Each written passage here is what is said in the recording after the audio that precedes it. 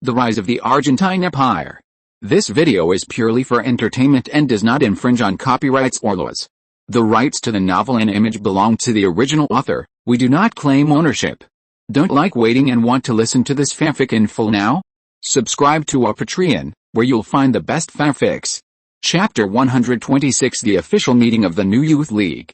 Saint-Aris certainly had ambitions for the new Youth Alliance, just like his initial efforts to win over the city guard. Now, the number of people in the new Youth Alliance has gradually increased, and he has divided them into peripheral members and internal core members. Peripheral members are used to create momentum, while core members are somewhat useful. This year is the real time for recruiting new members, and the freshmen have already started their club life. The new Youth Alliance has greatly expanded its membership both inside and outside the school. Relying on the money from sponsors, it has suddenly become one of the wealthiest clubs in the entire school. Moreover, it has also unearthed many outstanding members from the students, and has successfully held many activities, greatly increasing its reputation. When some of the old club presidents talk about the new Youth Alliance, the contemptuous expressions of the past can no longer be seen. Even those students and teachers who were hostile to it have begun to look at it with new eyes because of the comprehensive success that the new Youth Alliance has achieved in a short period of time. A group of people arrived at the headquarters classroom of the new Youth Alliance. The large classroom, now equipped with better facilities, was gradually filling up with people. The bright sunlight shone straight in from the open door, illuminating the first few rows of core member seats. The back of the classroom still seemed a bit dim, but it became clear after the lights were turned on. Most of the like-minded classmates, who knew each other, nodded in greeting, and soon gathered together in groups of twos and threes. Saint-Aris looked at the members in the classroom. Most of them were from the school, but there were also some members from outside the school. Saint-Aris's gaze was slightly solemn as he looked ahead. His handsome appearance was truly impeccable, and his slender figure stood straight. He wore a white shirt and tie, which also made him look more dignified and serious. Soon the meeting place quieted down, and the members quietly listened to Saint-Aris chairing the meeting. The atmosphere was very good, and everyone was enthusiastically discussing the upcoming cooperation with the Youth League. Powell is indeed Saint-Aris's right-hand man in the new Youth Alliance, enlivening the atmosphere of the meeting. As a student club, the new Youth Alliance certainly does not have any strict hierarchy. As the president, Saint-Aris has the highest prestige.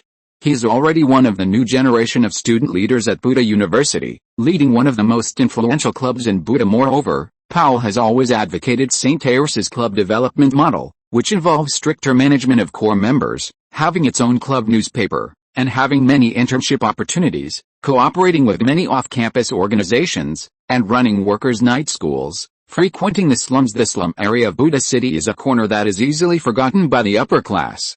People engaged in various low-level occupations gather here, and it is also a paradise for criminals. Therefore, for safety, Delta security is essential, and thus has drawn various privacy maps of the city for other uses. Moreover, the combat effectiveness of Buda University male students is not to be underestimated, especially those in the Department of Mechanical Engineering. They often advocate the fitness methods of ancient Greece. Under the leadership of Cicero, they often have great combat effectiveness. The Buda City gang does not easily provoke these crazy students. Some members of the new Youth Alliance have even had contact with the members of the city's guerrilla, which Saint-Aris did not expect, and is indeed remarkable this time. The Youth League for Cooperation is one of the largest youth political groups in Argentina, which will push the new Youth Alliance to new heights. Saint-Aris certainly won't just give a speech himself, he also needs to cultivate other people in the new Youth Alliance. The new club recruitment activities are also about to begin. Our goal is very simple, which is to expand our momentum as much as possible, especially to expand off-campus organizations and do a better job of cross-school work. These members had a lively discussion on the work. The whole meeting also came to an end quickly. Delta Security Headquarters, Conference Room. Aragon is exchanging experiences in suppressing gangs with some captains of the Argentine police force. Delta Security has also become a special peripheral informant organization at present. The core number of Delta has exceeded 500, and it is a well-known white glove in Buda City. Aragon has also become a guest of many rich people. Because of this, Saint-Aris has always disliked and even hated gangs, so it is his duty to suppress these dangerous elements that disrupt social order. Aragon, I didn't expect you to be so powerful here. You even destroyed a gang that came from the United States. A captain named Pharaoh said to Aragon. Aragon certainly had to take all kinds of achievements on himself, and K-City did have a lot of his efforts. It's a pity that Guerrero is not here now, otherwise he could give them a popular science feeling of being an undercover agent. We can indeed cooperate more with the police on our side, and we can provide some intelligence resources and are willing to make a contribution to the security of Buda City. In fact, according to our suggestion, I think Argentina should restore the death penalty system. The death penalty abolition movement developed rapidly in the 20th century and had a huge impact globally. In the first 25 years of the 20th century, some European and Latin American countries abolished the death penalty for all crimes, and peacetime Argentina abolished the death penalty system in 1921. Despite this, Argentina's crime rate is still lower than Brazil's. The Argentine Penal Code was passed on October 29, 1921, and officially implemented on April 29, 1922. It was compiled based on the Spanish Penal Code, while drawing on the experience of Italian criminal legislation. In addition to the Penal Code, special criminal laws and local criminal laws are also implemented in Argentina, and local criminal laws include the police law promulgated by Buda City. I also think it's not good to abolish the death penalty. These criminals should all be sentenced to hanging. Although Argentina has undergone 5 or 6 amendments, Argentina's legal system is still not perfect. Before independence, Argentina was a colony that was not closely related to Spain. I also think that the reason why these criminals are so rampant is because there is no deterrent of the death penalty. We learn from Spain in law, imitate the Americans in system, and are neither fish nor fowl in political parties. It's really a free country, and Pharaoh. You really spoke our minds, but this cannot be spread out, otherwise you will be locked in a small dark room. Let's talk about the Italian gang. Don't talk about politics. Good. This time we plan to get rid of the Italian gang. They are too rampant in committing crimes, especially their leader, who does a lot of bad things. The Italian gang is a large gang composed of Italian descendants. Could this police chief be a bit of a pit? It feels like it will take thousands of people to dare to do it. They made their fortune by reselling coca, and they also absorbed many young thugs. Aragon thought speechlessly. Yes, these Italian gangs are too hateful. It's just that they have a lot of people, and there are many consortia behind them supporting them. Does the city hall plan to attack them? Aragon asked with some doubts. That's not the case. The main reason is that they have recently come into contact with the forces on the left side of the city. We cannot tolerate this and plan to jointly encircle and suppress this evil force, so that's the case. Aragon also understands that the Bilin presidential palace itself can hardly tolerate the forces on the left, and it is not easy to release people like the socialists unless they are forced by pressure. That is indeed a big problem. This time our Delta security can provide employment, but the number will not exceed 50 people. The business plate has been laid out too much recently. Aragon also didn't want to offend the police department, so he had to use an excuse, and Pharaoh also revealed this news.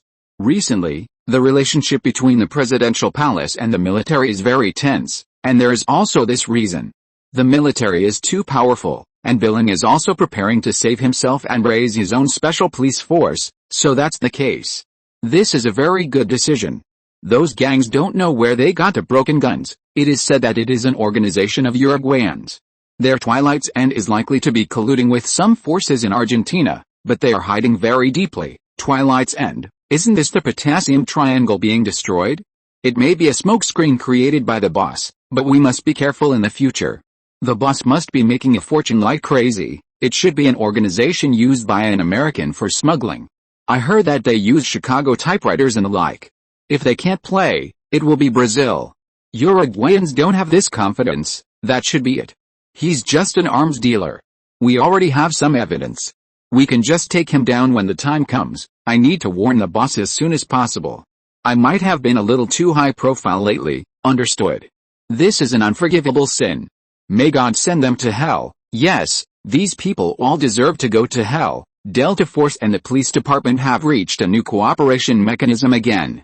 When St. Hesser saw Aragon's report, he had no choice but to have Wheel of Soul and Twilight's End transfer their business to Uruguay and Brazil. It's getting harder and harder to make money domestically. The Brazilian gangs are much tougher than our Argentinian ones. Produce more special offer versions to increase profits. So, this is what exporting foreign trade versions of weapons is like? St. Hesser suddenly thought that the only difference was that he wasn't dealing with stripped-down versions, but he could still get excess profits. At least I can earn 50% or even 100% more by harming the Brazilian gangs. It's naturally the right thing to do. If I'm being watched domestically, then I definitely need to get a few more skins. I need to pay attention to lessons learned in order to improve. Having a more harmonious relationship with the military means the MG-52 can be launched successfully. As for offending the presidential palace, their Domingo factory has never been able to mass-produce the STG-44, but St. Hesser's STG-45 has no problem. Mass production is easy to solve, but optimization and improvement are more troublesome. When Aragon was reporting these tasks to St. Hesser was thinking about the improvement work of the STG-45. If this assault rifle succeeds, there will be huge gains not only in profits but also in other aspects, including status. St. Hesser doesn't have the qualifications to win over the military right now. It's more appropriate to form a relationship based on mutual benefits, especially with the Co-City aircraft factory. Helping them solve the unemployment rate problem is a major feature. The Co-City aircraft factory is testing a new aircraft, which is being handled by a German team. The investment is huge, but it is already difficult to sustain. Argentina is short of money, and building aircraft requires a lot of high-precision talent among the small countries. Only Canada's aviation industry is doing relatively well. Canada gained excess profits in World War II. Now, Canada has already far surpassed Argentina. Canada has nearly 10 million square kilometers of land. Before World War II, the total population was about 12 million, and there were only 4,500 soldiers. There was an extreme lack of equipment such as tanks, fighter jets, and warships. Before World War II, Canada was almost the same as Argentina, exporting large amounts of minerals and crops to Europe and the United States every year. Her approach is somewhat similar to that of the United States during World War I, choosing a team and then sticking closely to it. In this way, Canada can not only legitimately expand its military and prepare for war, but also develop its domestic military industry, greatly enhancing its overall strength. Nearly 1.09 million Canadian troops participated in the entire World War II. Argentinians are short-sighted and only want to make money through trade. It's a pity. If they learned from Canada, maybe they could transform the entire country. It can be said that by taking advantage of World War II, Canada successfully repeated the path to rise that the United States had taken during World War I, laying the foundation for Canada's survival route for the next few decades. St. Hesser said with regret. Canada also provided economic support to World War II. A number of emerging industries emerged to meet the demand for various war supplies, from military supplies to motor vehicles, aircraft, and ships. Continuous innovation in new technologies has also driven the development of the Canadian economy. Investing in the Co-City aircraft factory is a bottomless pit. Obviously, Commander Thompson also knows this. The presidential palace is no longer continuing to invest money. St. Hesser is no stranger to this. The relationship between Rhine Armaments and the Blue faction improved because of their investment in the aircraft factory. Aragon, things have been a little chaotic in the city recently. Recruit some more reliable people. St. Hesser looked at the security guards who were training hard, with a hint of worry, and said to Aragon, "Yes, boss." St. Hesser went to Rhine Armaments again, checked the progress of the improvement project, and carefully looked at the newly stamped parts and assembled them. To be honest, he was also afraid of being fooled by the Germans. Billen was led around by the nose by the Germans.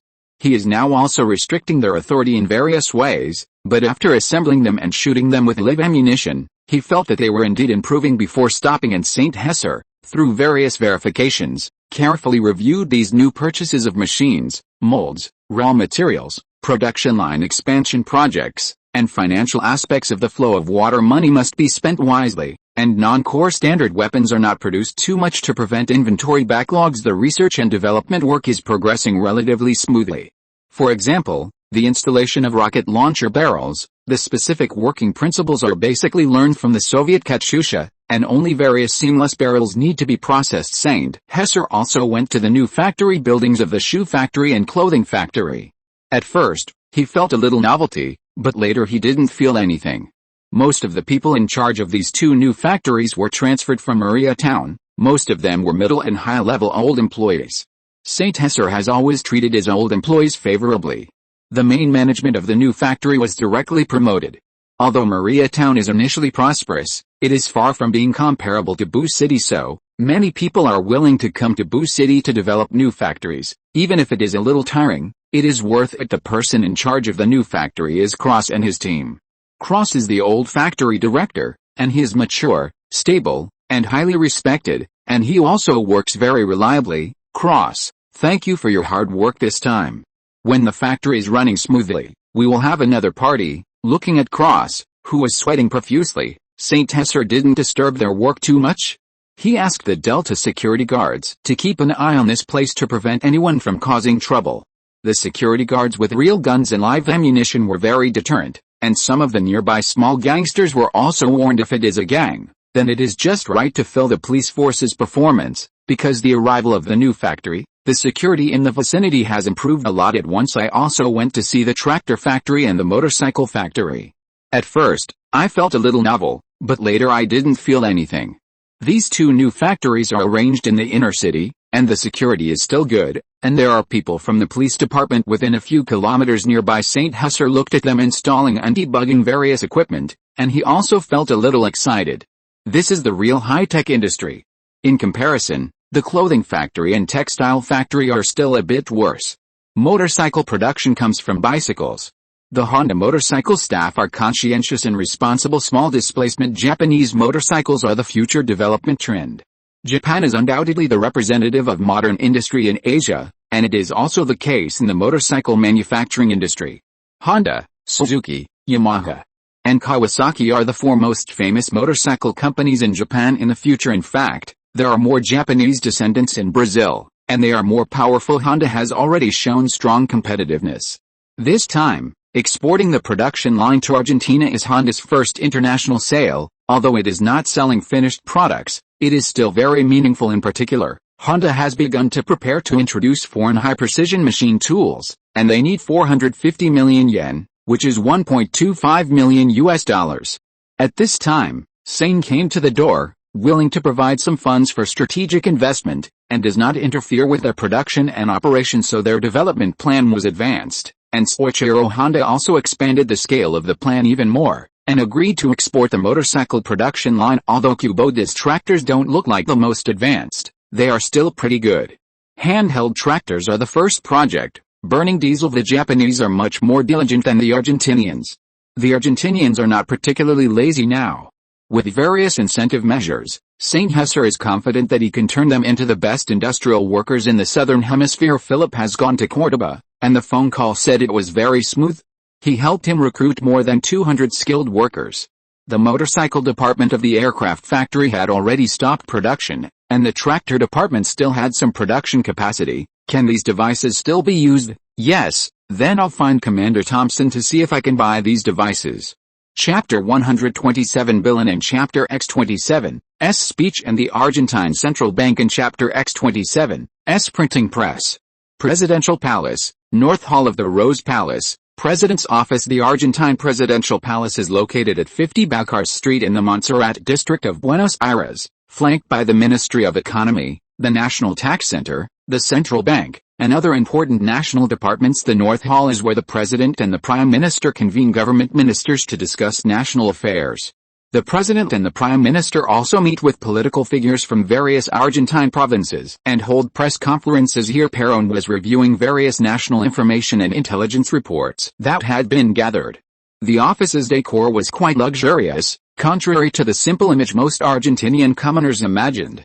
The decoration here was exquisite. He had just met with reporters from various Argentine newspapers and held a brief press conference to share some views on his second consecutive presidential term, while also making some necessary responses and leaving behind many memorable quotes. At this press conference, Perón wore a tailcoat and a bow tie, appearing very enthusiastic, with his signature wide grin.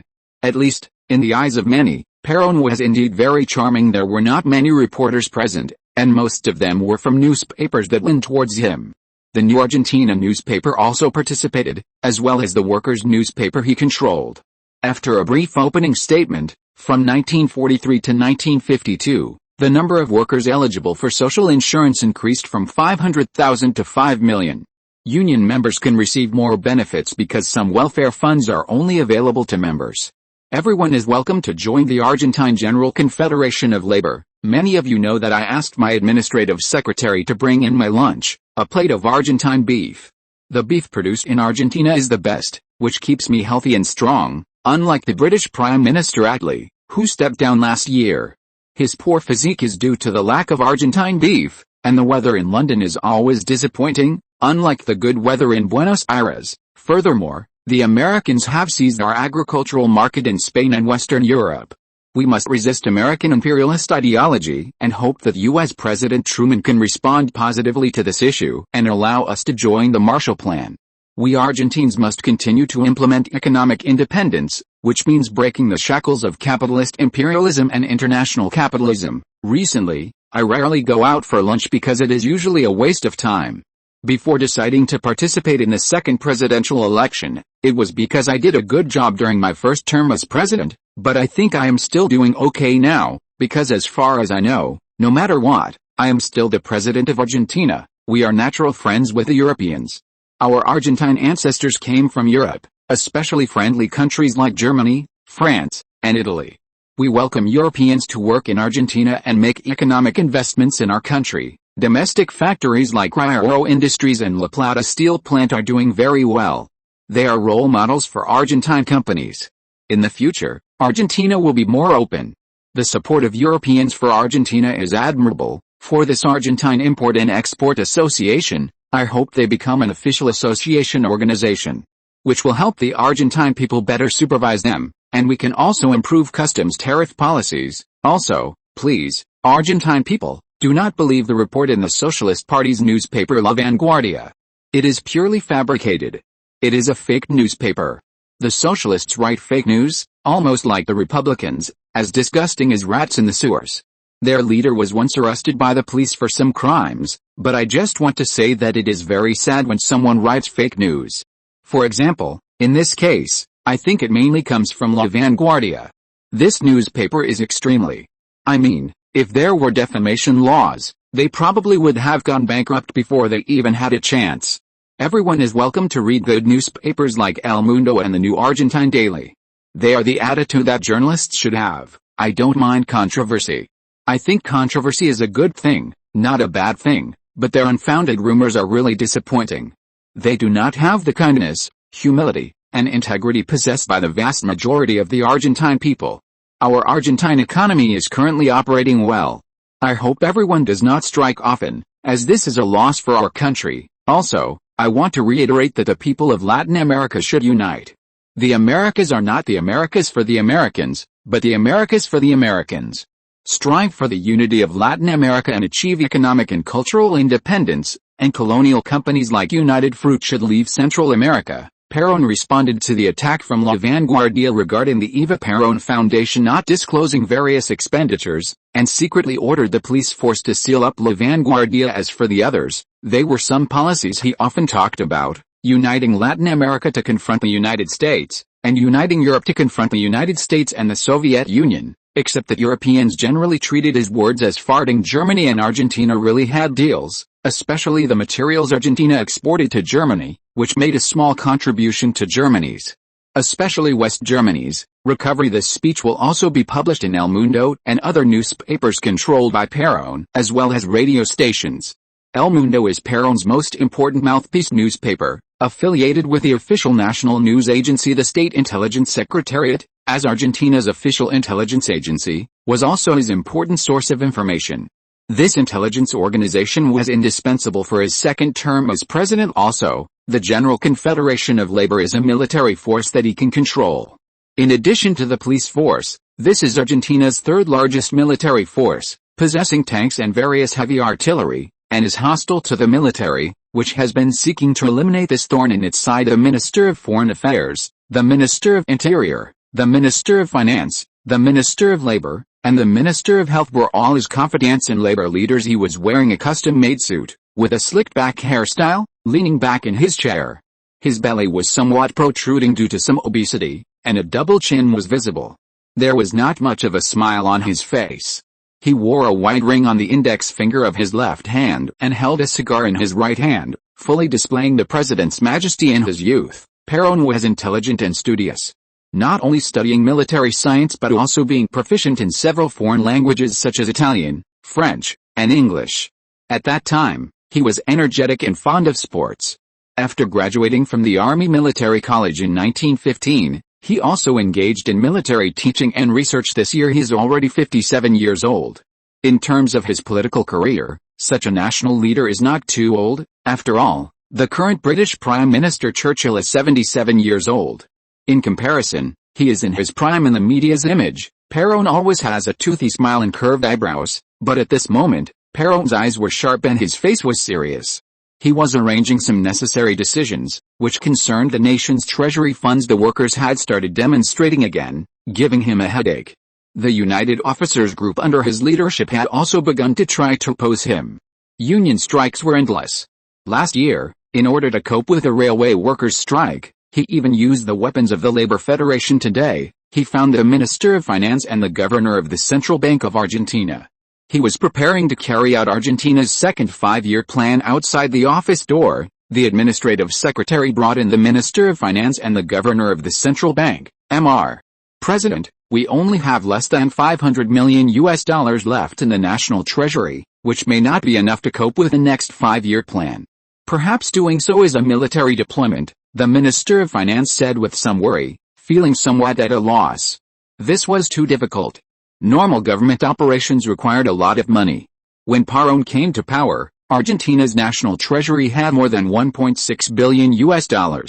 The president spent them bit by bit, but he dared not say anything. No one understands Argentina's economy better than I do.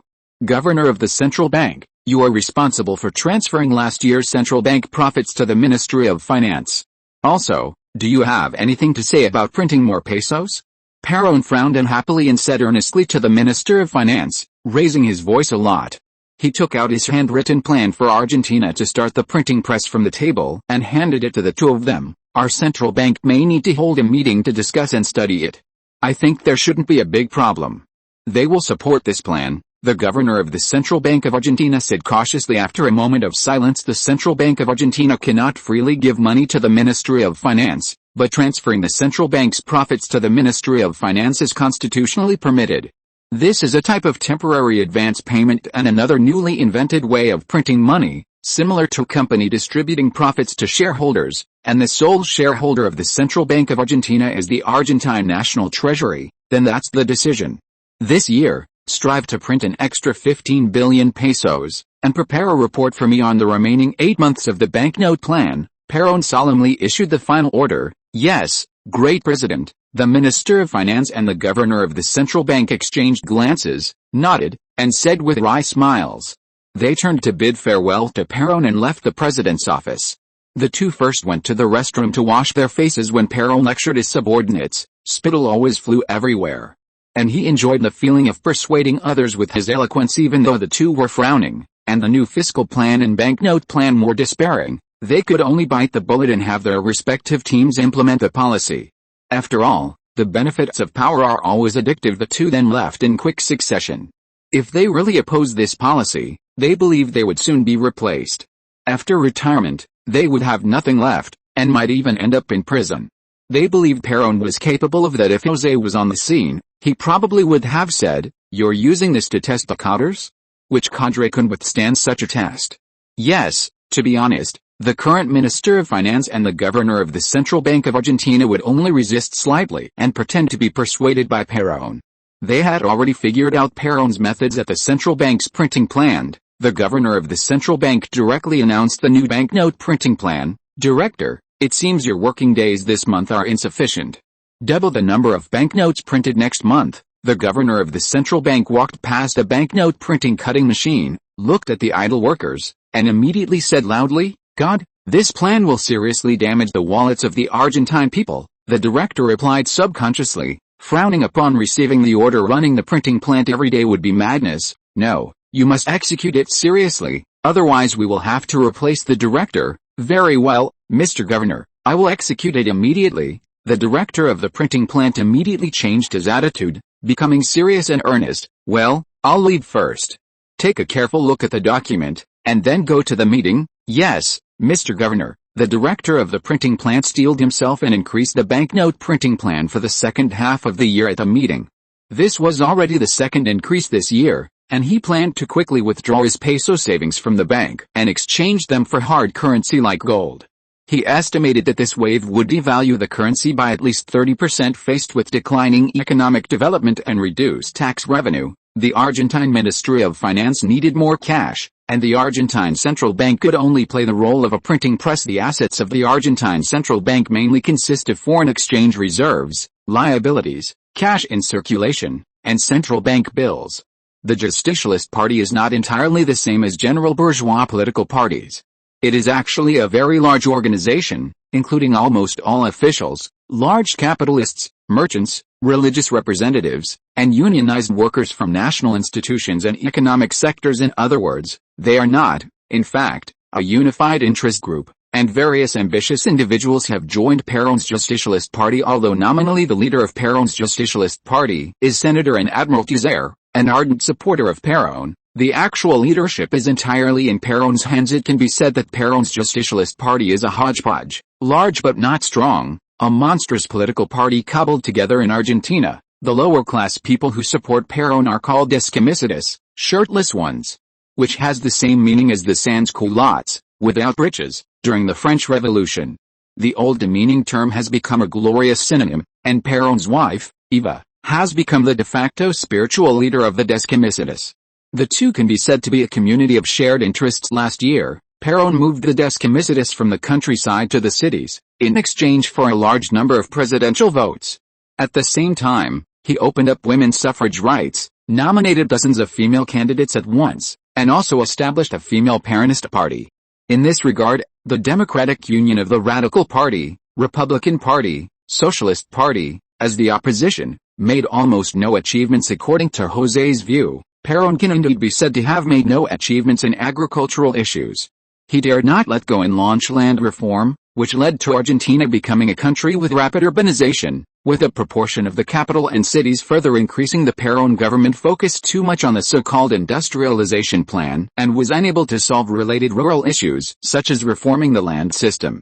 Rural life in Argentina has still not undergone substantial changes, and Argentine farmers still lack land. This caused a decline in agricultural and livestock production, a loss of the agricultural population, a surge in the urban population, and the rapid expansion of the industrial sector, leading to shortages of materials and energy such as food, oil, natural gas, and electricity in Argentina. The government tried to increase the domestic production of materials and energy, but the existing reserves and production could not meet the growing demand. This again led to a series of economic difficulties in Argentina, a slowdown in economic growth, rising prices, rising food and rent prices, and the outbreak of inflation. Now, having to start the printing press for the national treasury is really adding insult to injury. Now is actually an important period when Perón's prestige is at its peak and beginning to decline. His wife, Evita's, health is not very good, which makes him somewhat worried. She is his prestige amplifier. Evita's prestige among the laboring masses even exceeds his. In order to expand his military base and contain the army that was beginning to deviate from him, Perón simultaneously suppressed the labor unions.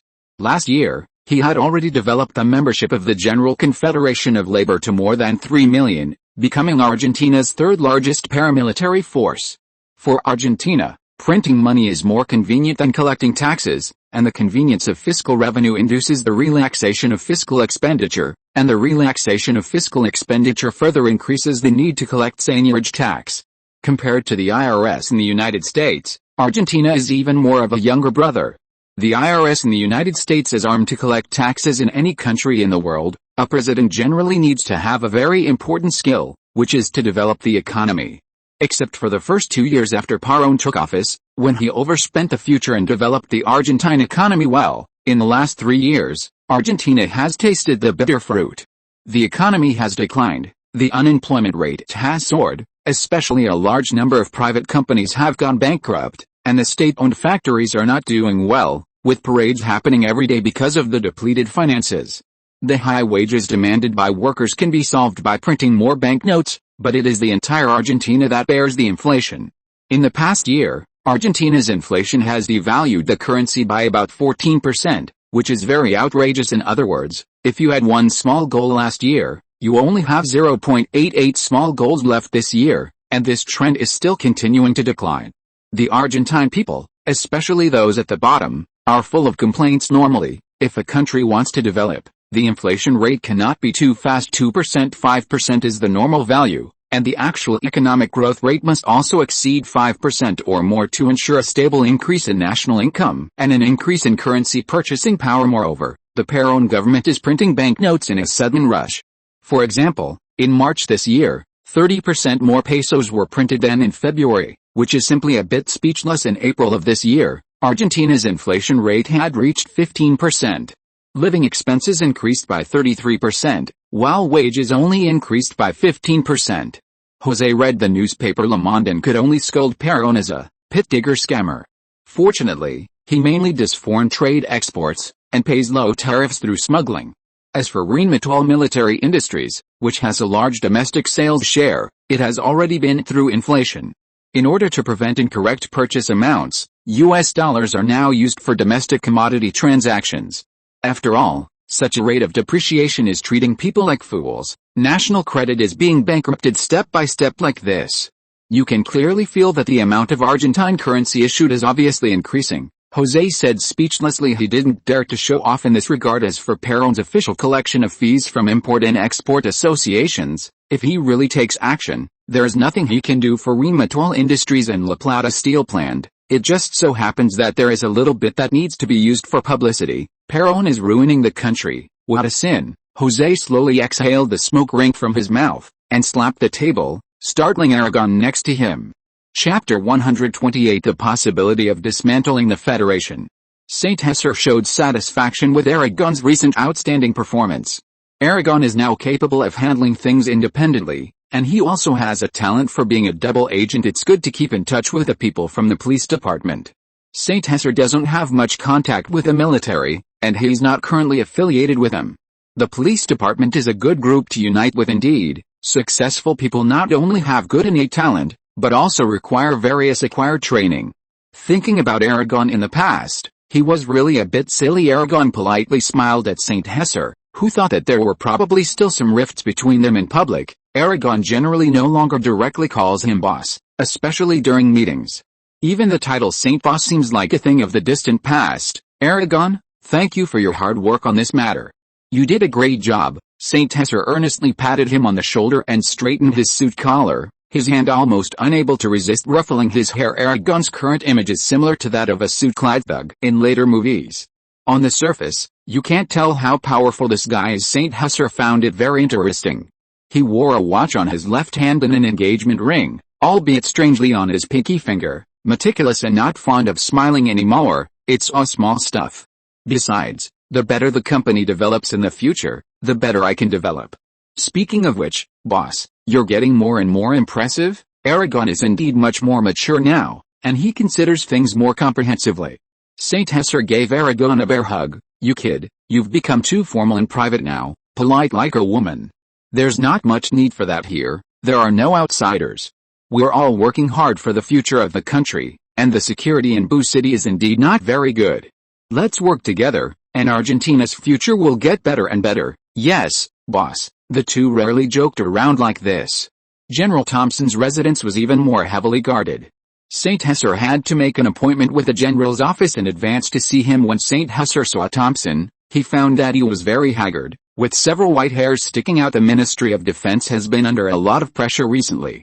The presidential palace is trying to regain control of the Army, Navy, and Air Force, dividing and co-opting them, while also preparing to further expand the power of the Ministry of Defense. They are conducting a new round of military reforms and establishing a new police department, incorporating paramilitary forces, which has been strongly opposed by the three major military departments. So it came to nothing. Argentina currently has 4 military departments: the Army Department, the Air Force Department, the Navy Department, and the Ministry of Defense.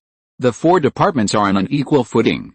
In addition, national institutions, including government departments, the military police, and intelligence organizations, have greatly expanded compared to before. However, this division has, in fact, strengthened the military's power and reduced Perón's control over the military, which can be said to have nurtured a faction that opposes him. Perón's idea was that if the 3 armed forces were disobedient, he would downgrade the Navy, Army, and Air Force to secondary departments, all under the Ministry of Defense. Making the Ministry of Defense the largest military department, then add a compliant police department, for a total of 4 major departments, and then slowly clean them up. The military certainly wouldn't be happy, as everyone was originally colleagues, but now they've become subordinates. The Perón government once attached great importance to the army, regarding it as an important pillar of the Perón political system. Senior military officers held important positions in national institutions. The most important industrial sectors, such as metallurgy, aircraft, and tractor factories, were managed by military organs. This time, the rise of the steel plant and REN industries is actually a major challenge to the military-industrial economy by the civilian economy. The Labor Confederation had only 260,000 members in 1943. After being controlled and expanded by Perón, it had 3 million members by 51, and the number is still increasing. They have their own tanks, machine guns, and pistol firearms. Perón mainly controlled the labor union movement through the Ministry of Labor. The professional union law formulated by Perón and his government in October 1945 stipulated that only unions recognized by the Ministry of Labor could obtain legal status, and the Ministry of Labor could only grant one union in each industrial sector legal status. As president, you must have your own team, who know you well, trust each other, and rely on each other, which naturally leads to the team members who helped you grow in the early years becoming members of your inner circle. In June 1943, the United Officers Group, composed of 19 Argentine military officers, overthrew Castillo's rule, declared martial law, and formed a new government. However, the weakness and looseness of the United Officers Group were immediately exposed. They issued declarations full of platitudes and nonsense, but could not come up with a unified policy plan, and quickly began to crush each other, and were then suppressed. Perón was then serving as the Deputy Minister of Defense, and once controlled the army and police force. He eventually introduced a new president, and then Perón became the vice president, and was eventually put in prison. After coming out, he directly ran for president. The current Ministry of Defense, under the leadership of the military, has begun to sing a different tune, as have the other 3 departments. Of course, the Ministry of Defense is the largest department in fact, and it also represents the union of the wills of all parties. The reason why nothing has happened now is actually because Perón controls 2 important military forces, the Argentine National Police Force and the Armed Forces of the Labor Confederation. It's just that the Labor Confederation has been attacked by other forces, especially the suppression of the workers' movement last year, which greatly reduced the Labor Confederation's reputation. Cohen, what do you think Perón means now? Does he really want to prop up the Ministry of Defense, or is he taking the opportunity to stir things up? Little Thompson suddenly wanted to hear St. Tesser's opinion. General, I think Perón is really anxious. He can't do anything right now, and there seems to be signs of him falling out with the Pope. The military opposes the Labor Confederation, which is like cutting off his own hand, so he's also taking drastic measures and wants to dismantle the military. St. Tesser couldn't say much, but simply said a few other things and shared some news. Perón has really been out of his mind recently, or something, and some of the decisions he's making are all messed up. The Labor Confederation's military strength should not be underestimated. They have 7 or 8 tanks, and the military is not a monolithic faction either. The Free Officers Group is not monolithic. To put it bluntly, the blue and red factions are only divided into factions to confront each other because of the Young Officers Group. Perón was once a master of picking sides, and almost always bet successfully. Actually, I've guessed one reason, and that is that the union is trying to break away from his control. As for the reason, it's very simple, and that is that Mrs. Perón is not going to make it. St. Tesser once again stated a reason. A large part of the union's, or rather Perón's, supporters come from Mrs. Perón, but Mrs. Perón herself only has a few months to live. Perón is obviously aware of this problem. In addition, the military officer forces represented by the Free Officers Group have begun to break away from his control. The former sweetheart has now become a shrew, which, to a large extent, has made Perón realize the crisis. Mrs. Perón is not going to make it?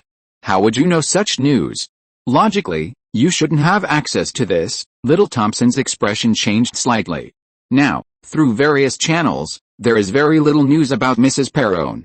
This is being blocked by Perón himself. Unless Mrs. Perón really dies, it may be announced Mrs. Perón, this second-rate actress or, shall we say, person with unspeakable experiences, has extraordinary political talent. She stands on the side of the common people, calling for social fairness and justice, which makes these hungry and lovely Argentines strongly support her. Her prestige is like the Holy Mother of Argentina. If she really passes away, it will be a huge blow to Perón. I have intelligence sources, and the reporters at the New Argentina newspaper are indeed quite good. Saint Hesser didn't shy away from mentioning some of his industries. As for Mrs. Perón, she will indeed pass away in 2 or 3 months. This time, Mrs. Perón's death will indeed have a far-reaching impact on the Argentine political situation, and Suckley pointed out that the new newspaper was his own power. If your information is accurate, our Cordoba local faction and the Blue faction can make some new arrangements. Thompson wasn't stupid and obviously realized the enormous value of this news. If Mrs. Perón really passed away, it would mean that Perón's power throne would collapse by at least a third. Who would fight for this vacant power became a big question. Yes, this news can't be faked. I have several channels to verify it. Saint Hesser certainly couldn't reveal the source of his information. In fact, this wasn't known through the Falcon Bureau and the newspaper. It was simply information known to anyone who understood Argentina's modern history. Nothing else, because the Perón couple had occupied a very large position since the 1940s, whether good or bad. If it is indeed as you said, and our faction gains the upper hands in this power struggle, I can make a small promise on behalf of the Cordoba faction and the Blue faction to provide you with some support in the future, and even help you rise to the rank of major, or get you a city councilor position, regardless of where the news came from. He truly admired Saint Hesser now, a genuine appreciation, with sufficiently keen political instincts. If Saint Hesser really offered some specific suggestions, he would instead feel that Saint Hesser was somewhat arrogant and not worth continuing to cultivate. The rank of major was already quite remarkable, and Thompson would not have been able to transition from captain to major without someone backing him. The same went for the councilor position. With Thompson's influence, it certainly wouldn't be a councilor in some small town, but at least a councilor in a decent city. This news is nothing. I have a trivial little suggestion, which is to suppress and split up the Labor Confederation. I think we can start with public opinion, especially in the labor union aspect, just by publishing articles in those small newspapers. In fact, the Labor Confederation was later stripped of its military power. It was indeed fooled into directly cutting off one of Perón's legs.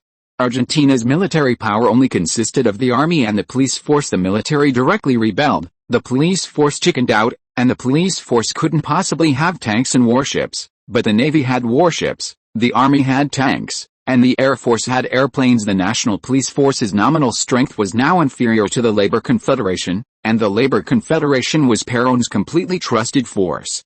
Compared to the fence-sitting police force, the Labor Confederation was not a formal military organization, but only an armed force. Their leaders and those in charge were Perón's confidants. Okay, I will consider your opinion. Saint Hesser was still somewhat capable in propaganda. As for the expansion of the Ministry of Defense's power, it still depended on the intentions of several generals. In fact, for the Army, Navy, and Air Force, resolving the Labor Confederation was the most important thing. As long as a new police department was not established, everything would be fine. In fact, propaganda was the military's weakness. Strengthening propaganda in this regard was too difficult for them.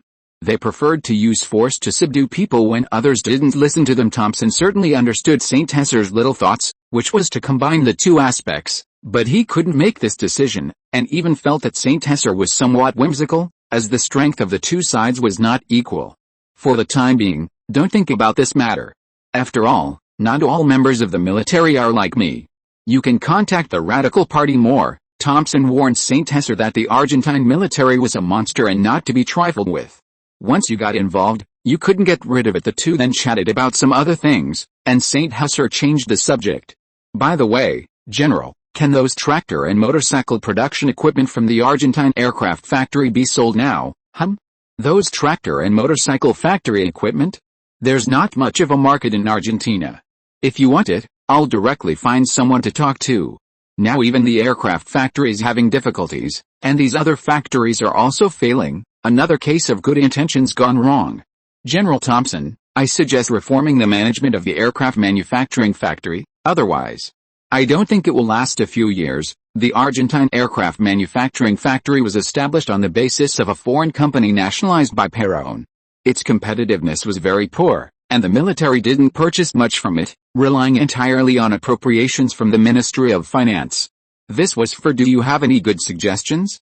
To be honest, this aircraft factory has been losing money year after year, and it's not as good as your RAN military industry. I don't have many suggestions, I just think that the aircraft materials must be resolved, otherwise it will still be very difficult. Argentina still had some aircraft industry. It seemed that the failure in the 1950s was because the metal industry was too poor. That is indeed a problem. A powerful aircraft joint manufacturing factory requires a great country. There are too few of us Argentinians. Saint Tesser had always suspected that Argentina's post-war development was not good because there were too few Argentinians. After all, the larger the population, the greater the competition, and the greater the chance of producing geniuses. You should know that the current Argentina is not even as large as the first unified empire dynasty in New China's history, the Qin dynasty. I also have this concern. Even though Argentina has added 3 to 4 million people in so many years after the war, the birth rate of the urban population has declined by more than half. It wasn't just Saint Tesser who thought this way. In fact, many Argentine high-level officials also realized that Perón, in order to secure his power as the second president, once again led a group of his supporters to the cities, but the cities simply couldn't provide enough jobs. If only Argentinians could return to the countryside again. When Perón came to power, he boasted about land reform, but now he's not doing anything. Yes, this guy can do anything for his own power. Argentina's newborn population growth rate last year was not even half of Brazil's. Since Perón came to power, Argentina's population growth rate, apart from foreign immigrants, has been decreasing year by year. This is also a troubling problem. If we want Argentina to be strong again, we still need people. Yes, do you know why the Argentine army is looking for gauchos? Isn't it because Argentina can't even recruit enough conscripts? Haha, so that's how it is. This solved a very big doubt I had before. I was just curious who made this policy. It was me who formulated it. At that time, there were too few soldiers from the Córdoba province. The Córdoba city garrison was able to become the second largest local army in Argentina, and I put in a lot of effort. Speaking of this, Thompson was also somewhat complacent. Who said that gauchos didn't have talent? Perón was even said to be a nouveau riche, but Cohen was much smarter than most white people. So that's how it is. With fewer people, nothing can be done well, and even the army will have big problems. Since the year before last, which was 1950, Argentina had begun to gradually lag behind countries like Italy and Japan. Faced with many difficulties, the presidential palace used its ultimate move, which was to start the printing press, printing banknotes. Because without currency devaluation and inflation, the presidential palace would not be able to continue painting its blown-up dreams and pie in the sky. The only thing worth rejoicing about was that Argentina's average customs tariff had dropped directly from 84% to 50%, which was a rare highlight. This could at least allow some Argentine companies to recover and participate in international competition. In the past 5 years, Argentina, the most economically open country at the end of the 19th century, saw its exports plummet to 2% of its gross national income, becoming a dispensable part of the national economy after World War II. Europe accelerated the modernization of agriculture and provided large subsidies to agricultural producers. The United States and Japan also strengthened subsidies and exports to agriculture. Europe strengthened its ties with the United States and broke away from traditional markets, such as Argentina. International agricultural product prices continued to fall, Argentina's income fell, and its debt rose this year. The United States, Europe, and other countries have implemented strict import restrictive policies, which have severely harmed Argentina.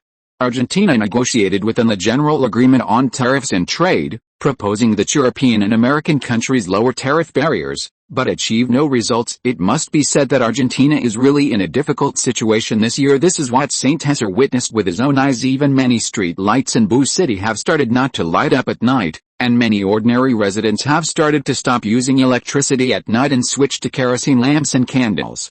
If you're listening to this novel on a channel other than Fanfic World, it means they downloaded and uploaded it without effort. We cordially invite you to visit our channel, Mundo Fanfic Novelis. There you'll find the original version of this story, and you can explore many other novels of various genres. We're waiting for you to immerse yourself in a world of incredible novels. Chapter 129: Domestic Crisis and Northern Development Strategy. 8 p.m., Buenos Aires. In an ordinary family's home. Mom, why haven't we been turning on the lights lately? I really want to read and study. A little girl's voice spoke from the darkness. We can't afford the electricity bill anymore. Get up early tomorrow morning to read. There aren't any street lights outside either. And the world is dangerous at night. Remember that, or someone will snatch you up and sell you, a tired young woman's voice echoed in the darkness. She worked hard all day at the laundry factory, but now she couldn't even afford the electricity bill. Okay, Mom, but haven't we been earning more money? Dad went out to sea to fish, too. The electricity bill has gone up even more. Our money can only buy black bread and instant noodles, and we can't even buy too many instant noodles. I understand, but I really want to eat meat. It's been so long since I last ate it. I really want to eat it. I also want to go back to the countryside. At least we could eat meat often there, and I could play with a puppy, but we can't go back, the young woman sighed, saying helplessly, okay, I'll be good. Can we have another little brother? Maybe when our family is a bit better off. Okay, but why did we leave the countryside? Our fields were taken away by those landowning nobles. The president also said there was work in the city. You wouldn't understand even if I told you, Mom. I read in the school newspaper today that there's a place called Sunshine Farm.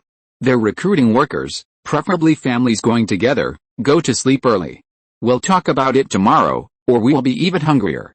Talking wastes energy. Okay, this situation occurred in almost every Argentinian city.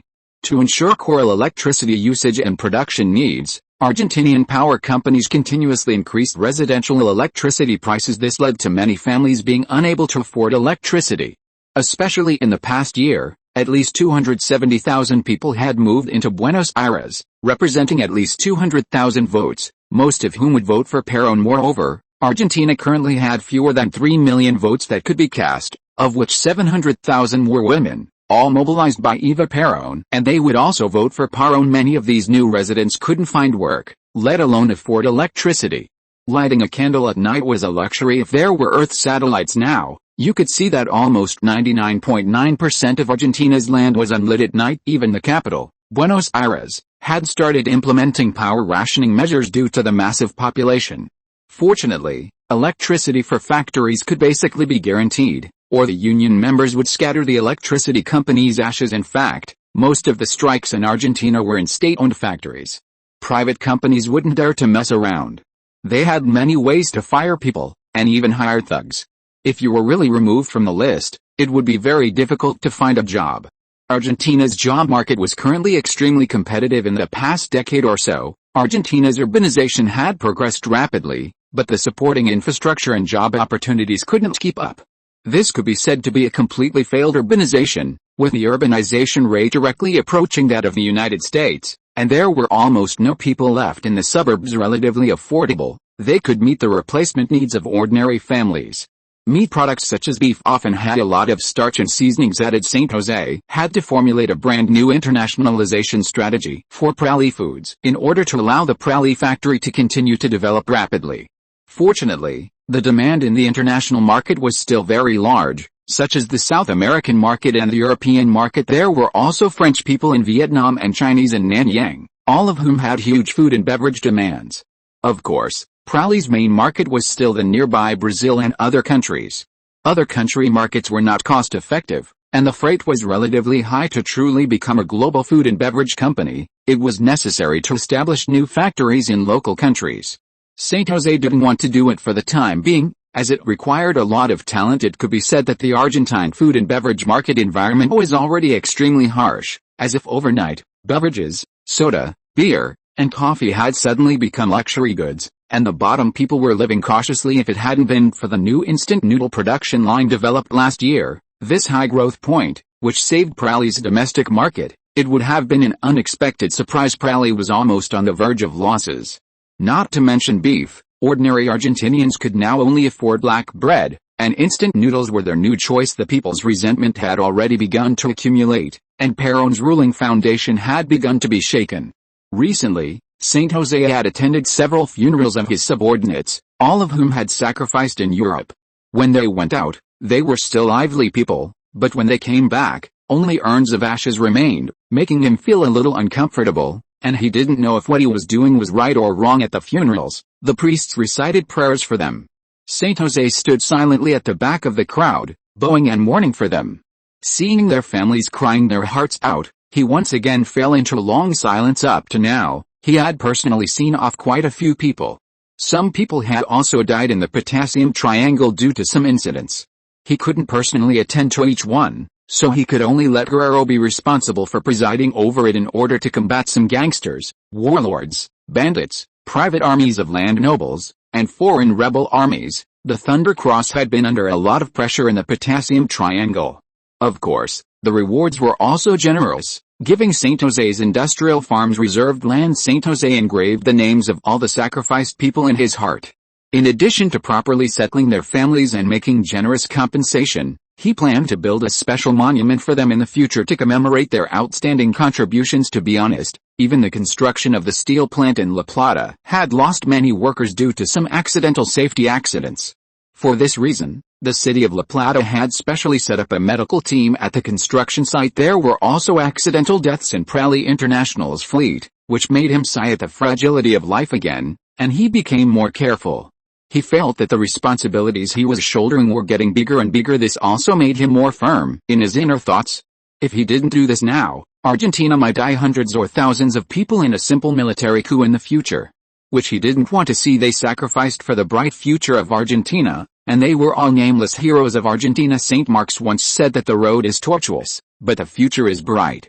The current darkness is to welcome a better and brighter future. Recently, his Falcon Intelligence Bureau's intelligence search and analysis capabilities had become stronger and stronger, and he had recruited a lot of intelligence analysis talents, which was an unexpected surprise. Argentina was currently in economic difficulties. Many students couldn't find jobs after graduation, and the high-paying Cohen consulting company was a good place to go. If the assessment was successful, they would be developed into members of the Falcon Bureau. The Thunder Cross had also returned to the path of simultaneous personnel expansion and reduction. Expansion was to expand the scale, and reduction was to improve combat effectiveness. Several families who interfered with Morado town were directly eliminated. Their land was annexed. It could be said that the Thunder Cross now had the final say in the potassium triangle. Also, the North Americans in the north were developing mines in Bolivia and Paraguay, trying to create a split in Argentina, and there were many conflicts with the Thunder Cross, making the Thunder Cross very passive. Buenos Aires, headquarters of Sunshine Agriculture, St. José was discussing some specific implementation matters of industrial farms with some employees. Sunshine Agriculture was originally a shell company registered by St. José, but now it had become an agricultural reclamation company. The name was just chosen casually. St. José had brought Nora from Prali International over, and with the help of some university talents in the biology department, the headquarters was still located in Buenos Aires. St. José and Nora were in the office. It had been a long time since he had seen this little chili pepper, and he felt a little guilty. He had brought Nora to Buenos Aires in the first place, and sent her directly to Prali International because he was too lazy to deal with it, letting her go there to study. By his reckoning, it had been almost 8 months. Nora, have you been doing well lately? Are there many things happening at Prali International? Boss, I feel like I've learned a lot. I'm very grateful for this great learning opportunity you gave me. Nora was wearing a black dress today. Her long black hair was tied up, and she no longer had that wild feeling she once had. That's good. This time, I'm letting you work at the newly established agricultural company. If you like, you can work back home. I'll set up a branch office in Iran. Boss, I don't want to go home anymore. Home isn't as interesting as Boo City. Is this the legendary saying that girls don't stay home when they grow up? It made him a little embarrassed. Boss, I still want to work with you in the future. I can continue to be your secretary. I've learned a lot of new things recently. Nora hugged St. Hesser, her eyes filled with tears. Is someone at Prali International bullying you? St. Hesser asked softly, touching Nora's head. No, I just feel that you're better, boss. Okay, then. You can come back here to work from now on. I'll arrange for you to go to Cohen Consulting. I'm mainly going there more often now. Okay, you're so good, boss. Nora kissed St. Hesser, her tears stopping instantly. And she smiled slyly. After multiple studies and learning from the Soviets' experience, Sunshine Agriculture finally optimized various plans before starting experiments in northern Argentina. St. Hesser's initial goal wasn't to hire farmers, but to carry out collective labor and then hand over the output. However, it was strongly opposed when implemented and turned into a capitalist mode of production, but with various good benefits. The most important thing was actually agricultural mechanization and the use of fertilizers, but in order to simultaneously allow these Argentinians to have better incomes, It was changed to building various infrastructure. The final product is likely to become a production and construction core model, which can very well protect the safety of their farms. The development of northern Argentina is very backward, but the conditions here are among the best in the world. St. Hesser found some agricultural experts to estimate that, not counting the fertile pampas grasslands, just the 11 provinces of northern Argentina, if well constructed, could produce at least 60 million tons of various food crops, accommodating over 30 million people, and living very comfortably. Such agricultural potential is terrifyingly high, and this is far less fertile than the pampas grasslands.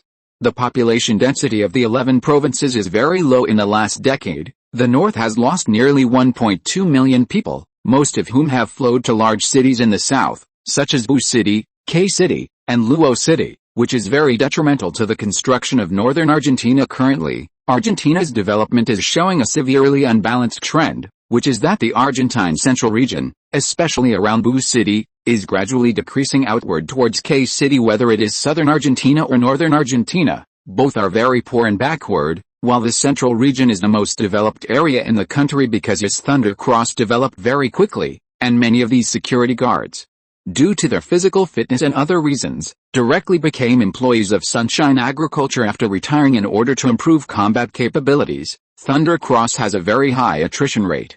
Employees who leave Thunder Cross often cannot find other good jobs, so industrial farms have become a very good place to go. These security guards also have another part-time job, becoming militiamen of the farms, protecting the safety of the farms while also reducing the pressure on Thunder Cross, equipping them with some standard weapons to defend against some large beasts. Through the support of the Potassium Triangle on Thunder Cross, and the initial crackdown on some land nobles and bankrupt households, forcibly seizing and acquiring wasteland, they suddenly possessed 57,000 acres of land in northern Argentina, and initially integrated it into a large farm company, Salta Province, Salta City, on the eastern side of the Andes Mountains.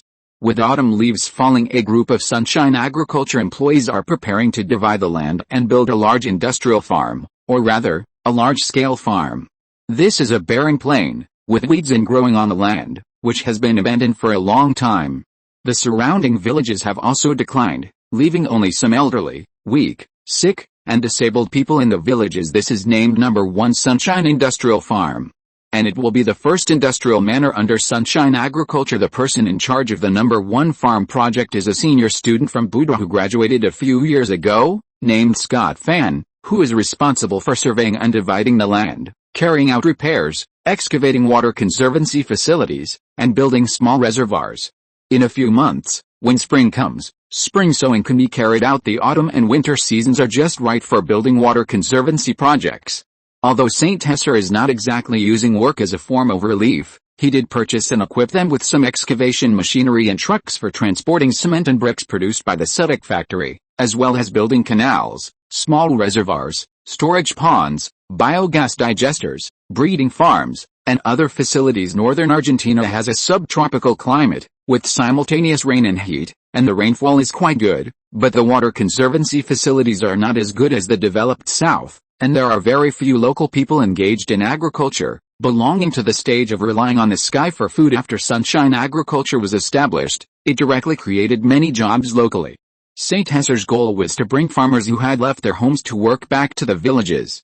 Next year, they can raise dairy cows, chickens, ducks, cattle, and sheep on the farm, drive tractors, and grow food crops such as wheat and corn. In the future, they can also grow rice. For this reason, many advertisements and newspapers were scattered in the slums of Argentina to recruit more family employees. Such measures were welcomed by many people at the bottom. St. Hesser took advantage of the situation to propose the Northern Argentina Development Plan, referring to the Western strategy of New China in later generations, the American westward expansion, and Brazil's future Brazilian Highlands Development Plan. He is working hard to improve this plan. As an agricultural company, it is impossible to fundamentally change the overall face of Argentina. The climate and natural conditions in northern Argentina are much better than in the south. Now, the north is declining year by year, and the central region continues to prosper, which is very detrimental to the overall situation in Argentina. Moreover, even neighboring Brazil is thinking about developing the Brazilian highlands.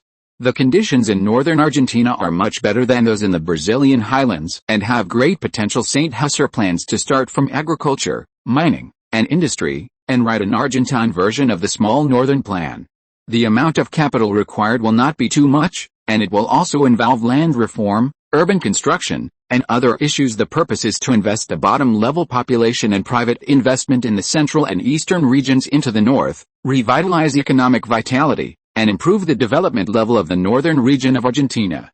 At the same time, it can consolidate national defense, prevent the evil separatist intentions of the Americans, and also very well prevent the guerrillas of the Bolivians from sabotaging. Moreover, by the end of the year, there will be tractors and motorcycles produced by Argentinians themselves.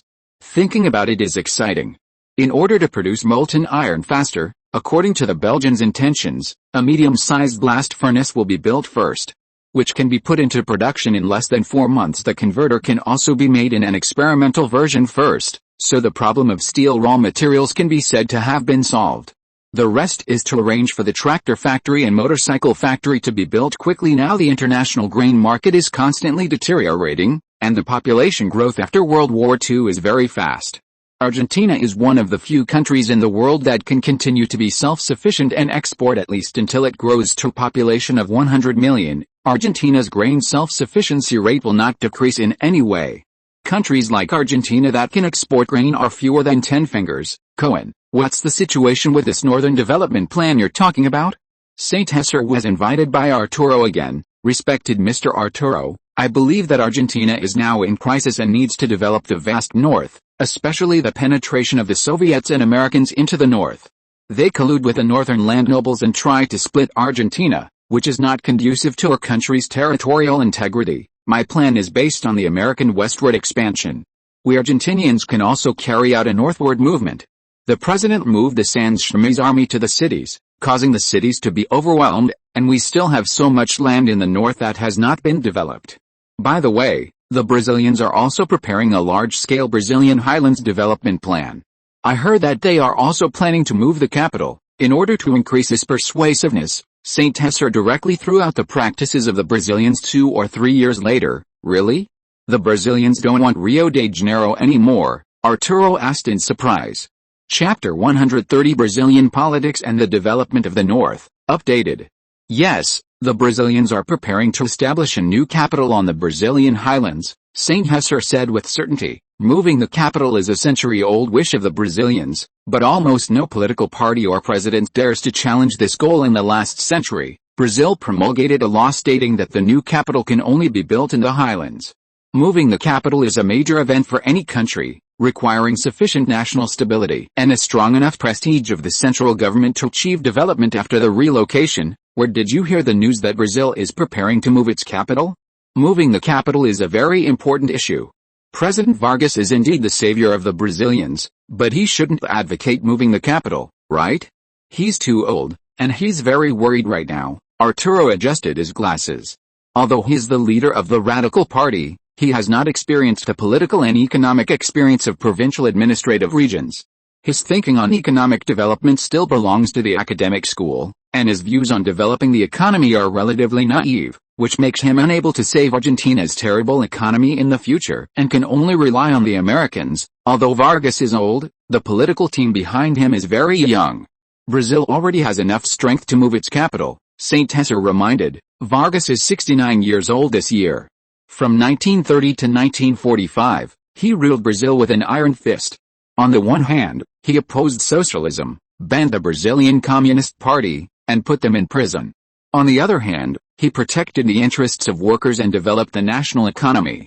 During these 15 years, he established a foundation of modern Brazilian industry, including Vale, National Steel Company, and some large hydropower stations. It can be said that Vargas is a hero of the Brazilians. After being overthrown by a military coup, he successfully made a comeback and was re-elected as president last year. There are now two major factions in Brazilian politics, the pro-Vargas faction and the anti-Vargas faction, and they are constantly fighting each other. Yes, I didn't think carefully enough. President Vargas's team behind him is also very strong. In fact, this news comes from the Brazilian Democratic Social Party. They are an alliance party of the Brazilian Labour Party. The party leader is a governor named Kubitschek. He is a supporter of Vargas and is very good at developing the economy. He is likely to be the next president of Brazil. St. Hesser once again dropped a bombshell. Brazil is currently in a multi-party democracy period. There are now more than a dozen political parties, including the Labour Party, the Democratic Social Party, and the Progressive Social Party. Among them, the Brazilian Labour Party was officially established by Vargas and is currently the ruling party, while Kubitschek is the boss of the Democratic Social Party in his very powerful São Paulo state, Rio de Janeiro state, and Minas Gerais state, with large populations and developed economies, are the three most powerful states in Brazil. The Brazilian Labour Party was founded around the same time as the Justicialist Party and has its own ruling philosophy. The development of the Brazilians has already surpassed Argentina and is much stronger than our radical party. Cohen, are you so optimistic about this person Kubitschek? Arturo didn't pay much attention to Brazilian politics. The radical party's real opponent is the Justicialist Party, not the Brazilians, unless the radical party can become the ruling party of Argentina. He was also a little confused as to why Saint Hesser was so optimistic about a Brazilian. Juscelino Kubitschek was a Czech-Brazilian politician who became the governor of Minas Gerais 2 years ago and proposed the economic development policy of energy and transportation, establishing a number of mixed enterprises such as electric power fertilizers, building roads and hydropower stations, and promoting the economic development of the state. He is the founder and current leader of the Brazilian political party Social Democratic Party. He was elected to the Brazilian Constituent Assembly and participated in drafting the 1946 Brazilian Constitution. He is an important figure in Brazilian politics. Yes, I think this person is our biggest opponent in Argentina in the future. He is very good at developing the economy and is very ambitious. He advocates moving the capital. People in the Brazilian Labour Party are also very optimistic about him and believe that he can inherit Vargas's power in the future. Saint Hesser said cautiously his own views. In fact, this analysis is very correct. That's true, we need to pay attention to it, but this is not the most important thing. I want to know more about the relocation of the capital. In history, the most successful capitalist countries that took the initiative to relocate their capitals are only Japan and the United States, right? Australia is also not bad. Also, is your source of information reliable? Several countries appeared in Arturo's mind. The United States moved its capital to Washington, Japan moved its capital to Tokyo, and Australia moved its capital to Canberra. Russia chose between St. Petersburg and Moscow. Turkey moved its capital to Ankara. These countries that moved their capitals have developed fairly well.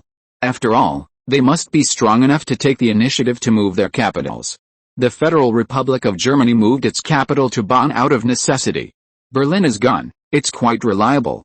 The news I got through Prairie International is that this is an open message from the Brazilian Social Democratic Party and the Labour Party. He knew about the relocation of the capital a long time ago. Prairie International is a nail he sent to Brazil. The Falcon Bureau's intelligence gathering work in Brazil is doing well. It has verified that Brazil is indeed preparing to move its capital. There has been public opinion for a long time, but the relocation of the Brazilian capital has been talked about for 100 years, which has led many people to not dare to believe it. Brazil is now rich in the south and poor in the north, and its social and economic development is extremely unbalanced. The central region of Brazil has barren land, uneven rainfall, and has not been developed in history, so the economy is very backward in the future. After Brazil moves its capital, Brazil will take the new capital as its base and explore a new path for developing technology on the prairie, changing the unbalanced development between the north and the south, and promoting the overall development of the economy. Brasilia has developed from a small city with a population of more than 100,000 to a world-famous city with nearly 3 million residents, and Brazil has risen to become a world power. After the relocation of the capital, Brazil's development will get better and better. Now they have completely left our Argentina behind. Cohen, you still understand economic development better, but your age and qualifications are too low. Maybe our Argentina should also move its capital to the south in the future. Southern development actually needs some development more. What do you think? Arturo said with regret. Argentina currently has almost no high-ranking officials who understand economic development, but there are many who mess things up. The better Brazil develops, the more the Brazilian threat theory will have a market. What Saint Hesser thought about in his heart was to give Brazil and the United States some eye drops, and Brazil must not fully lean towards the United States. My view is that moving the capital is not very realistic. The development potential of the south is not as good as that of the north.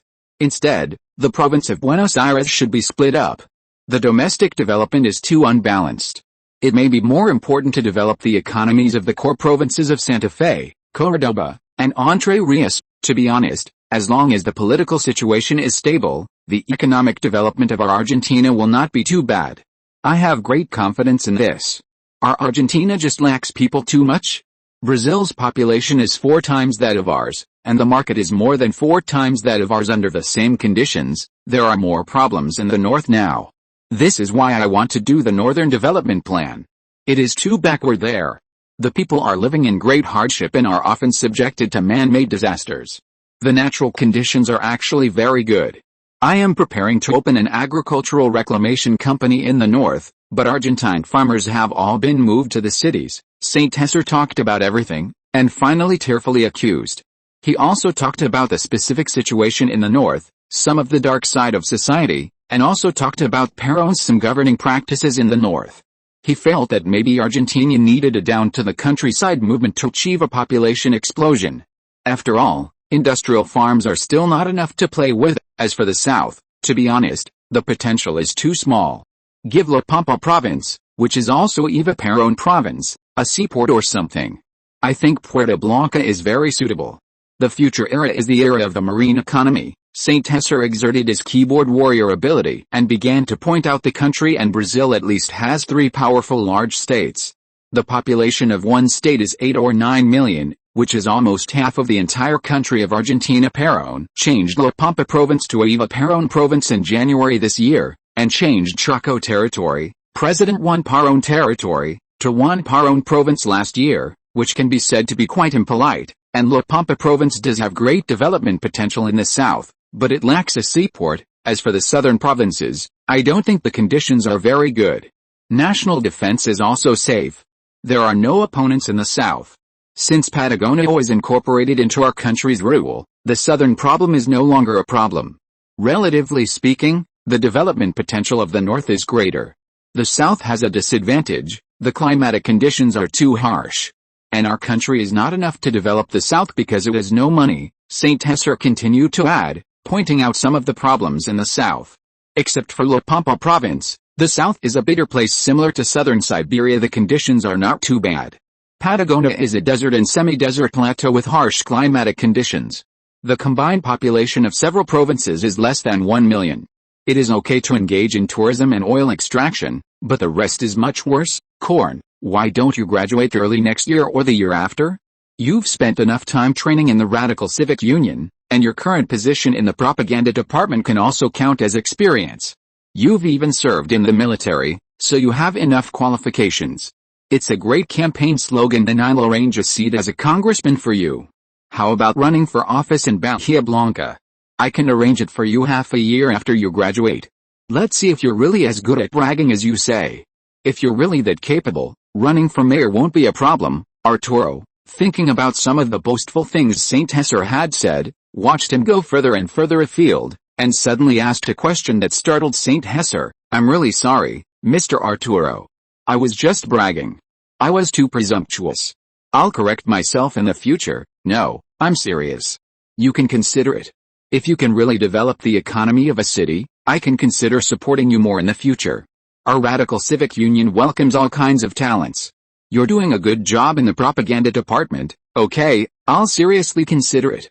Necessary study is essential, and the requirements for early graduation are quite strict now. You need to study at the university for at least 3 years. Early graduation isn't impossible, as long as you get a university diploma. What you learn in 2 or 3 years at university is already more than enough, Saint Hesser thought.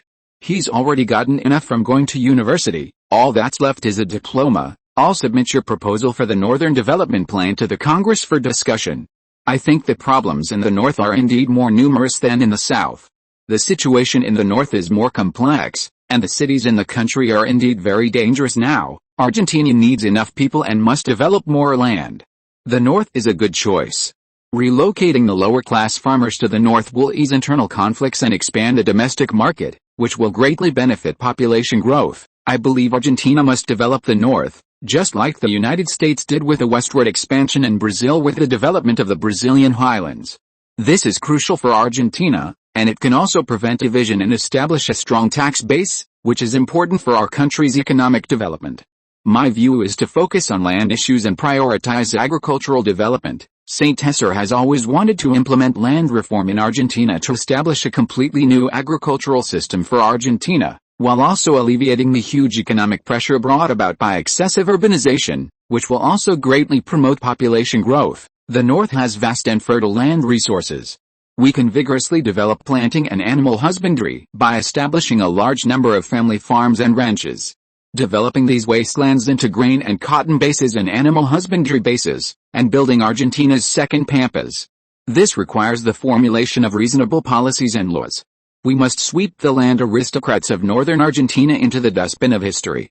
Saint Hesser said passionately, and stood up and waved his fist, startling Arturo. The American westward expansion completed the political and economic integration between the eastern and western regions, promoted the development of capitalist industrialization, and led to the modern American agricultural revolution, industrial revolution, and knowledge revolution. It cultivated the pioneering spirit of the American people and made the American people the world's largest power. This is the American dream, Saint Hesser, through the Potassium Triangle Plateau, industrial agricultural estates, and thunder mining, fully realized the importance of northern Argentina's development to Argentina. He wants to make northern Argentina a major rear base for industrial and agricultural raw materials, open metal smelting companies, future new energy bases, and perhaps even an aerospace base. The latitude there is low enough, it has great potential, and it is also the most suitable place for astronomical observation in the world. I believe that we Argentinians should also carry out a northward movement to develop the national spirit of our Argentinians. This is a long-term plan, a 1,000-year plan, and the North has this potential. I am willing to be the first person to eat crabs. The United States developed millions of square kilometers of land through the westward expansion, and established modern agriculture, animal husbandry, and industry on these lands, which was extremely important for the United States to grow into the world's leading economic power. Without the westward expansion, there would be no United States today. Corn, don't be too excited. To be honest, our radical civic union can only give some advice and proposals through formal channels. Many other problems cannot be solved unless a radical civic union can replace the justicialist party as the ruling party. In short, the difficulties are great, the rewards are great, but it can also be said that there is some powerlessness. This is different from tariff reform. Tariff reform does not require investment. Your northern development requires a large amount of funds. Arturo stopped talking about this issue, poured cold water on Saint Hesser, and changed the topic of the Northern Development Plan. To be honest, these development plans mainly involve agricultural issues, and there is still a great possibility of realization, but the Radical Civic Union does not have this power. I have to say that Saint Hesser's words are very inflammatory. After calming down, he realized that if he really wanted to invest, he would offend people, and often he would not want to do it. I strongly support the Radical Civic Union becoming the next ruling party to save Argentina's terrible economy. The Radical Civic Union has given me a lot of support in my work. I have learned a lot from you. Thank you for your training. I will do my best, Saint Hesser quickly said. The Radical Civic Union is now his main focus. As for the Northern Development Plan, it is just a plan. He is not sure whether it can be implemented. He is not the president, and Arturo is unhappy and can't do anything. Well, you can go and get busy. Arturo was a little surprised by Saint Hesser's words today. He also needs to rest well. The northern development is indeed a bit difficult, a bit thankless. After all, if this is really done, it is Perón's achievement, and if it is not done well, it is the fault of the Radical Civic Union, and this plan cannot be done well in a few years. It is a long-term construction plan for decades. Saint Hesser finally said goodbye and breathed a sigh of relief when he left the room. His performance today was not very good, perhaps because the domestic economic environment was too bad. Arturo is right. The Radical Civic Union may not even be able to promote this plan, unless the Radical Civic Union is the ruling party. This is the disadvantage of the capitalist presidential election, unable to see things through to the end. Even if it is of great benefit to the country, getting votes is the most important thing, and you must cherish your feathers. The Radical Civic Union sometimes has to dismantle the correct policies and attack the justicialist party in order to gain benefits. The shortcomings of the Argentine system are party politics, and decision-making is slow. Brazil is like this, Argentina is like this, and everyone actually values short-term interests more. One emperor, one courtier, perhaps the capitalist parliamentary republic. That is, the cabinet system, can make the country develop stably and peacefully. Perhaps this is more suitable for Argentina. He feels that a very bad aspect of the presidential system is that it is ruled by people, not by political parties. The meaning of ruling by people is that you don't know what kind of person the president is. Isn't it like opening a blind box? As long as you have enough votes, even a pig can be president, but the most that party rule can do is to continuously improve and upgrade in order to continue to govern, so that the country can develop steadily. In this regard, we still have to learn from Germany. The American presidential system is only suitable for Americans. Presidential government shutdowns are more common, the government's legislative power is weak, parties are not united, the political system is unstable, and they tear each other apart, consuming a lot of things. The political parties in Brazil can really just pull in some people to establish one, as long as they have enough prestige, and their lifespan is very short. Don't look at how powerful the Brazilian Workers' Party and Social Democratic Party are now. Maybe one day they will go bankrupt and change their skin. He still remembers that there is a disobedient island with more than 200 political parties, which is a great joke. Argentina needs a more stable political system, and representative system can also suppress the power of the military. Driving back home, Saint Hesser came to the balcony. He had been a little irritable for some time, so he bought some vegetable seeds, filled pots and basins with soil, and planted them, watering them every day. Now green seedlings have grown, including coriander, scallions, celery, sweet potato leaves, carrots, and peppers. These are the vegetable seeds that Saint Hesser can find in Argentina. This has become his current way of relieving stress, loosening the soil for them with a small hoe. He suddenly thought that maybe he could ask the newspaper to call on everyone to grow balcony vegetables and write articles. The bell in the study rang. Saint Hesser washed his hands and answered the phone. Boss. Our cigarette factory is preparing to harvest tobacco leaves, Guerrero said excitedly. Really? How is the tobacco leaf harvest over there? Saint Hesser's mood suddenly improved when he heard Guerrero's voice. Tobacco leaves are a high-profit product, and maybe he can make a lot of money. Very good. We have built the ovens. They are great and of excellent quality. That's great. With this money, we can do more great things. Saint Hesser also hung up the phone excitedly. He has needed money recently. Thunder Mining is developing iron ore and coal mines in Western Australia, and he is also buying ships. Chapter 131 A Great Harvest in Our Printing Press. April 12, outskirts of Oran, Andes Eastern Tobacco Farm. Today is the first harvest of tobacco leaves at the Eastern Farm. The lowest grade of tobacco leaves, which are the bottom leaves, are generally used to produce low-grade cigarettes and ordinary cigars. Repass, Guerrero, and Bill each held a cigar produced by the cigarette factory, looking quite content. Harvest time always brings joy. Repass is the first-generation person in charge of the tobacco fields, recognized by Saint Hesser, and now manages this large tobacco farm of more than 9,000 acres, which is 9 times larger than before. It is now the golden autumn season in Argentina. For farmers who grow flue-cured tobacco, looking at the endless yellow-green mature tobacco leaves in the tobacco fields, they feel very happy in their hearts. It can be said that after suffering comes happiness. These employees who work for the Andes cigarette factory are busy in the flue-cured tobacco planting fields and flue-curing barns. The cigarette factory workers and tobacco farmers are also very excited. Tobacco planting is not easy, with many twists and turns. Last year, the indigenous villages recruited by Saint Hesser helped start the planting of tobacco fields for the cigarette factory, which was also an old skill. Originally, 1,000 acres of land was enough manpower, but Saint Hesser was very dissatisfied, so the tobacco fields were expanded tenfold in one go. The original manual planting was no longer feasible, so they embarked on a path of mechanization from which there was no return. This year is the first year that the cigarette factory has planted tobacco leaves. Many things need to be explored. Even with a boss's support in terms of various funds and advanced concepts, the execution is often unsatisfactory and needs constant adjustment. Fortunately, the result is good. Guerrero saw rows of newly built modern flue-curing barns standing on the west side of the farm. As he walked closer, the aroma of flue-cured tobacco wafted over him. Customized tricycles imported from Japan replaced the former horsepower transportation. The motorcycle drivers are basically local gauchos, driving through the roads of the tobacco fields to transport the harvested tobacco leaves. Some motorcycles, spoils of the gang wars, formed convoys to transport fertilizers, tobacco seedlings, and various agricultural machinery. The employees working here include young indigenous people from Secretary Nora's tribe, local gauchos, and some poor white farmers. Most of them echoed each other, wearing work clothes and hats customized by the Blue Cloud Clothing Factory, full of enthusiasm. Because of the huge scale and the need for manual harvesting, some Thundercross logistics personnel are also helping. This belongs to the Plain Farm, which St. Hesser had inspected. It is a bit different from the Alpine tobacco farm in the Puna Plateau.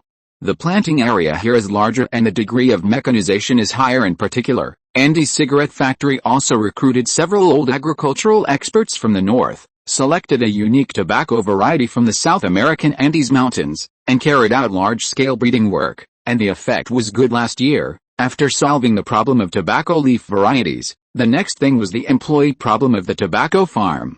Under Bill's arrangement, imitating some of St. Hesser's usual practices, employee dormitories were built on the tobacco farm.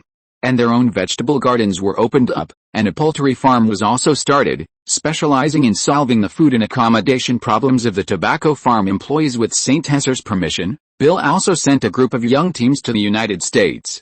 Under CN's connections, they went to learn new tobacco planting techniques. The United States is now the world's largest tobacco country, much more powerful than Britain, with well-known brands such as Marlboro and Camel cigarettes, and tobacco planting has been carried forward and is very powerful. For 3 full months last year, they traveled from Virginia to California, and also visited Marlboro and Camel companies. The route they traveled was almost all in American tobacco farms. They squatted by the tobacco fields to watch the planting of tobacco leaves, chatted with American tobacco farmers about technology, and also learned the tobacco planting manual distributed to tobacco farmers in the United States, and carried out Argentinization. After returning to China, the learning team specially established a tobacco training room in Oran to train the indigenous tribes planting tobacco and the locally recruited employees. Using scientific planting methods, Paris pointed to the distant tobacco fields and said, "Director, since last week, the more than 9,000 acres of tobacco leaves here have begun to be topped, and now they have turned yellow and matured. These are this year's new goods, top configuration, and the quality is super good." Bill, who was next to him, had a newly made handmade cigar in his right hand, with a mediocre taste, and a yellow tobacco leaf in his left hand, introducing it to Guerrero with some liveliness and seriousness. "Now he's half a tobacco expert, boss. Look, this tobacco leaf is very mature, the leaf color has turned yellow, the leaf droops, the main vein turns white, and the fluff falls off with mature spots, which is a very good leaf." Bill serves as the deputy director of the Falcon Bureau and was once a talent discovered by Guerrero. The two have a good relationship. "Our cigarette factory divides tobacco leaves into 5 standards, from cigars and high-end cigarettes to the lowest grade, and the final prices are different, so as to increase the profit margin of flue-cured tobacco as much as possible. This year is actually not the peak of our tobacco fields, because we are still in the exploration stage, and there are more low-grade qualities," Pears introduced seriously. The 3 of them walked forward together. Seeing the busy workers, Guerrero also felt a sense of accomplishment. The cigarette factory was his idea, and now it is a towering tree. "Bill, we really have a great harvest this year. These are growing too well. The boss will probably be very happy. You all deserve the credit.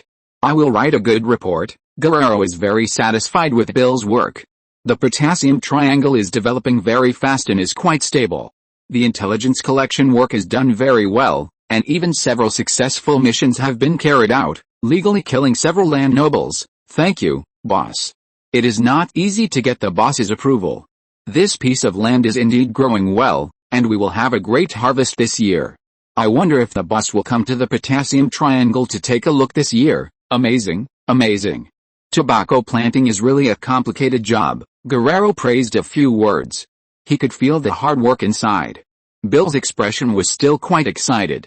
He was stationed in the potassium triangle, responsible for protecting Morado Town, Thunder Mining, and the safety of the cigarette factory, and also providing some material assistance to the guerrillas in Bolivia. Tobacco leaves are not harvested all at once, but in batches. The harvesting cycle of a tobacco plant lasts for several weeks. Taking our tobacco fields as an example, the entire tobacco leaf harvesting cycle is almost 25 days. Sears introduced the steps of tobacco leaf harvesting. This is not a one-time project and is an important sign of tobacco grading. When harvesting tobacco leaves, start from the bottom of the plant and harvest the lowest 2 or 3 small leaves. Usually, this first harvested leaf is used for machine-made cigars. the quality is relatively poor on the plant. We will have to deal with so much tobacco in the next 2 days. The manpower is quite amazing. I didn't expect that this is the worst made. Our cigarette factory will definitely sell well, and the tobacco rush is very good. Guerrero looked at the cigar in his hand and thought the taste was very good. 7 days after the first harvest of mature tobacco plants, main harvesting is carried out in a cycle of 3 days, and eventually all the tobacco leaves will be harvested. The tobacco plants will be pulled out, and the land will be turned over to wait for next year's tobacco plants to be planted. This is also a characteristic of tobacco leaves. Tobacco leaves are planted once a year, and new plants must be cultivated every year. After harvesting, the old ones need to be uprooted. Therefore, the tobacco leaves every year are new in the beginning. The development of the cigarette factory was not smooth sailing. The raw tobacco purchased from outside was of poor quality, with varying lengths, many stems, and insufficient maturity of the leaves, lacking the inherent aroma of tobacco. Therefore, Guerrero's consideration was self-operation. After inspecting the tobacco, the group arrived at the Eastern Drying House. This place was very old, using anthracite coal for drying. The leaves were baked well to obtain flue-cured tobacco leaves, then shredded and rolled into cigarettes, completing the production of a single cigarette. Currently, advanced drying technology is being promoted to improve the construction of drying houses, ensuring good tobacco is produced. Only then can the quality of tobacco leaves be continuously and stably improved. Bundles of tobacco leaves are hung here, undergoing drying through temperature control. After viewing the flue-cured tobacco house, the three of them arrived at the cigarette factory, which was not far away. This was the location for the final shredding, packaging, and boxing of the cigarettes. Initially, the cigarette workshop had many problems. At first, it could only produce low-quality cigarettes and handmade cigarettes. Despite this, it still earned tens of thousands of US dollars.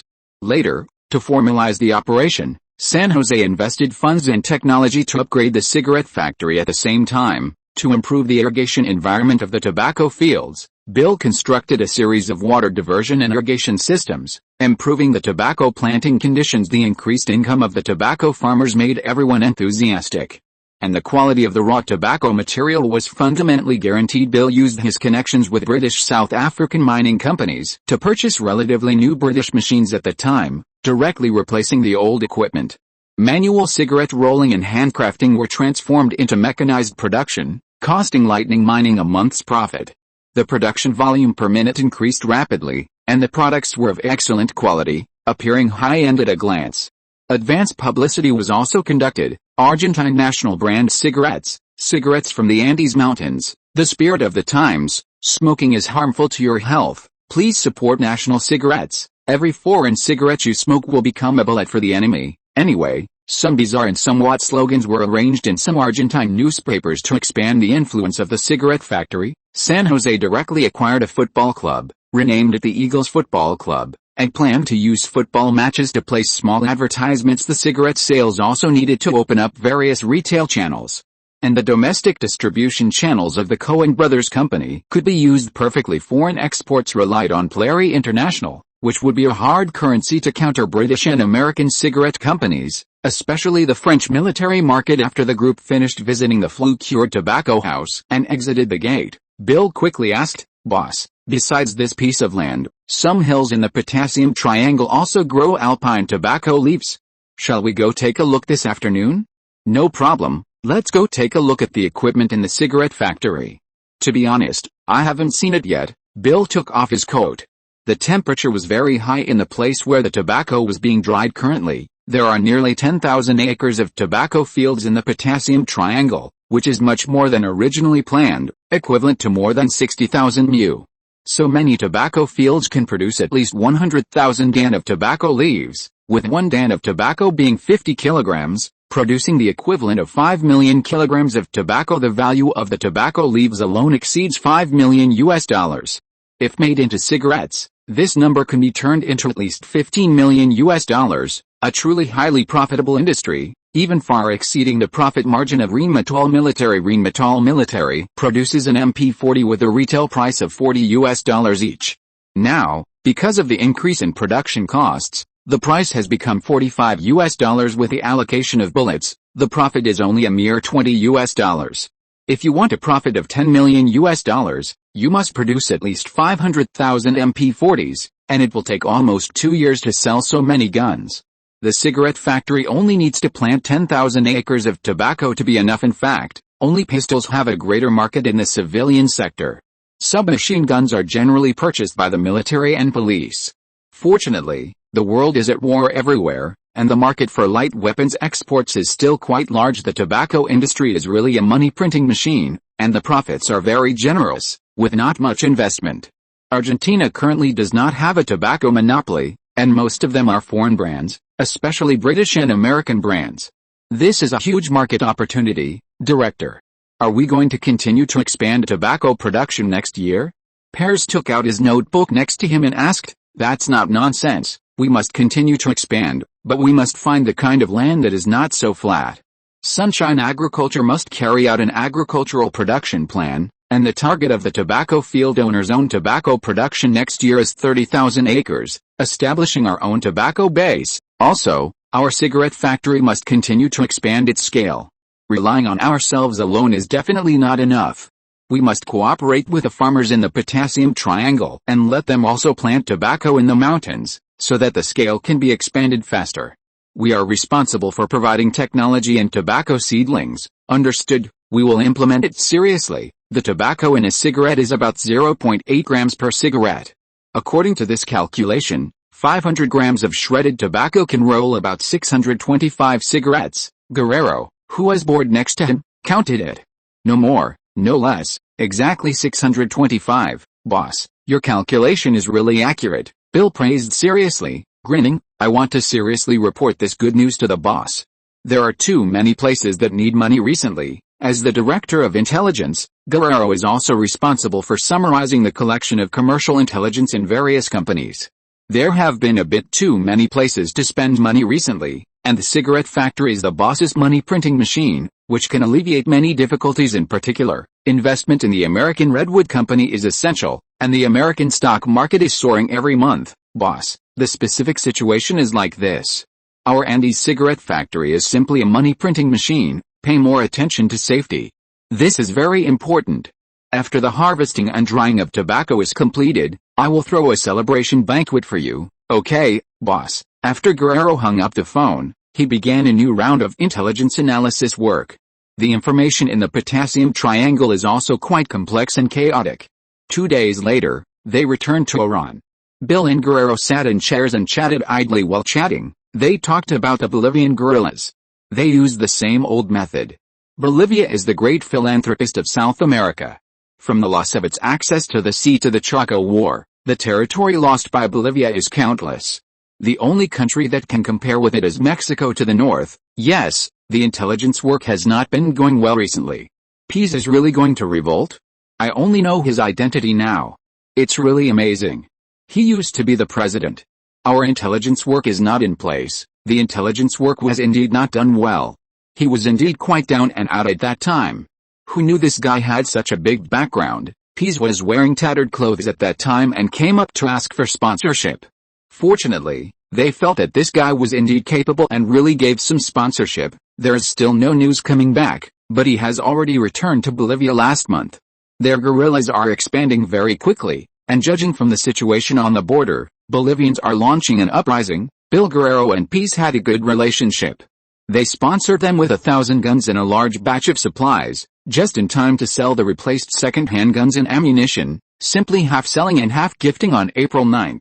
Under pressure from the United States, the Bolivian government of Hugo prepared to send 30,000 troops to participate in the Korean War, arousing public anger in Bolivia. The nationalist revolutionary movement took advantage of the situation to mobilize the masses to launch an armed uprising. Workers, students, and peasants took up arms, defeated the government army's attack, and farmers in various places established peasant associations to launch a land seizure struggle. The Bolivian Labor Union and the Communist Party also participated in leading the uprising, and Bolivian Communist leader Manuel Miranda was killed in street fighting. The Bolivian Revolution was successful. Chapter 132: Entering the Bolivian mining industry. After chatting for a while, the two were just about to go to the cafeteria for a meal. Knock knock knock knock knock knock. Someone was knocking on the door. Please come in, Director. A message has arrived from Bolivia. A young telegraph operator from the Falcon branch outside handed a telegram to Guerrero. After reading the message, Guerrero excitedly slapped the table, startling the two people in the room. Reply to Sucre and La Paz to maintain contact and wait for the situation to change, then send a detailed report to the boss. Okay, Bill, today is Bolivia's day. That guy Paz succeeded. His uprising was successful, and he became the president of Bolivia. The former military government has fled. Should we arrange for someone to take them out? No need to meddle in other people's business.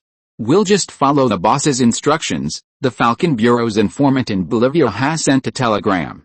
A people's armed uprising broke out in April, and Paz Echeandía, the leader of the nationalist revolutionary movement, has taken office as president.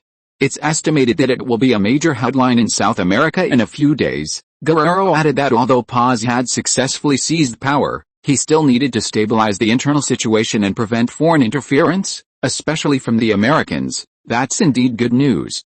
Perhaps our thunder mining can go and have a go with the Americans. The boss has been longing for Bolivia's iron ore, and by the way, there are also gold and silver mines there. Yes, but I don't know if that guy Paz still remembers the old days. Guerrero wasn't too excited. Investment is risky, and you need to be cautious when entering the market, especially since this is a Series B venture capital investment. That's true. We're getting ahead of ourselves. Let's eat first. The universe is so vast, and we are just a small part of it. Cohen Consulting. San Jose was a little bored as he looked at the recent intelligence analysis reports and the financial statements of various companies. He had a bit of a headache because most of them were asking for money. Boss, take a look at this telegram. It was just sent from the Potassium Triangle. Andrew knocked on the door and came in with a telegram. Okay, let me see. San Jose took it, glanced at it, and put down the intelligence report in his hand. Take it and destroy it. I didn't expect that guy Paz to be so powerful that he could become the president of Bolivia. Boss, should we send more people from the Potassium Triangle over there? Not for the time being. Safety first. Let Thunder Mining make preparations in advance and recruit people. Yes, the operations in Australia are also doing well. We've bought a lot of mines. We still need you to worry about the funding. With that batch of funds from the Andes cigarette factory, it should be able to ease the situation. Understood. Then, boss, I'll go and get busy. The Bolivian matter was just an extra benefit. Mining, especially the mutant iron ore, was just a concept and was in the hands of the Indian tribes.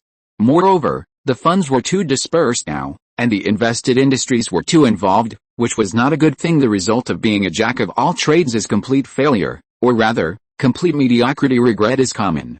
Bolivia opposes the Americans.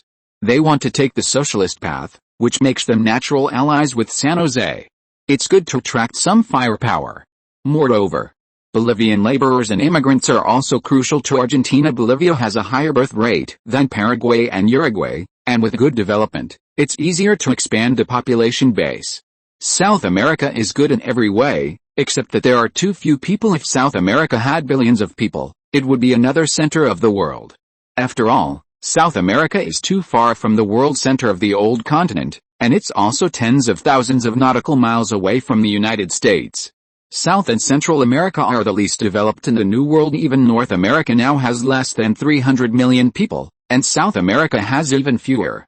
There's an urgent need for a self-sufficient population explosion, otherwise, he wouldn't know who to sell things to in case of a trade blockade.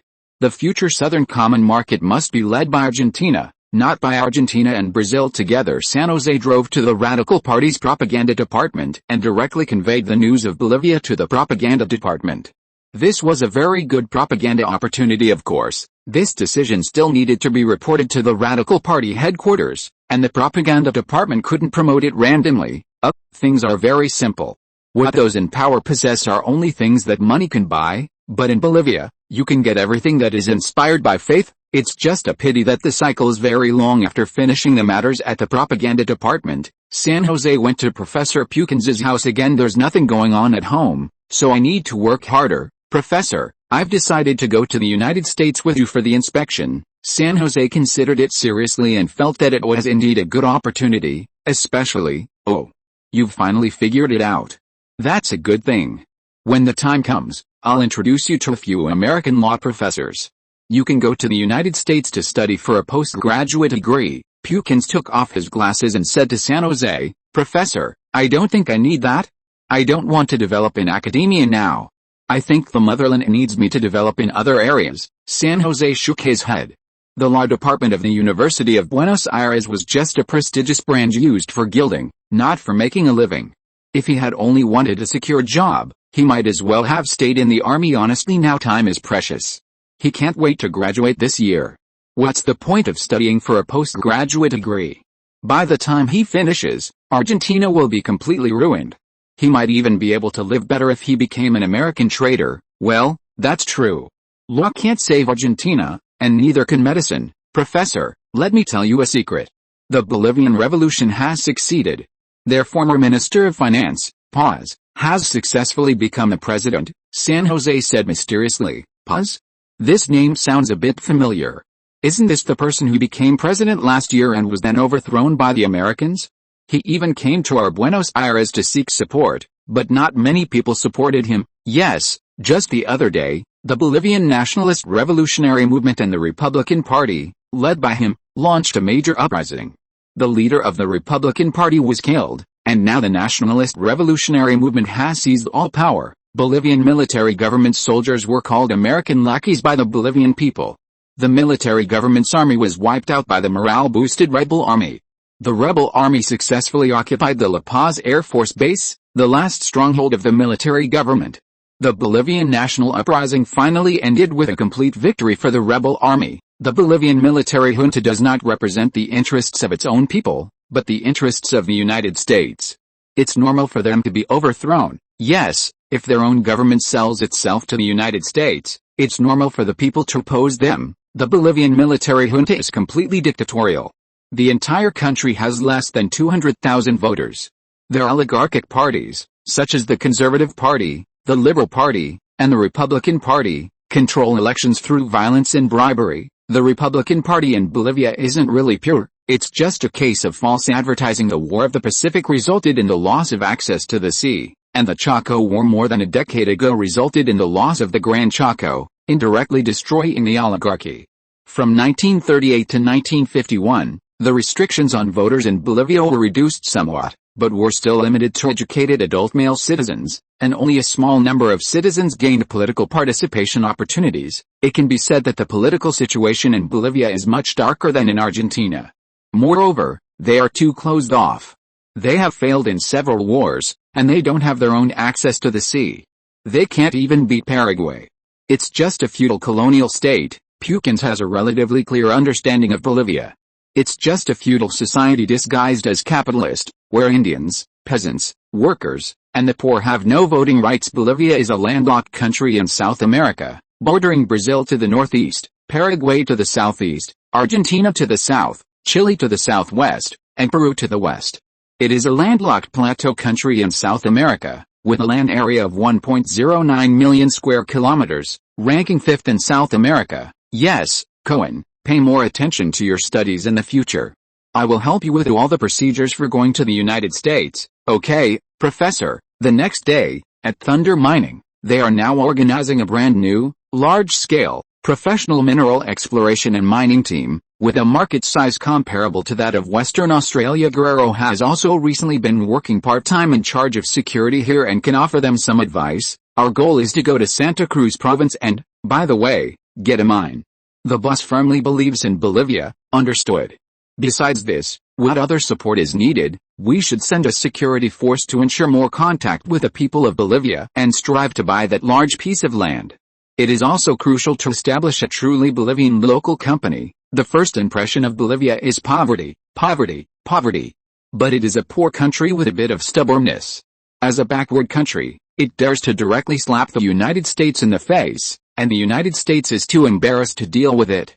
If it develops into a jungle guerrilla war, it is estimated that this will be a new Afghanistan. They prefer the evolution of coups rather than specific military action. The Americans are probably also afraid of the Bolivians rising up and causing trouble. Perhaps the United Fruit Company of Latin America will also have to be wiped out.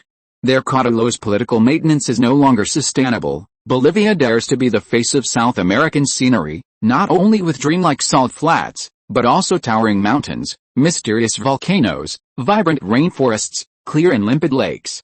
The famous Red Lagoon, Lake Titicaca, the sacred lake of the Incas, as well as the Witches Market and the White City, are all must-see places in Bolivia. The environment and natural conditions are much better than that imperial graveyard in Central Asia. This is the country with the highest average altitude in the world, which is very suitable for developing jungle guerrilla warfare. We can also export various weapons suitable for the terrain.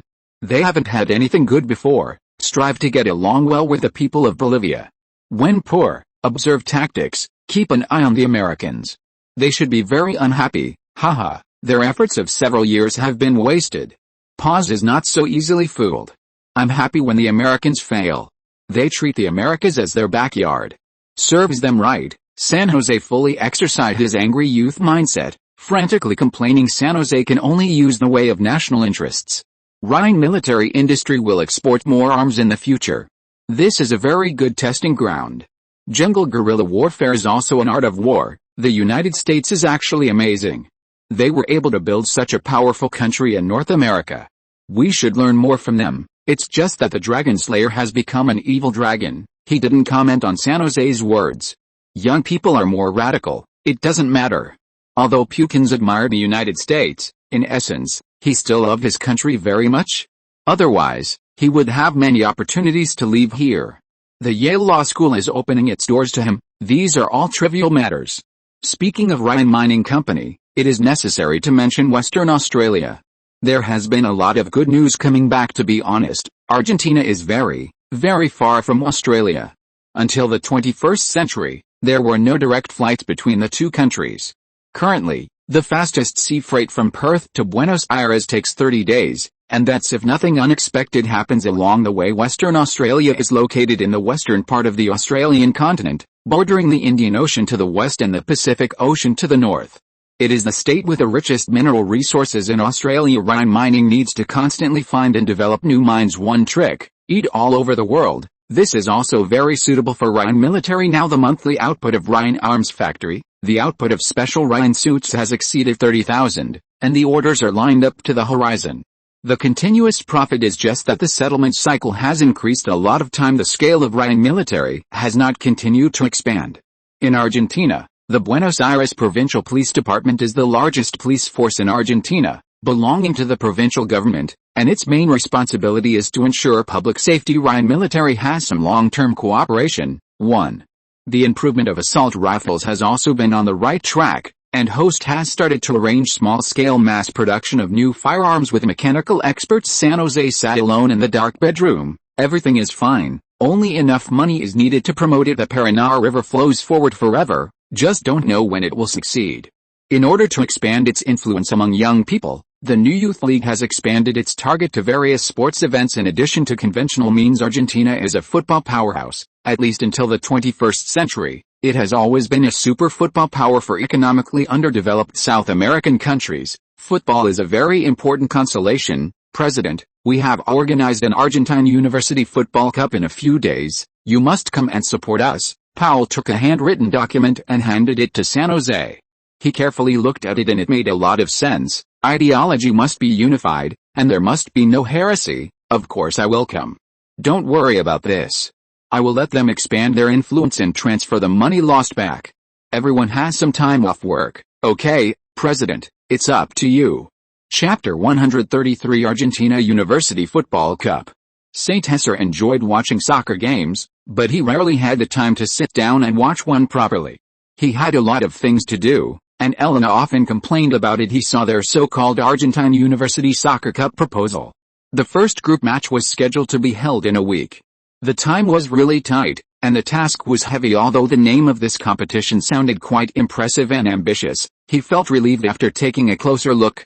It couldn't even compare to the tail end of the fifth-tier league. It was just an amateur competition for a group of ordinary enthusiasts. Fortunately, it wasn't a formal soccer tournament, but there was still room for some maneuvering, like getting some sponsorships. Organizing a soccer tournament requires money, venues, referees, organization, and prizes. The event plan wasn't very professional, but it was quite complete. Clearly, they had put in some effort. They had even obtained event approval from the Argentine municipality and pulled in student organizations from several schools to co-host. Now, they just needed money, professional referees, and prizes. It was impossible to completely overhaul the plan, but he could make substantial additions. Powell, gather the people from the new youth league. I think it's necessary to make this event bigger. Oh, President, are you sure? Powell was a little surprised. The president had been blatantly skipping class lately and hadn't been managing the new youth league much. Why would he be interested in such a small soccer game?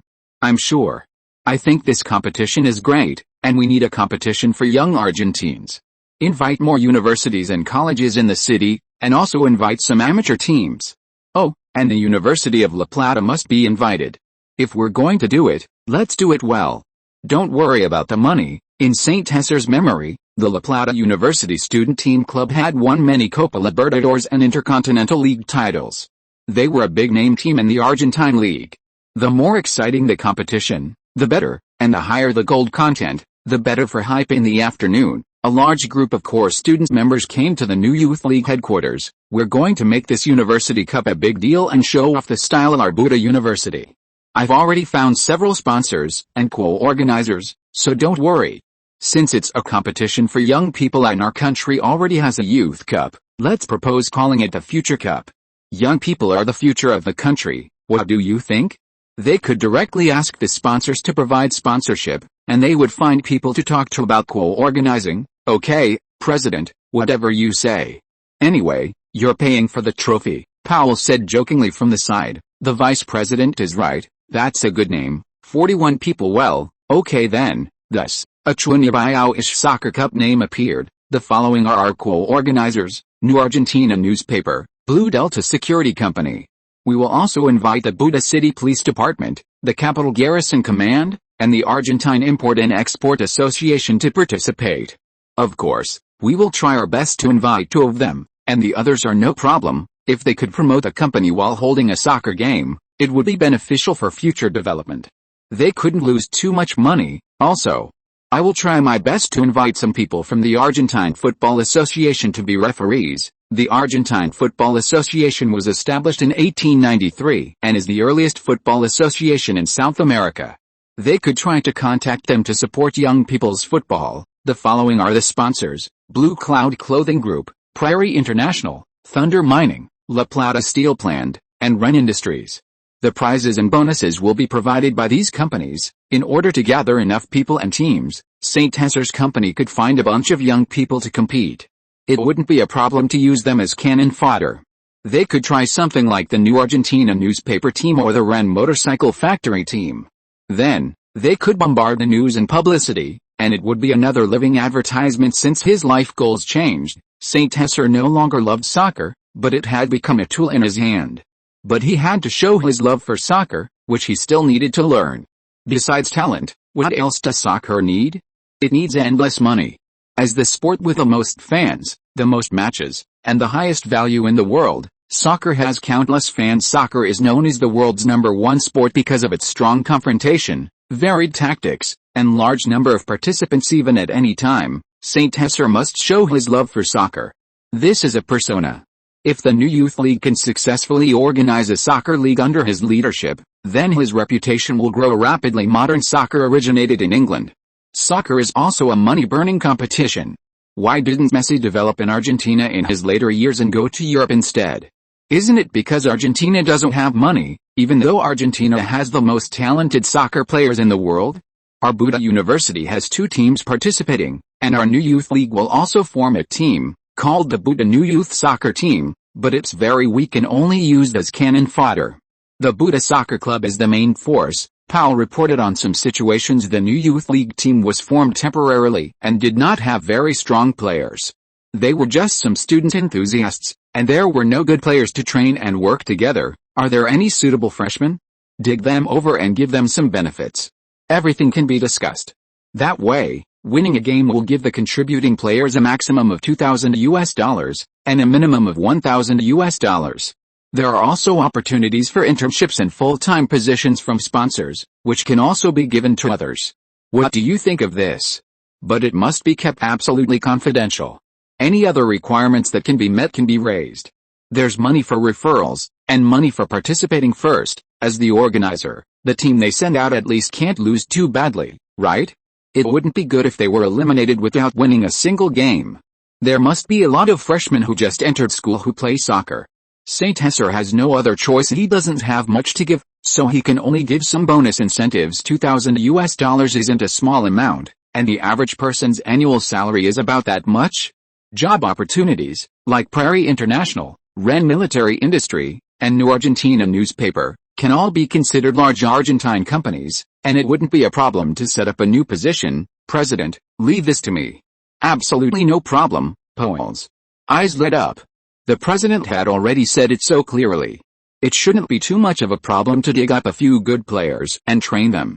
It wouldn't be a problem to win 1 or 2 games.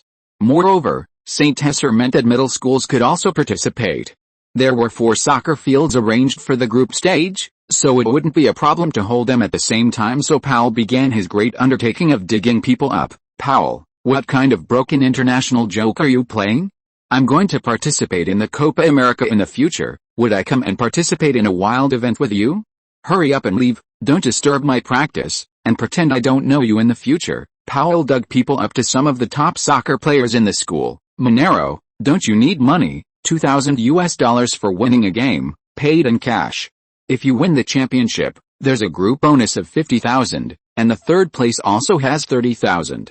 Oh, and you can get $500 first just for participating. Monero is known as the Golden Defender among the freshmen. He went to the same elementary school as Powell and has a great talent. As for participating in the Copa America, he's probably bragging, and he might not even make the substitutes. Nevertheless, he's already very good. When is the competition? How many people are there, and which players are there? There are Soto, Miguel, and those people. Damn, even these guys are participating. You're not being a good brother doing this, Powell. How can you face me? I even used to greet you on the street when we were kids. Hurry up and take me over there. I need to practice my ball skills. Money is no object between brothers. We're good brothers, aren't we? Just put the $500 in my backpack first. Alright, we'll go together later. Then it's settled. The new Youth Alliance team expanded rapidly under Powell's money offensive, and even had a reserve team, all of whom were rich, of course. They also hired a retired veteran soccer coach to help with training and tactics, rented a soccer field outside for closed training, and even had a nutrition chef to serve them good food and drink. Chairman, mission accomplished. Recruited a lot of people. Here's the bill. Please take a look. Good, I trust your work. Let's do a good job this time. All the personnel have been contacted, and the publicity will start today. St. Hesser quickly prepared the venue, personnel, and sponsorship. The trophy could be finally carved by the machine tools of Ren Military Industries. With most things settled, St. Hesser rarely relaxed, accompanying Alina to the library to study, shopping, and watching movies. Cohen, aren't you busy these days? Alina tilted her little head and asked St. Hesser, there's nothing major recently. By the way, Alina, I might be going abroad for about half a year in the second half of the year, to the United States, St. Hesser said apologetically. Will you come back later? Yes, I plan to graduate early next year. Well, that's a long time. Should I go to America with you then? I have nothing to do anyway. Really? Would that be too much trouble? St. Hesser said with some difficulty, going to the United States to make things happen, no trouble at all. My uncle is the ambassador to the United States. It's quite convenient. Alina didn't think it was a problem at all. Well, okay, let's arrange it together then. It's just that taking a boat takes too much time. It would be great if there was a plane. Am I hooking up with a rich woman or a little princess from some family? Or is it some big family? The former president is the grandfather, and the uncle is the ambassador to the United States. St. Hesser had never understood too much about his girlfriend, and it was impossible to let his subordinates investigate anything. The relationship between the two can be said to be quite ordinary. He didn't know why Alina would take a fancy to him. Could it be because he was handsome? That's probably the only reason. Okay, Alina, your family seems to be quite powerful. It's very ordinary. My family is just average. Okay, where do you want to go? I'll take you shopping. I won't be so free in a while. St. Hesser suddenly felt that eating soft rice wasn't such a bad thing. Okay, I want to see ostriches. I'll take you to the Potassium Triangle to see the stars in the future. The starry sky there is especially beautiful. While accompanying Alina, St. Hesser occasionally had to deal with Natalie. The new newspaper was also actively promoting the soccer game and intending to develop into a comprehensive media group. The new newspaper also acquired a small publishing house, incorporating some novelists serialized in the new newspaper under its name and beginning to simply recreate some famous novels of later generations to expand its influence. Moreover, the publishing house group was very important for Argentina to understand the world. After all, the influence of Spanish in the world is not as good as English, so if you need to open your eyes to see the world, you must study the most advanced countries and carry out the translation of various professional works and scientific books. St. Ayres even planned to establish some science and engineering research institutions in the future to connect with the world trend, especially STEM, which the Americans proposed a few years later. After the Soviets launched the world's first satellite, the Americans were really anxious. The 1950s and 1960s were also the golden age of American scientific research. STEM is an abbreviation for science, technology, engineering, and mathematics. These can be said to be the shortcomings of Argentines at present. The importance of basic science is self-evident. He also had some ideas to invest in the American electronic technology industry and emerging computer industry in the United States, share the dividends of American development, and strategically invest in some new American companies, which was a good opportunity not to be missed. The new newspaper also established a comic book agency, starting to draw some superhero comics, such as Zorro, a superhero who resisted Spain, and an Argentine version of Iron Man, changing Stark Industries inside to Ryan Industries, integrating the La Plata steel plant, and promoting the dream of Argentina's rise. Nora did a good job in sunshine agriculture. St. Ayres especially bought a house, and the relationship between the two became closer. Sunshine agriculture has recently started a buy mode, buying a lot of wasteland in the north, preparing for the reclamation work in the spring of September. As time went on, this ordinary event attracted the participation of many teams. The Future Cup was also well known by many people. Under St. Ayres' hype, its influence quickly expanded to the whole country. Stimulated by money, the number of participating teams increased a lot. Moreover, the ticket price was set very low, and the entry group stage was full. St. Ayres allowed Prairie Foods to open small shops outside the stadium, which can be regarded as expanding its influence. Especially the interviews before the game and the sponsor links are a perfect advertising time. In particular, the players are all provided with a full set of Blue Cloud clothing, sponsored thermal underwear, and specially customized player soda, which are very easy to spread. Moreover, a large part of the audience are students. For them, it is the first time to be exposed to this kind of advertising bombardment at close range, which also increases a lot of potential consumers. St. Ayres also gave an opening speech as the representative of the organizer, the New Youth Alliance. It was lively, interesting, and full of philosophy, and it also had a strong publicity heat. The new newspaper and other newspapers reprinted all of them, making many Argentines aware of St. Ayres, a very promising young man. St. Ayres' excellent performance has also attracted the attention of some people. Most of these speech contents are spliced together from some well-known speeches of later generations, which has a very good communication effect. Even the New Youth Alliance has gained a lot of exposure. This event also invited the University of the Republic of Uruguay to participate in a friendly match. It has to be said that it is quite promising for hype. This soccer game hype can be said to be quite cost-effective. St. Ayres' companies have all shown their faces. Some companies' sales have risen against the trend. Blue Cloud Clothing produced hundreds of thousands of small Argentine national flags, and also sold soccer uniforms and athlete-specific sneakers, which are the biggest winners. The Argentine youth worth watching soccer game, the most valuable event outside the America's Cup. This is Argentina's future golden defender. Ask them what magic water they drink during training, and the result is touching. Our football association coach criticized the Future Cup for being flashy and unrealistic, and was beaten by crazy fans. Why is it called the Future Cup, the future of Argentine youth soccer? The speech of the young chairman of the organizer, the New Youth Alliance, is thought-provoking and deeply good. Domestic brands appearing in the Argentine University Soccer Cup are the pride of our country. Miranda soda sales have also risen again, even though it is now a relatively cool autumn. The soda bottles are also specially printed with photos of some popular soccer team players, doing some fan marketing. St. Ayres also specially launched some functional drinks and the like for market testing. What surprised St. Ayres a bit was that the New Youth Alliance soccer team actually eliminated the Buda soccer team, which surprised many people. I don't know where Powell found so many new players. The defenders, forwards, and goalkeepers all played very hard, and they had a lot of tricks, which was very entertaining. It can be said that just the group stage has made many Argentines aware of some domestic brands, such as Kini sneakers, Blue Cloud sportswear, Miranda soda, Huel functional drinks, and a large number of other brands have received a lot of attention. St. Ayres also watched a few games.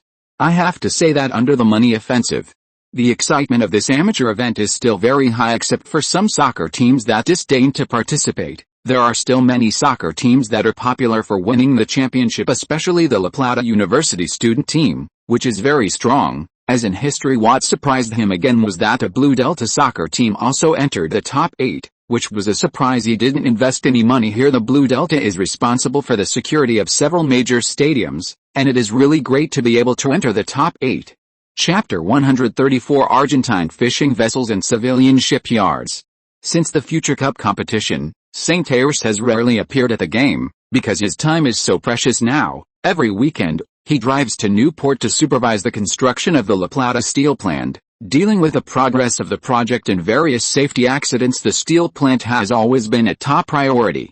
He has dispatched many people to keep an eye on it, preventing major accidents, and formed a security team, hoping that no one with bad intentions will cause trouble, or he will have to ask them about the guns in his hands. Construction is much more difficult than destruction, and the most important thing is that time is precious and urgent. He also specially sent people from the Delta, who are good at public relations, to build a good relationship with the La Plata Police Department, as the official deterrent is always greater. La Plata's public security is much better than that of Buenos Aires. There are very few slums and gangs, which is related to Argentina's political ecology and the local provincial government's control over La Plata. At 6 or 7 in the morning, St. Ayres arrived at the Newport pier outside the steel plant and slowly walked towards his residence. Here he saw the busy factory construction workers. They start work at 8 in the morning. Most of these people come from the impoverished north. The wages St. Ayres pays are good, and they include food and accommodation, which has also attracted many Bolivians to work here. St. Ayres prefers to use international labor, so that it will not damage the domestic employment demand, and it is not easy to gather together to strike and cause trouble. There are still many job opportunities in Argentina now, but because of currency devaluation, their actual income has decreased. Foreign workers are more able to endure hardship, and they can also be immigrated as Argentines at the appropriate time to increase the country's population. Now the steel plant has laid a solid foundation, and one blast furnace has been built to a basic scale of 3 meters in height. The converter is also under construction, and many supporting projects are also working hard. In the distance, the Newport pier is a bit misty, and the sound of fishing boats harvesting in the distance quickly attracts the attention of the pier.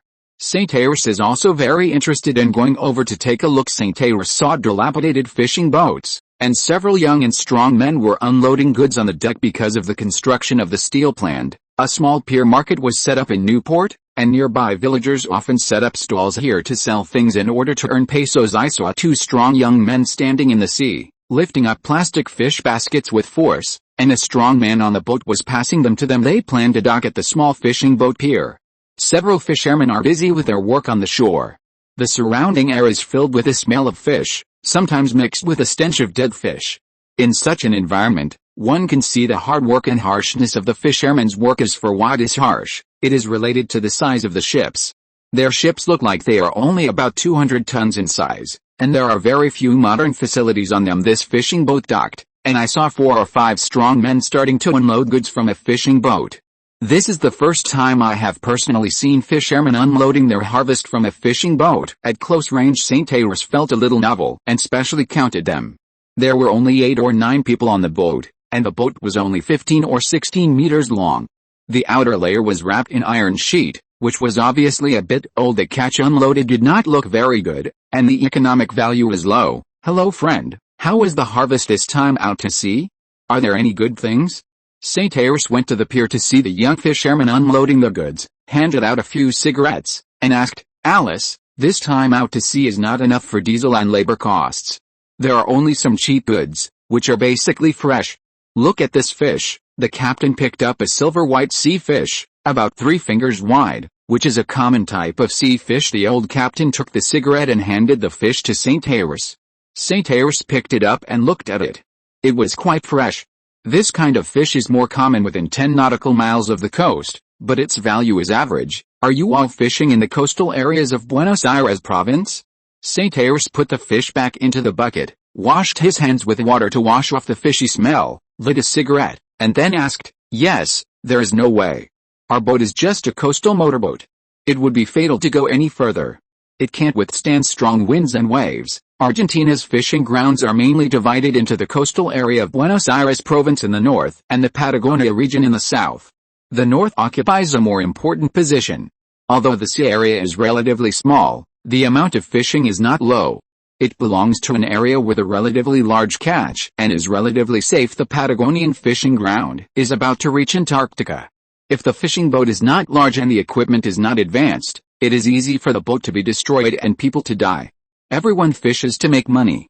Unless there is really no way, few people take this risk. According to the Food and Agriculture Organization of the United Nations Regional Division, Argentina's territorial waters are in Area 41 of the South Atlantic Ocean, and the fishing geographical conditions are very good. The area available for fishing operations reaches 1 million square kilometers, and the fishing range extends from the coast to 300 to 1,000 kilometers, with a coastline of 4,000 kilometers. Of course, Argentina's harbors are a bit lacking, similar to Brazil and Africa.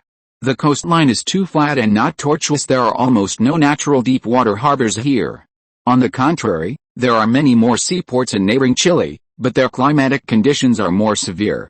It is a high incidence period of El Niño climate, and there is often bad weather. "Friend, do you want to buy some seafood? I'll give you a cheaper price." The captain was not polite. Seeing that Saint-Ayres seemed a little interested, he quickly promoted it. The retail price is always a little more expensive than the wholesale price. After all, there is no middleman to make a difference. "Then I'll pick and choose. It's just right to let the cafeteria try something fresh." Saint-Ayres was non-committal, chatting while picking and choosing. There are very few fishing boats in Argentina now. There are still many wooden fishing boats entering the port here one after another. Their fishing methods are also relatively simple, mainly fishing nets. Especially without freezing and storage methods, the harvest of a round trip is relatively poor. Some are too slow to return, so they simply scrap the entire ship.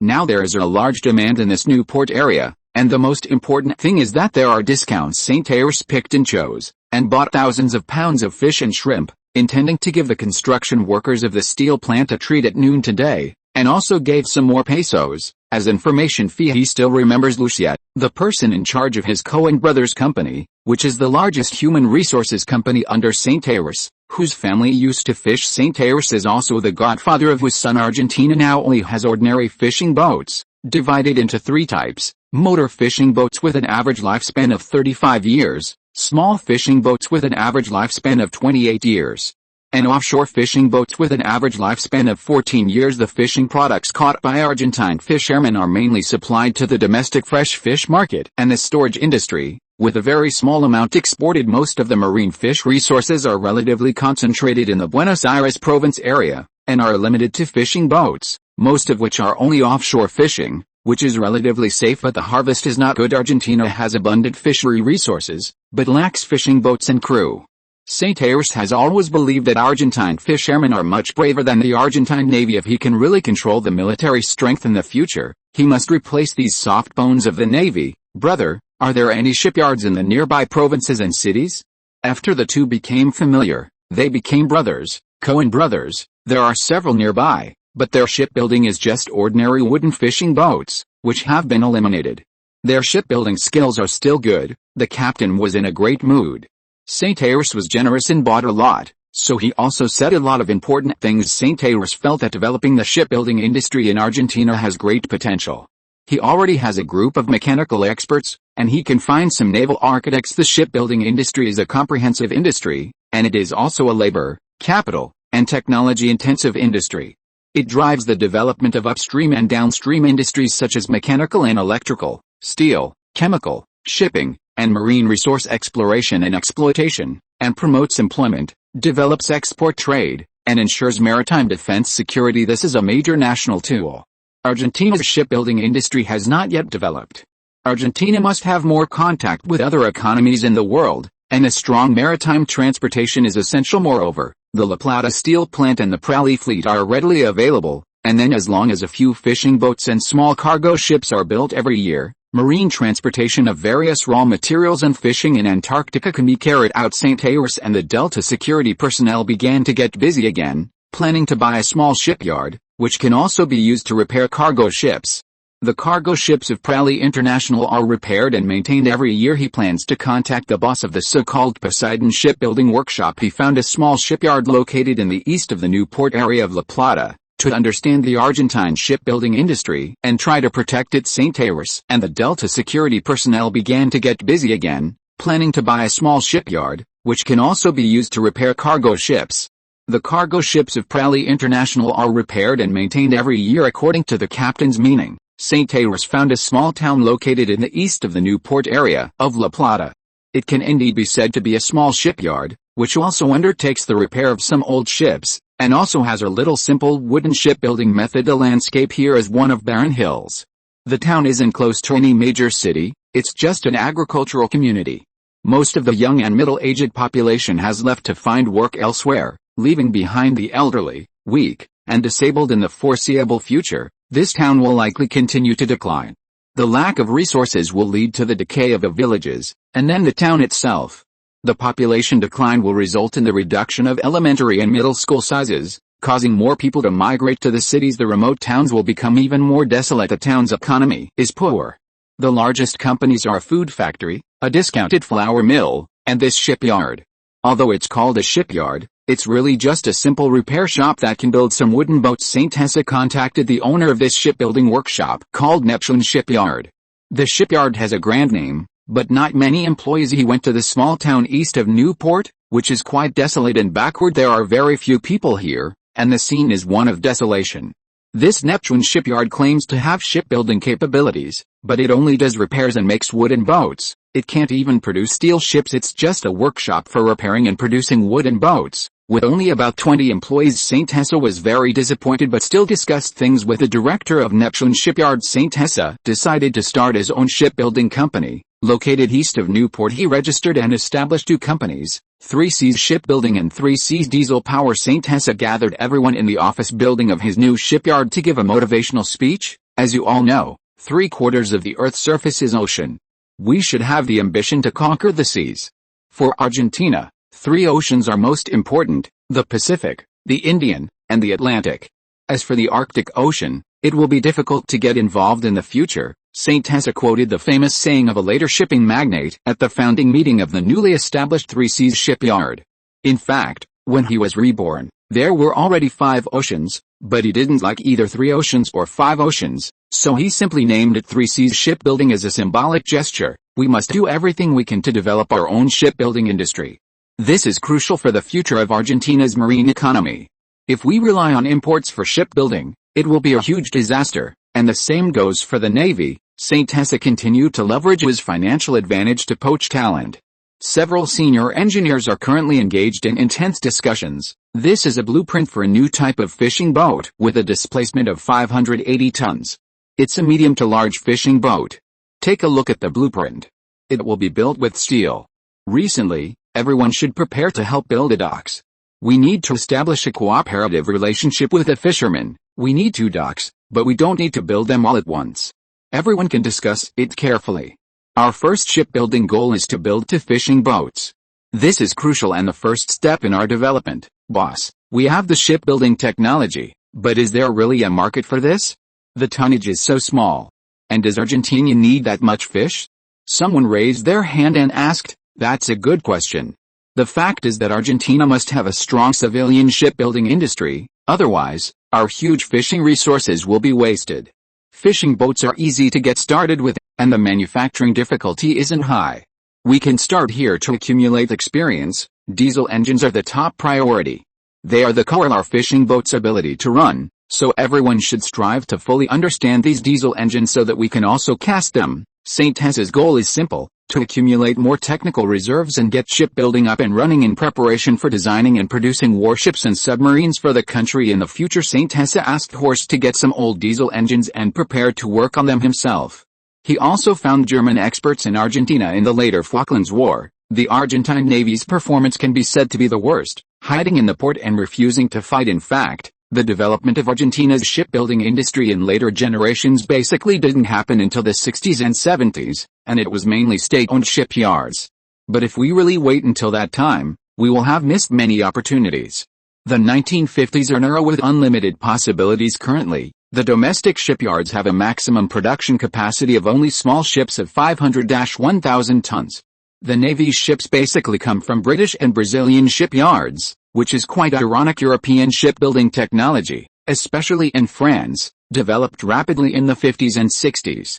Fed by orders from the French military, the French, especially French state-owned shipyards, became the third largest shipbuilding power in the world, second only to the United States and the Soviet Union. After World War II, the French shipbuilding industry ushered in a major integration.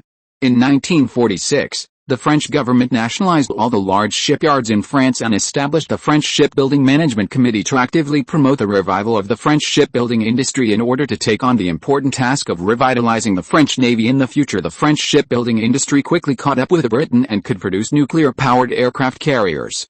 The famous Exocet missiles in the Anglo-Argentine War also came from the French. French military industry developed faster and faster in the wave of nationalization, which can be said to be the peak of capitalism in Western countries. From this stark contrast, Argentina's nationalization only nationalized ownership, and most of the other systems were followed without any reform or innovation. There were also no domestic orders and purchases.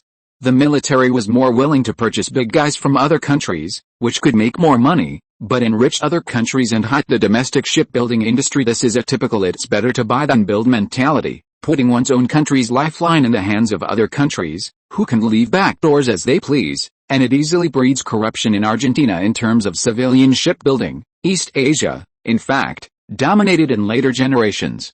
First Japan, then South Korea, and finally New China. The three countries combined became a superpower in civilian shipbuilding in the world. Currently, the civilian ships of the Federal Republic of Germany are developing the fastest, while Britain has declined a lot. Japan is still in the early stages of preparing to take off. The first super cycle of the shipbuilding industry was from 1965 to 1973. After World War II, the global economy grew rapidly, and the strong growth of the maritime transport market drove the demand for new ships. Moreover, the 1960s were the years of African independence. Even if they didn't completely get rid of the control of their former suzerain states, they also entered a stage of rapid growth. In addition, the development of Japan, South Korea, the four Asian dragons, the four Asian tigers, India, and Middle Eastern oil countries stimulated a strong demand for shipbuilding that was also the golden peak of the development of Western capitalist countries. After the recovery and accumulation in the 1950s, everyone took off rapidly, and also brought up Japan. On the other hand, the Soviets engaged in internal self-sufficiency and also embarked on another development path.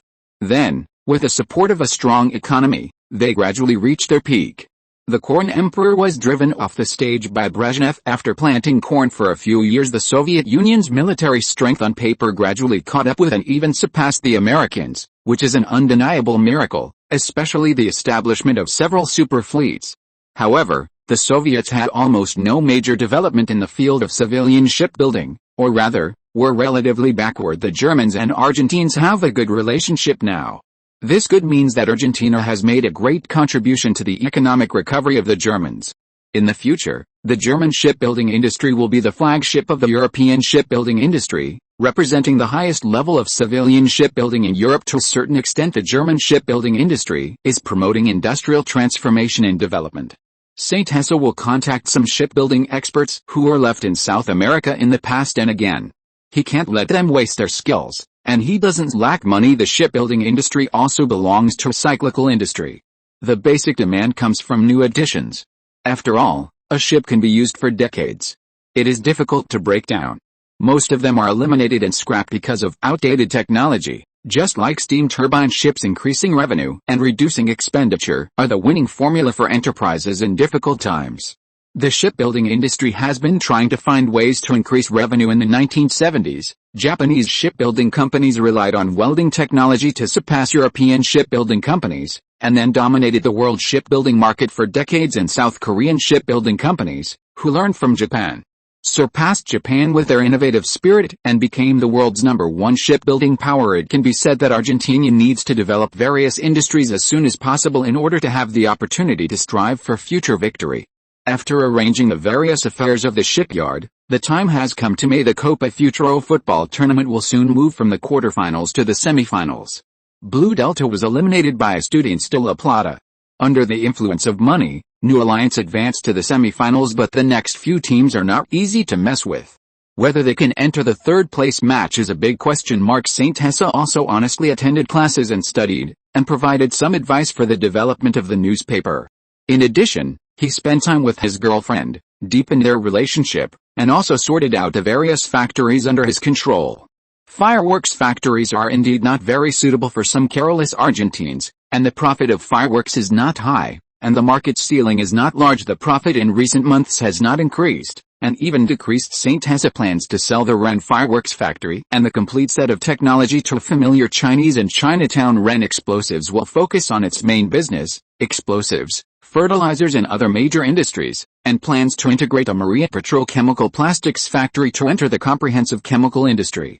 Chapter 135 Small Goal, World Shipping King.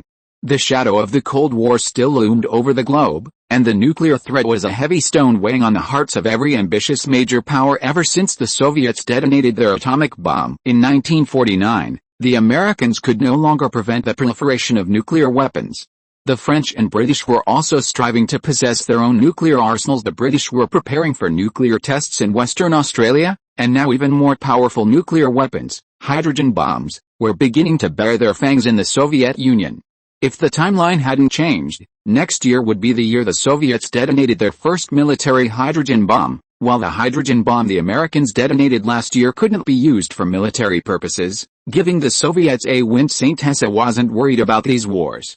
He turned the focus of the Shanghai shipyard to European countries like Germany, Spain, and Italy, as well as the United States. He had a small goal, to become the world's shipping magnate, build new sea routes, and lay a maritime foundation for Argentina's rise. This required not only individual effort but also consideration of the historical process in the future. His fleet would transport various resources back to Argentina and sell domestically produced goods abroad, making the development of his own shipyard essential. During the era of the three Germanys, Germany had 7 super shipyard consortiums, one of the most advanced and powerful shipbuilding centers in the world, second in scale only to the United States. Although the gap between first and second was immense now, Germany's shipbuilding industry was struggling to survive, in a phase of striving for revival. Saint Hessa's goal for Germany was simply to recruit some shipbuilding talent. If there were naval ship designers, that would be even better. Speaking of a suitable helper to go to Spain, the most suitable was Sean from Sequoia Capital in the United States. He could now be considered a figure with a bit of influence. Saint Hessa planned to have Sean from the United States handle these matters again. After he became successful, he also contacted his original family in his hometown of Spain. This second wave of shipyard development would require Sean's external assistance. Fishing boat challenges were not difficult. All that was needed were some diesel engines to get them running. Sean had already found many new paths in the United States and was Saint Hessa's important external support. As a pure descendant of Spain, Sean had some old connections in southern Spain and could attract some Spanish shipbuilding talent.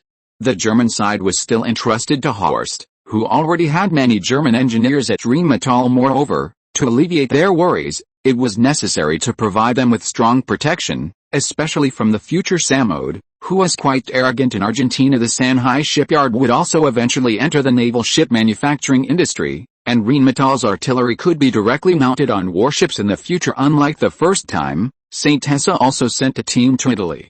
The Italian economy was developing rapidly and also needed foreign cooperation. Spain and Italy were now second-tier major powers in Europe, and it could be said that they were naturally close to Argentina. Developing good diplomatic relations with them in the future was an essential rehearsal. The Spanish military reformed the Naval Shipbuilding Bureau, which was formed by the merger of civilian shipyards, and the Bazin shipyard came into being. The newly established Bazin shipyard faced many difficulties. Spain after World War II was in ruins, the economy was sluggish, the military budget was drastically reduced, naval ship orders were few, and after centuries of silence, the technological foundation of the shipbuilding industry had long since faded. Saint Hessa's Shanghai shipyard needed a strong partner. Direct cooperation with the Americans was impossible, but cooperation with Spain was an advantage, and the two countries had now changed from a plastic father-son relationship to being in the same boat. Saint Hessa found the Shanghai shipyard team and prepared to cooperate directly with the Spanish. They would reorganize their navy in a few years, which was a good opportunity. The Argentinians had to be able to produce their own warships, and the base and shipyard also needed some foreign orders. Orders could be given to anyone, but it was certainly better to give them to close friends and relatives. There was no conflict of industrial development between the two countries after World War II. Spanish shipbuilding technology developed rapidly and once sat in the third position in the world in the 1970s and 1980s as Argentina's former suzerain state. Spain still possessed good shipbuilding technology, at least much better than Argentina's, and both were in the Spanish-speaking system. A strong Spain was also conducive to a strong Argentina. At least in the future, Western Europe could have 5 powerful first- and second-tier countries: France, Germany, Spain, Italy, and the United Kingdom. As for antagonizing them, that would be courting death. Argentina and the European community only needed friendship, and friendship was built on a similar footing. Otherwise, there would at least be obedience. If Spain and Italy could become influential major countries in the future European community, then Argentina would benefit from it. Spain, Italy, and the Federal Republic of Germany were objects of unity. France was an object of appropriate cooperation, and as for the United Kingdom, it was a subversion of the 5 permanent members of the Security Council. But before a major conflict arose, a plastic friendship could be maintained. Currently, shipyards around the world are facing the biggest winter since World War II. The Americans continue to sell various second- and third-hand ships, but few people like these generally low-quality Liberty ships. Many of the early Liberty ships have even reached their designed lifespan and become scrap metal. St. Hesse needed more high-tonnage freighters to transport imported raw materials and export domestic goods, requiring at least a total of 1 million tons of shipping tonnage. This was a huge fleet development plan, and there were currently no world shipping magnates. Many people gradually built up huge forces by selling American military supplies.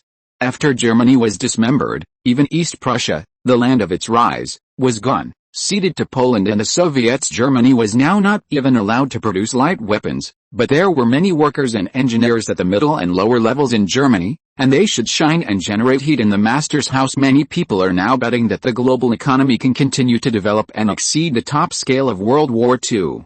The 2 shipping magnates in Hong Kong are among them. Most capital is relatively pessimistic about the future. They believe that war is coming soon, and the Soviets are also preparing for World War III. With the entire country tied to the chariot of war currently, the world's #1 shipbuilding industry is still the United States, but they are facing a huge crisis after World War II, overcapacity and fierce competition from their younger brothers. During World War II, the United States produced a total of more than 5,000 Liberty ships and their improved version, the 16,000-ton displacement Victory ships, which was enough to show the terrifying manufacturing power of the United States at this time. They produced ships like they produced cars. The manufacture of Liberty ships fully embodied the power and superiority of American modern industrialized mass production. Because of the superb assembly line manufacturing process, Liberty ships were built too quickly.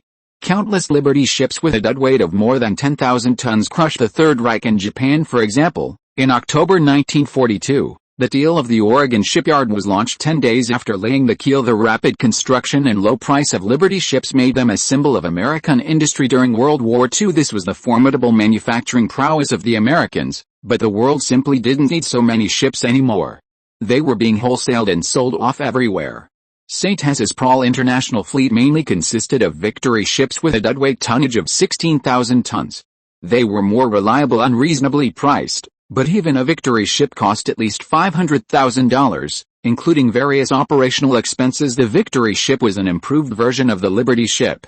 The original plan was to produce 615 vessels, but production stopped at 534 because the war had already been won.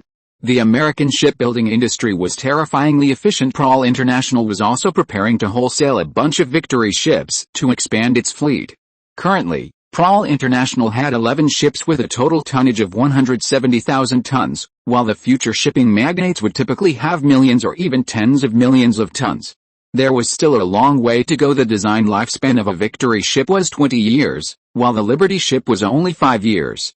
St. Hesse intended to acquire a few more, and preferably obtain the production technology as well. In 1946, the United States established a War Assets Administration, headed by Major General L.B. Leland Bradley, Tony John, who had full authority to handle these surplus materials worth tens of billions of dollars without needing to seek instructions or report. He handled approximately $36 million worth of military surplus materials every day, and nearly $1 billion worth of various goods were crossed off his list in red ink each month. Selling within the United States alone couldn't fully absorb these high-end scraps, so business was conducted worldwide. Brazil at least bought a production line for braiding ropes for the Navy.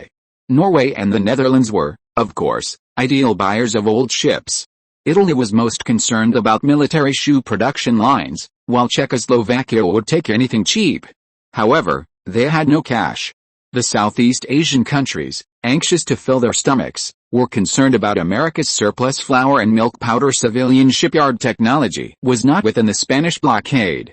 Moreover, even if there was a blockade, it could be smuggled through a third country. There were always more solutions than problems. Now, Saint Hessa had saved a lot of foreign exchange reserves that he couldn't spend, so he could buy like crazy. The civilian shipbuilding industry was still in the early stages of a boom, or to put it bluntly, a period of high accident rates. It was suitable for recruiting talent and purchasing various shipbuilding equipment. World War II was a major boom for shipbuilding worldwide. It was like the rehearsal of daily package delivery before the peak of Double 11 in later generations. No one could have imagined that the market could explode so enormously, or that the post-colonial countries could develop so astonishingly. Many industrial companies were either going bankrupt or transforming. The current overcapacity was still affecting them. Many people believe that it would be at least 30 years before the transportation scale could exceed that of World War II. Therefore, many countries were pessimistic about the surplus shipyards. Even France was nationalizing shipyards to avoid the decline of the shipbuilding industry. This gave Saint Hessa an opportunity. The world was changing too fast. The global shipping industry's overcapacity was also making the operation of shipbuilding industries in various countries even worse. Moreover, shipbuilding technology wasn't considered too high-end. After all, it wasn't a high-precision industry. The Germania-Werft shipyard in Kiel was dismantled by the Allied forces after World War II, and now only ruins of scrap metal remained. The 7 major shipyards of Nazi Germany were basically scattered after World War II, lacking both ordinary workers and talent. Moreover, Saint Hessa, who now had some strength, began to prepare for going to the United States. Ryan Armaments needed further development. The same was true for Ryan Industries. He wanted to build a more combat-effective smuggling group. There were still a lot of American World War II materials stored in American warehouses 2 years ago. He didn't have enough strength or channels. Now was the perfect opportunity. The United States still had a lot of World War II materials left, most of which couldn't be sold, like tanks being converted into tractors. There were also various ships that hadn't been sold yet. Saint Hessa was scammed by the Americans once last year, and now he planned to get revenge. Saint Hessa wanted to have his own powerful shipyard, which could also greatly promote the development of the La Plata steel plant. In December 1950, the U.S. government invited the governments of Brazil, Chile, Colombia, Cuba, Ecuador, Mexico, and Peru to negotiate in order to sign bilateral agreements on military assistance and labor related to U.S. assistance, making many Latin American countries the U.S.'s military backyard. In fact, the United States successively established 434 military bases in Mexico, Peru, Ecuador, Chile, Brazil, Uruguay, and other Latin American countries, and established a defense council in Latin America. Through these bilateral agreements, the United States had the right to supervise these aids, thereby controlling the armed forces of these countries. In addition, bilateral agreements also enabled the United States to occupy important strategic positions in Latin America and establish military bases within some Latin American countries. In fact, the United States was in Mexico. The United States' attempt to militarily control Latin American countries was opposed by the people of various Latin American countries under the pressure of popular protests. The Mexican government, which was adjacent to the United States, officially refused to sign a military agreement with the United States in February 1952. Guatemala, Argentina, and other countries also refused to conclude military agreements. The Argentinians had now become a thorn in the side of the Americans again. Saint Hessa was certainly not afraid of the Americans. He planned to scam them in the United States through these bilateral agreements. The United States had the right to supervise these aids, thereby controlling the armed forces of these countries. In addition, bilateral agreements also enabled the United States to occupy important strategic positions in Latin America and establish military bases within some Latin American countries. In fact, the United States was in Mexico after visiting some American chemical companies. Saint Tessa realized that his efforts in the chemical industry were too few, and he had been involved in many chemical industries even though he had the Maria Plastics petrochemical plant, the Rhine explosives factory acquired with the first foreign exchange, and the Rhine fertilizer plant invested heavily in the first place. He had not accomplished much in the chemical industry, and they were quite scattered, without forming a synergy. Moreover, the Rhine brand had been overused. Even though Rhine's first factory was the Rhine explosives factory, the most famous one now was Rhine Armaments. He was even considering changing the name of Rhine Industries to something more suitable. Therefore, continuing to use the Rhine brand was not conducive to subsequent brand building. He simply removed a syllable from Maria and thought of the famous Mayan culture of the Indians, and came up with a new brand, Maya Chemical, to integrate several chemical-related industries. Now that Rhine Industries had the tractor and motorcycle industries, it was no longer appropriate to confuse it with Rhine Armaments, so he planned to change it to Rhine Motors Company. If you're listening to this novel on a channel other than Fanfic World, it means they downloaded and uploaded it without effort. We cordially invite you to visit our channel, Mundo Fanfic Novelis. There you'll find the original version of this story, and you can explore many other novels of various genres. We're waiting for you to immerse yourself in a world of incredible novels. Chapter 136. Let Brazil reject U.S. military presence. The Americans have been planning to comprehensively build military bases in Latin America for the past year or two. This matter has been tacitly approved and handled discreetly by the Brazilian leadership. However, Saint Tessa would never give them his tacit approval. What he wants to do is to completely expose this matter, making things difficult for both the Brazilians and the Americans, but it has to be done discreetly, so that not too many people find out. Ideally, the Brazilians should discover it themselves, and then gradually and spontaneously launch a movement from below. Ultimately, the Brazilian government will be mired in a public opinion crisis of selling out the country. This is in line with Argentina's interests. A powerful neighbor who completely relies on the United States would keep Saint Tessa up at night. This country has great potential, despite its various minor problems. If this is not done, Argentina will become a complete scapegoat. Argentina is the first major Latin American country to refuse the stationing of American troops. Mexico is only the second. Now and in the future, Brazil will be strongly pro-American. The Argentine presidential palace is also preparing to be pro-American, but is somewhat reluctant to lose face, and is only contacting the Americans secretly. For any country that seeks to ensure its sovereignty and integrity, the stationing of troops represents giving away sovereignty and becoming a country controlled by others. Even if Perón wanted to sell out the country, he would not allow American troops to be stationed unless you want to completely give up. Many European countries in later generations could not resist this temptation, including Spain and Italy. Germany had no choice. Even the United Kingdom in later generations has American bases. Only France refused American military bases and led the European community. This is also the reason why France's military strength in later generations can still rank fourth among the five major powers. The integrity of a country's sovereignty inevitably means the integrity of its military sovereignty. Many countries are willing to be dogs for the Americans because there are great benefits to be gained. Argentina does not want to be such a country, and neither can Brazil. Otherwise, Argentina will never be able to revive again. They just want to abolish these two major South American countries. Mexico is too deeply involved, and even if they resist, it will be extremely limited. Argentina's own national strength, as an agricultural and semi-industrialized country, cannot resist American infiltration. Then, what about adding Brazil and even Chile? Perhaps it is possible, at least to make superficial shows of support and reap a wave of plastic friendships. Countries like Uruguay, as Argentina's traditional brotherly nation, must also be under Argentina's watch and cannot have American troops stationed there. If things continue like this, Argentina will be finished sooner or later. The future South American Big Three, ABC, Argentina, Brazil, Chile, can completely complement each other. In later generations, they also formed the Southern Common Market, a loose alliance, under the leadership of the Americans. Currently, Brazil is the strongest among the three countries, followed by Argentina, and Chile is the weakest. Among them, Chile has almost been completely infiltrated by the Americans now.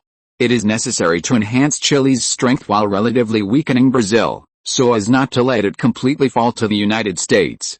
Now is the best opportunity. The Americans are about to take over from the French in fighting the Vietnam War.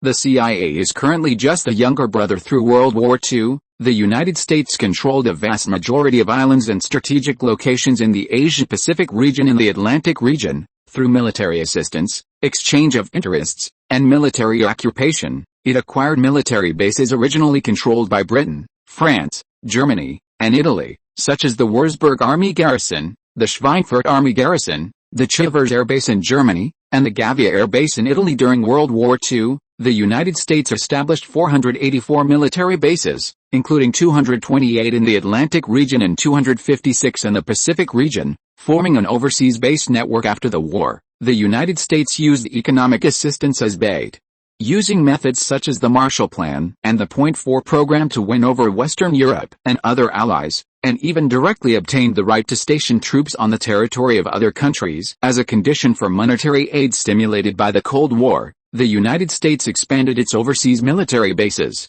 Under the pretext of common security, it signed multilateral and bilateral military agreements with many countries. In about 7 or 8 years, the United States successively signed multilateral and bilateral military treaties with more than 40 countries, establishing military alliances, and also obtained a large number of military bases in Europe and the Far East. When preparing to end the Korean War in 1952, the U.S. military had more than 600 overseas bases. May 1, Cohen consulting firm SYNOPSIS convened a Falcon Bureau meeting, attended by a group of corps members such as Guerrero, Maria Toundug, and Booth Andrew. Guerrero: "This matter will be handled by your Falcon Bureau. Prairie International will also provide you with cover. The matter must be kept low-key and hidden, and our tracks must be erased completely. The Falcon Bureau in Brazil is not the same as in Argentina. If this is not handled well, it will become an international incident. It must be very, very low-key, and the Brazilian government also has intelligence agencies, so we must be cautious beyond cautious. Although the Americans are powerful, they are not invincible. We need to use some small tricks to create a public opinion war among the Brazilian people. The basic idea is to be a major country with its own sovereignty. The Americas are not the Americas of the Americans. This is the general idea. SYNOPSIS philosophy is like this. Now the United States and the Soviet Union have taken over the global hegemony from Britain and are dismantling the British and French colonial systems. In fact, their energy is limited. Now it is entirely possible to do something to prevent their backyard from being so smooth. It is still possible to do it. Yes, boss, we will do our best to do this and prevent the Americans from controlling Brazil. Let the backyard of Latin America catch fire. Mexico is experiencing large-scale anti-American troop stationing demonstrations. It is also necessary for the Brazilians to get involved. The Americans cannot do 10 things at once. They want African interests, Middle Eastern interests, East Asian interests, Southeast Asian interests, American interests, and Western European interests. It is impossible to let them be so smooth. I'll add some ideas. That is, unless the Brazilians split, they will never be able to be dogs for the Americans and live well. We must shatter their illusions. The next step for the Americans is to dismember Brazil. This is for the upper echelons of Brazil. There are 3 major theories: Brazil's betrayal of the country, Brazil's dismemberment, and Brazil's threat. This is the information. Take a look. Brazil is too big, and it does have a tendency to split. A split Brazil is actually not in the interests of the Americans, but SYNOPSIS intends to develop public opinion in this direction, especially in the 3 southern states, which do want to be independent. This idea is for the upper echelons of Brazil. The propaganda for the lower classes is Brazil's betrayal of the country. The propaganda for the upper echelons is the American dismemberment of Brazil, and there is also an American lobbying effort for the Brazilian threat theory. But SYNOPSIS has not been involved in the American public opinion environment and still needs follow-up efforts. Perhaps it can be involved when Pukins goes to the United States. The Americans can't be so awesome. We South Americans must also resist and not be dogs of the Americans, or dogs that are slaughtered at any time. In later generations, it was because there was almost no turmoil in the Americas that they directly conquered the Americas.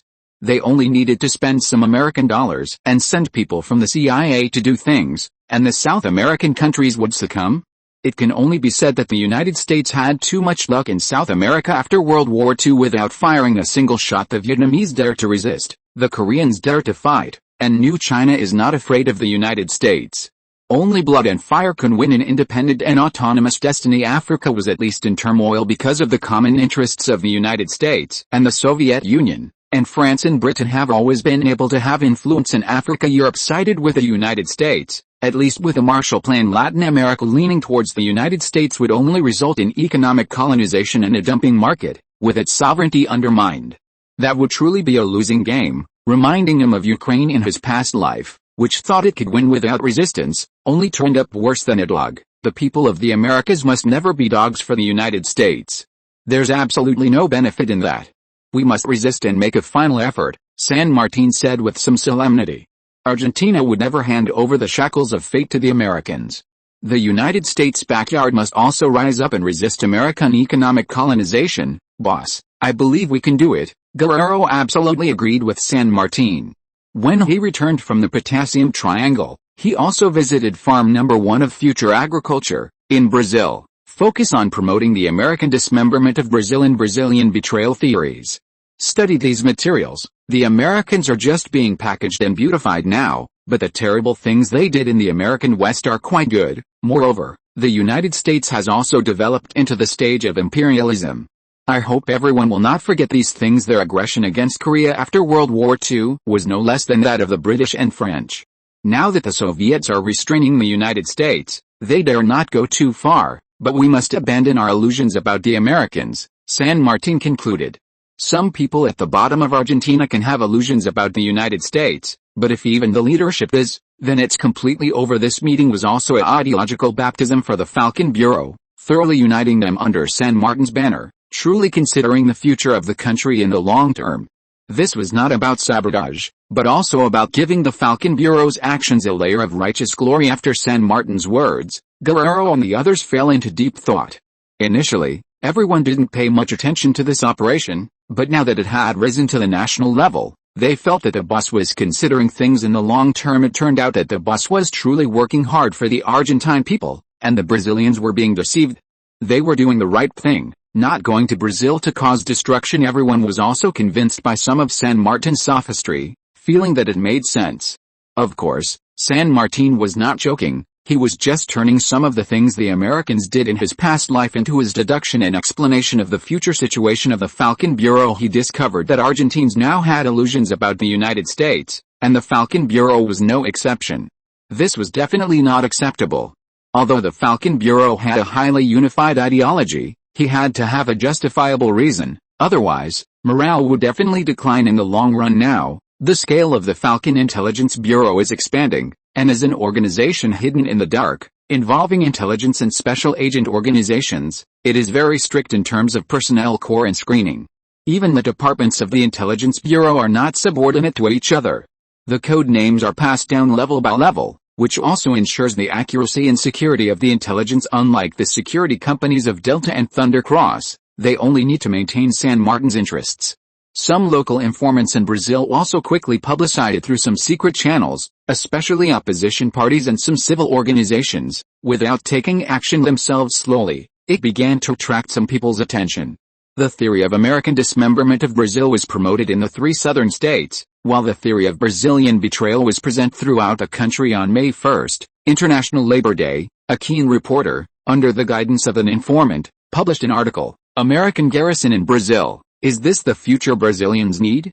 It was published in a small tabloid, and this article objectively introduced the news of the American garrison in Brazil and the establishment of military bases, causing the sales of this small tabloid to soar and spread rapidly. The opposition party newspaper of the Labour Party and domestic newspapers began to serialize it, further expanding its influence. Soon, the University of Rio de Janeiro also began to discuss the possibility of American neocolonialism in the Brazilian economy, and the University of São Paulo followed suit. Leak. Dismembering Brazil into 19 countries, the American-Brazilian disintegration plan is exposed. This article, in the style of an American plan, began to spread among the Brazilian people. Mixing the false with the true, the influence gradually expanded. Soon, all kinds of newspapers with sensational headlines began to frantically attack the Vargas presidential palace in Brazil. Mexico rejects American garrison. Brazil should also say no. Even worse than the Argentines, refuse the American garrison, starting with me, the sold-out Brazilians. How the president is walking towards betrayal step by step. Learned from the Argentines. American troops get out of Brazil. Don't be a colony. Start with me. San Martin looked at these Brazilian newspapers, and things were changing. On May 5, bankrupt Brazilian workers organized an uprising, and conflicts began to occur. On May 6, the Brazilian army began to intervene, and the Brazilian public opinion event was greatly impacted. On May 8, Brazilians organized demonstrations against the American garrison. On May 24, the Brazilian government declared that it refused the American garrison. The Brazilians achieved a phased victory. While San Martin was continuing his layout, he once again became a hands-off shopkeeper, began to worry about his studies, as well as the integrated development of the new Argentina newspaper, and also kept an eye on the Future Cup, which had entered the top 4 and was preparing to compete for the championship. Thunder Mining was invited by the new Bolivian government to enter Bolivia's mining production. The news of the Bolivian coup also caused a sensation at home and abroad.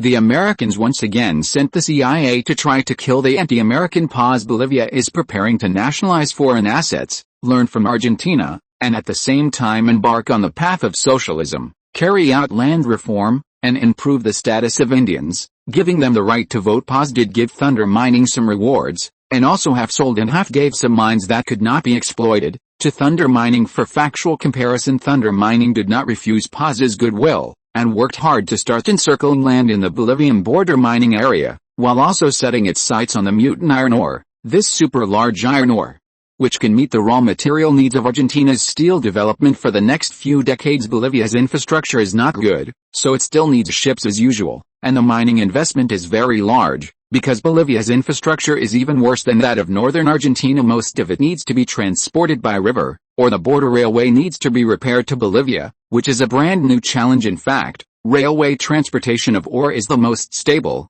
and the time and speed are guaranteed in all aspects, but the investment is very large. Chapter 137, Planning for the Post-Truman Era.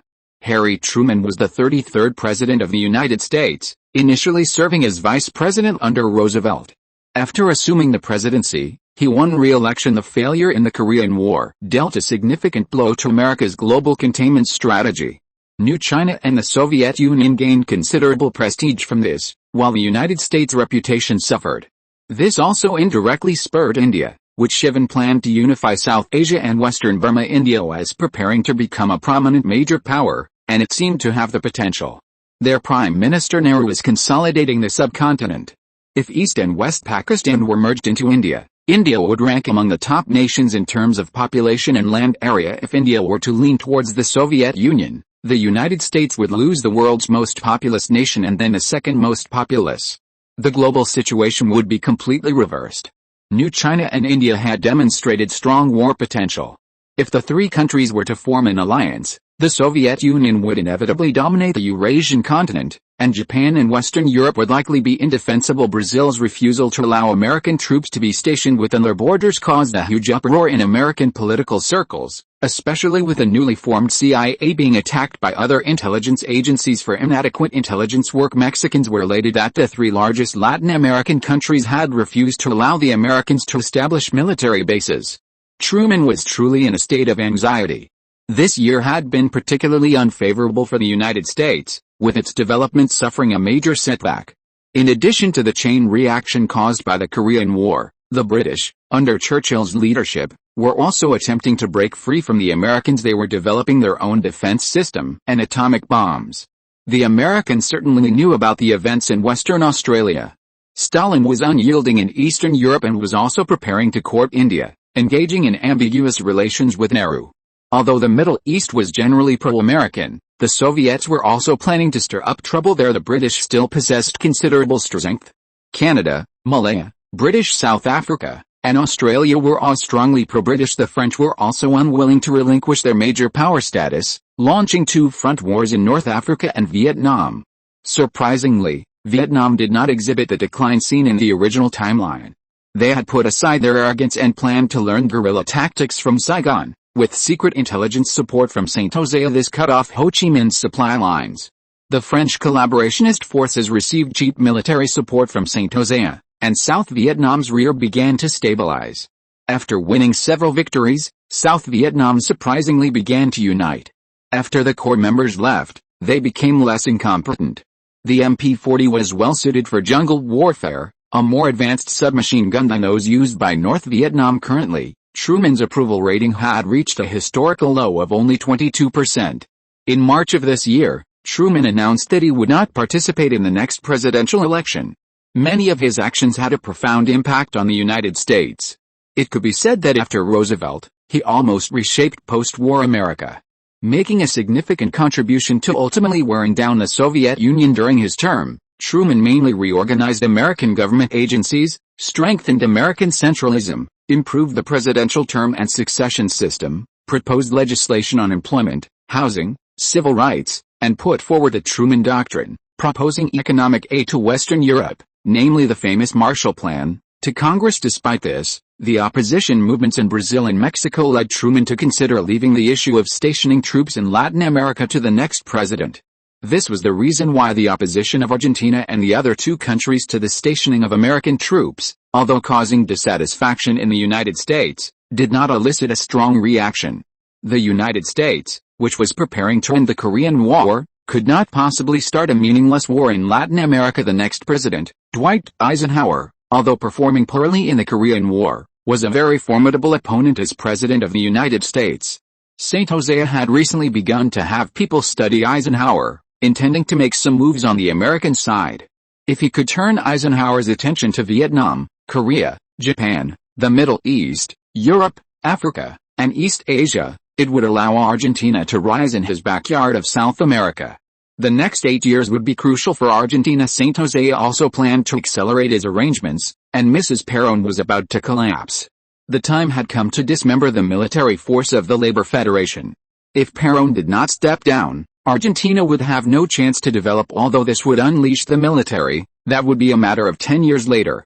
The mad dog could be turned into a loyal dog, but Perón could not fundamentally change Argentina. The Argentinians had already given him a chance.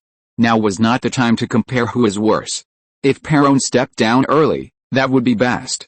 It would be best if the military and Perón were both severely weakened, and the military would not become so uncontrollable. The radical civic union could also become stronger.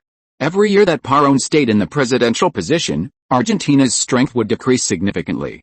In 3 years, it was estimated that it would be completely hopeless. Even with new tariffs to extend its life, no matter who became president of Argentina at that time, they would only be able to completely rely on the Americans due to financial exhaustion. This statement from Brazil also caused some chain reactions in other Latin American countries. The Paraguayan authorities directly rejected the entry of American troops. This was already a certainty. St. José did not pay much attention to Paraguay.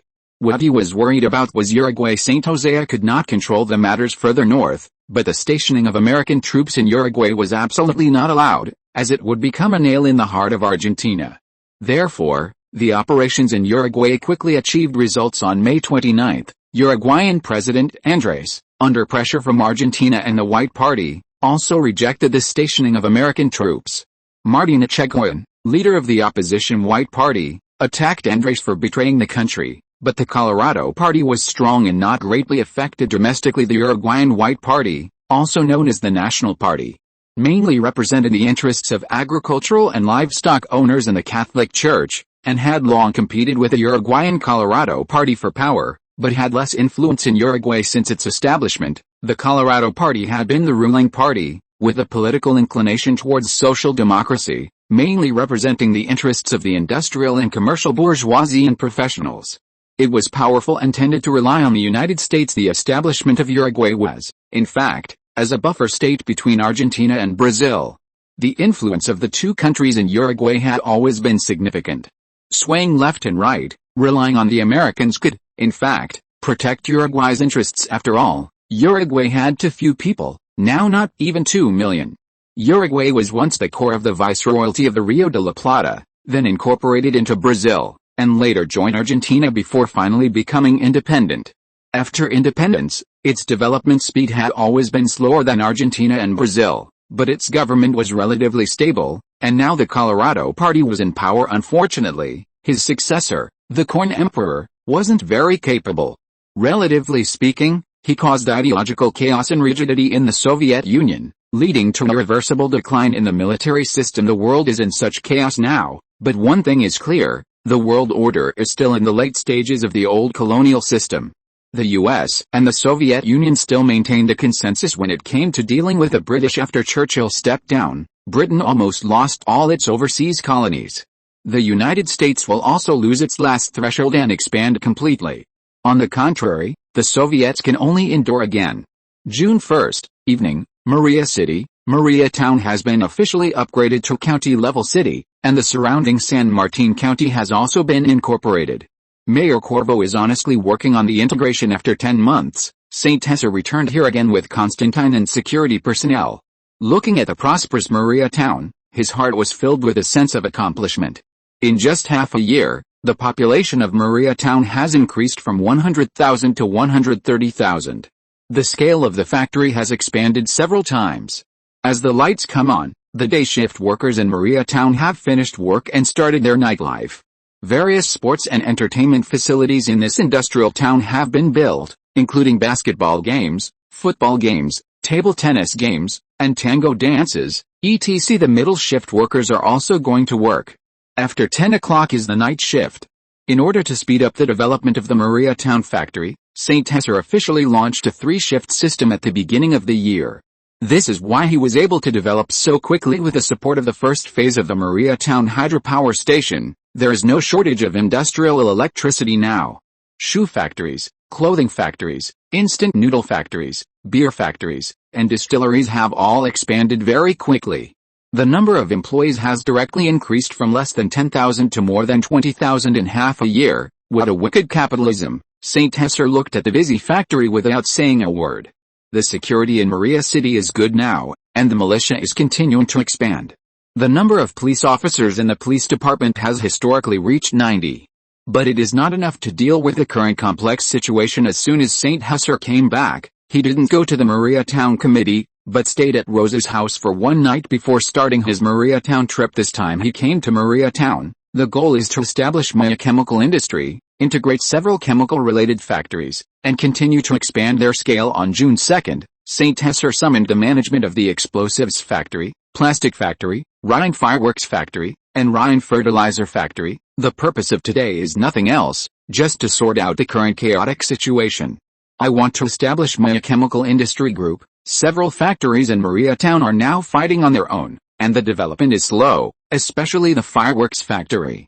He plans to transfer it out. It's better to focus on a few things.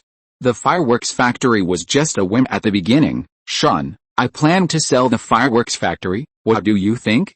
St. Tessa stopped and asked Sean. This is his plan. Fireworks are just a niche market, and it is not appropriate to waste too much labor, even if they can create patterns. I think it's okay. The fireworks factory's profits are getting lower and lower, and it takes up the space of the workers in the explosives factory. The fireworks factory is indeed not very good. It is better to honestly engage in chemical industries such as explosives and fertilizers. Well, I will find suitable partners recently and sell them. In the future, we will concentrate on cultivating chemical factories. St. Tessa made a final decision and announced the establishment of a chemical industry on the spot. The construction cost of the plastic factory has not been paid off. We can not only produce fertilizers, but also produce pesticides, and develop the entire industry. We must turn the plastic chemical factory into a true comprehensive factory. Yes, boss, we need to cooperate more with the National Petroleum Corporation. It would be a waste to only produce plastics in a plastic petrochemical plant.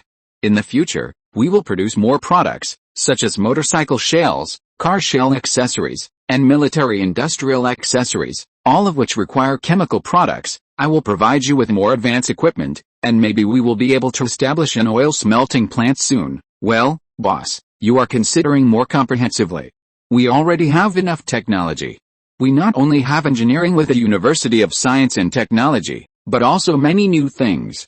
Many engineering plastics and soft plastics have been developed, and people have developed a lot of them. Sean is temporarily the general manager of Maya Chemical Industry. In case of emergency, he can handle it first. Maya Chemical Industry is the first step in the chemical industry and also serves the future agriculture of Argentina. Maya Chemical Industry also serves the petrochemical industry and is also the future development direction. Yes, boss, I will continue to work hard. Sean is finally much more mature now, and many of the things he does are indeed conducive to development, which can be regarded as what everyone expects. The two most important factories of Maya Chemical Industry now are the plastic factory and the fertilizer factory. In the future, we will also build pesticide factories, chemical factories, etc. which also require a lot of money. The industries that St. Husser is involved in now are actually not too many. The things that Saint does in the United States cannot be seen in the light, and it can only be said that it is indeed more cruel, and it is used to make money. The steel plant will take at least 1 or 2 years to build, and the motorcycle and tractor plants will be completed by the end of the year at the earliest. Now St. Husser is addicted to farming and cannot extricate himself.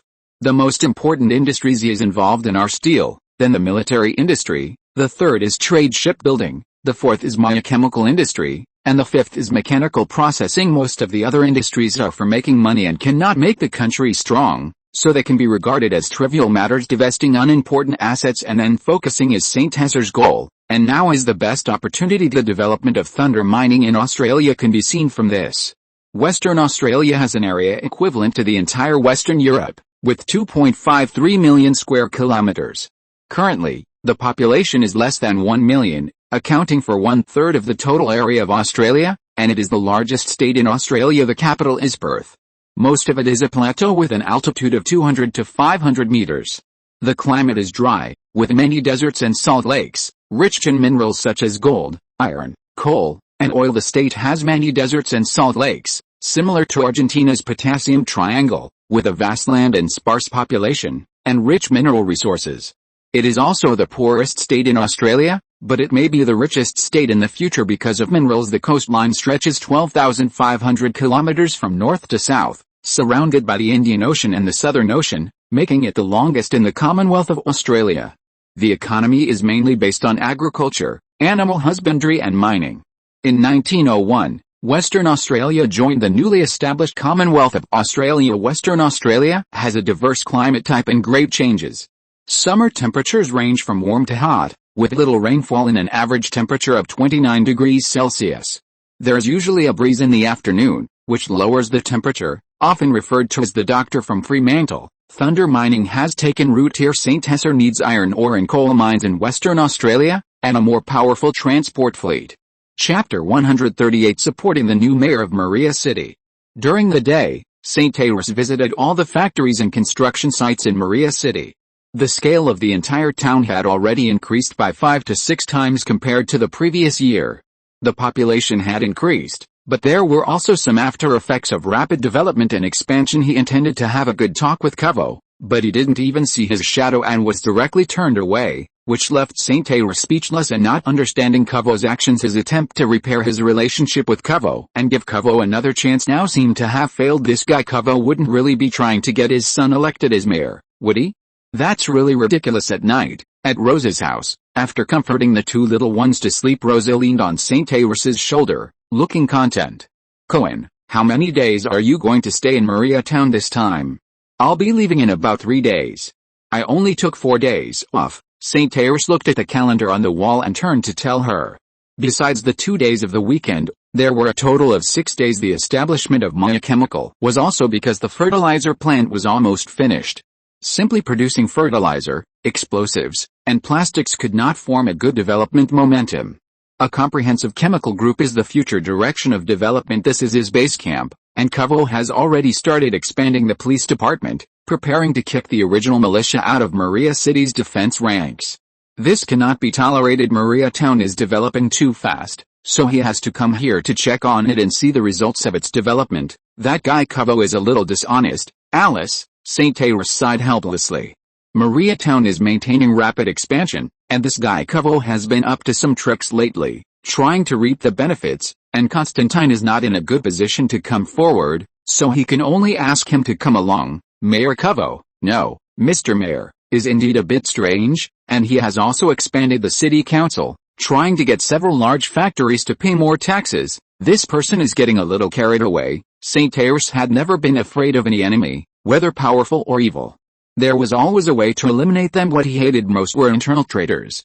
In his opinion, Covo had already betrayed this principle whether in love or in business. This was one of his bottom lines. He could even forgive those enemies who wanted to put him to death, as long as they didn't infringe on his interests, but he could never forgive those traitors who betrayed him. From his treatment of Rooney of the Bird Brotherhood and the traitor crews, one could see some of his principles. The Bird Brotherhood was just offending him, and he had even heard of ridiculous bounties, which he dismissed with a smile, only using legal means to destroy them, unless there was a life-threatening threat to him. He rarely personally executed enemies for the former trader crews. He was already merciful enough. According to his principles, this kind of person should be shot directly, rather than sent to South Africa to mine, although there was almost no possibility of survival because enemies are either working for their own masters or forced to do so, but traitors are definitely ambitious people who can betray even relatives and friends, people who can even harm their loved ones. Their ruthlessness is definitely beyond your imagination. Countless historical events have proven that these people who have betrayed are the greatest and most hateful enemies. The things he's been doing lately are indeed a bit too much. If it really doesn't work out, let him step down. He's been mayor for so many years, that's enough. As for General Thompson's opinion, it's just that, a fallen household, not knowing when to stop and still reaching out. Rosa, what do you think about letting Cross be the mayor? St. Ayres hugged Rosa, who was in front of the dressing table, and whispered in her ear Cross was his first factory director, and his ability was considered okay. He had also been in Kuhn province for more than 10 years, and he had done a good job in the Maria Committee. Under his leadership, the beverage factory had done a decent job. He had also considered finding someone outside to cooperate, but in the end, his own people were still better to use, and they were not necessarily reliable. He needed enough of a team. As for qualifications, he could arrange to join the Radical Party, directly run for a seat on the town council, and then campaign for votes. I'd rather not express my opinion on this, Rosa thought seriously for a moment, feeling that she was not suitable to express her opinion on this matter. Although it concerned the development of Maria Town, she was only related to St. Ayres. Well, I'll discuss this matter with Constantine. He was still very reassured about Rosa. Rosa's performance was also good. The two of them took what they needed from each other, but he wouldn't blindly trust her. He had also placed many trusted agents of the Falcon Bureau in the finance department. Every bill was reviewed many times. It could be said that the entire finance center had made great contributions to the development of so many industries and factories. If there were only a few people who could be completely trusted, it would only be some core members of the Falcon Bureau, which was also a relatively difficult place. The Falcon Bureau had developed so quickly, and it was not that there had never been traitors, but as long as they showed it, they were basically cleaned up by Guerrero. As for their fate, most of them were completely and thoroughly destroyed humanely. Okay, Cohen, it's too late. Let's go to sleep. Rosa put out St. Ayres' cigarette, made the bed, and pulled St. Ayres to lie down beside the bed. Yeah, it's really a bit late, St. Ayres chuckled softly. He could have the final say on the affairs of Maria Town. This guy Covo didn't know what was good for him, so he could only be replaced. Even if he had contributed to him in the past, this kind of small town had already been completely infiltrated by him. And with Constantine, he could simply let him serve as the director of the police department. Maria Town really needed further reform, but it needed to be led by him, St. Ayres, not this old guy Covo. He had a lot of evidence of Covo's malfeasance in Maria Town. The next day, at the headquarters of Pullery Food Company, boss, you're looking for me? Cross knocked on the door and entered the office, still acting as if it was the first time they had met, with strong execution. Cross, are you interested in being the mayor of Maria Town? No, the city lord? St. Ayres asked Cross to sit in front of him, stared into his eyes, and said a word. Boss, are you talking about this Maria Town? Cross seemed a little surprised. He had never thought about being the mayor. Yes, first be a councillor or directly run for mayor. I can help you with everything, St. Ayres said confidently. Boss, what do you want me to do? Cross thought for a moment. Being the mayor seemed good. There was nothing that the boss wanted to do that he couldn't do. First, resign from the factory. No, I'll fire you. Then I'll organize a campaign team for you. Do you have any financial problems? I'll give you 20 years of severance pay, and then prepare fully for next month's election. Cross was young and strong, with rich factory management experience, lacking at least in governance. His opponent in this election should only be Covo. There were not many noteworthy figures in Maria Town itself. It was just a small, dilapidated town before. What about family matters? Are there any problems? Are there any criminal records? Write out all the advantages of your professional career, and I'll arrange it. Yes, boss. Cross had absolute trust in St. Ayres and agreed without hesitation. If it were a normal company, it would be an event to directly drive away the factory elders to consolidate power. Start by changing this title. In the future, call me Mr. St. Ayres, or Cohen will do. Yes, boss. No. Yes, Mr. St. Ayres. Very good, Very energetic. I hope to see you next time as Mayor Cross. Okay, Cohen. Watching Cross quickly get into character, St. Ayres asked him to go through the resignation procedures and asked the finance department to give him 20 years of salary as economic compensation. This caused an uproar in the Pullery factory. The employees were discussing whether the boss was killing the donkey after it had done its work. People's hearts were a little turbulent, and he would definitely not let go of this opportunity. St. Ayres had Cross give a resignation speech at the factory in Mariatown, which was essentially a campaign show. St. Ayres also prepared the speech. The Purley factory employed many local residents to take care of the people of San Martin County, which translated into votes. The campaigning started now. Cross was a good speaker, as proven when he sold plastic bottle technology in the United States. Hello, everyone. I'm Cross, and you could say I'm employee number 2 at the Purley factory. Some of you may be wondering if my sudden resignation today means the boss is planning to lay off senior employees. I can say definitively that's not the case. Mr. St. Ayres, our boss at Purley, is the best boss I've ever had. He has great vision. Today, he said to me, "Hey, Cross, do you want to sell sugar water your whole life? You're 45 years old." I thought about it, and it seemed like it. But I love selling sugar water. I think our Mirinda soda is the best sugar water in the world. We already have 17 flavors, plus all sorts of new ones. This year, we also have iced red tea, Andean milk tea flavor, and coffee flavor. Isn't this the best job in the world, creating happiness for our customers every day? The boss told me, no, that's not it. Selling sugar water is great, but there's an even better job for you. I thought about it. I've had over a dozen jobs in my life, and I'm most satisfied at the Purley factory. Do you all think it's good to work at the Purley factory? Cross suddenly asked loudly. It's great. We love it. The boss, Mr. St. Ayres, told me no, that there's an even more important job in Mariatown for me.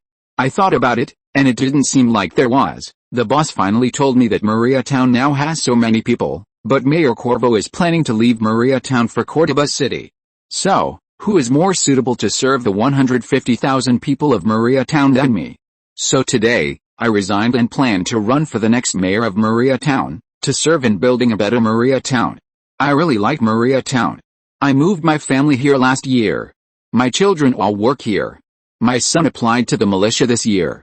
I hope the future of Mariatown is a better future. Cross usually wears a suit and tie, but during the most passionate part of his speech, he threw his tie off the stage, symbolizing his farewell to the past. I used to get up at 6 a.m. every day, 40 minutes earlier than all the other employees. I think Mariatown really needs a younger, more capable mayor. We need better benefits, better housing, and bigger parks and hospitals. I hope everyone will support me as before. I want to be the next mayor of Mariatown. The speech lasted 50 minutes and ended in a roaring ovation. St. Ayres turned the resignation speech into a campaign speech. He had already lost confidence in Corvo. As for Corvo's son becoming the next mayor? Impossible. Also, the layoffs in the militia and the haphazard reforms all violated St. Ayres' interests, so he wouldn't be polite. Yesterday morning, he was even turned away. Corvo didn't even want to see him. Such a person was better off gone. Even sending him in would be considered merciful, but tearing off all pretense was too much and broke the rules a bit. He hoped it wouldn't come to that. If it really did, the Radical Party wouldn't agree. This speech by Cross wasn't perfect, and even a bit rushed, but the result was actually not bad. St. Ayres pulled a few elites from the Falcon Agency and also found Keynes Thomas, the head of the Radical Party in Cordoba City. Mr. Keynes, the specific situation is like this. I need the support of the Radical Party. In return, Cross will be a member of the Radical Party. Okay, we can provide some help. The faster Maria develops, the better. The Radical Party also needed fresh blood. Cohen was General Thompson's man and in the Radical Party's propaganda department. It would be great to take another large economic town. As for Corvo, anyone can tell he's no good. He wants to run for mayor of Cordoba City? What a joke. As for him and General Thompson being classmates, that's hilarious.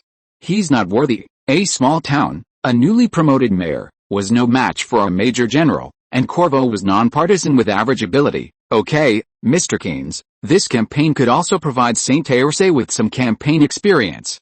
These people participating in the campaign would be St. Ayres' campaign team in the future regardless of whether St. Ayres would be a councillor, mayor, or something else in the future, it was always good to make more contacts. Cohen, come to my house for dinner after work tonight? This is my address, with pleasure. Then I'll be intruding. Okay, it's really a bit busy. Keynes nodded. St. Ayrsay was not only someone Commander Thompson favored, but also a somewhat famous rising star in the Radical Party.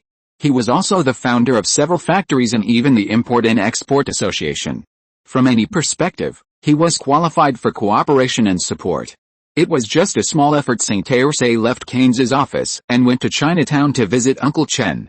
Only to find that Uncle Chen had passed away a few days ago due to cerebral hemorrhage from high blood pressure. St. Ayrsay was a little surprised. Uncle Chen was only in his 50s, not even 60 yet. This was outrageous. Cohen, don't be sad. My dad lived long enough. 3 generations under one roof, he lived a long life. And he was very happy before he died.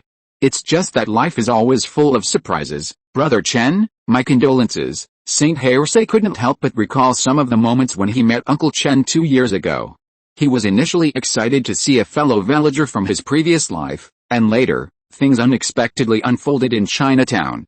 The clothing and footwear industry was an industry he entered into opportunistically, and the overall profit was actually not bad. Then I'll leave now. St. Ayrsay left a red envelope before backing away. People have misfortune and fortune. You never know which comes first, accidents or tomorrow. Uncle Chen was such a healthy and strong person, but high blood pressure and a cerebral hemorrhage took him away. Uncle Chen worked too hard because his eldest and second sons had come to Argentina, so he worked even harder than before. He worked hard planting vegetables under the hot sun, and then took a cold shower at night, which ruptured a blood vessel in his brain.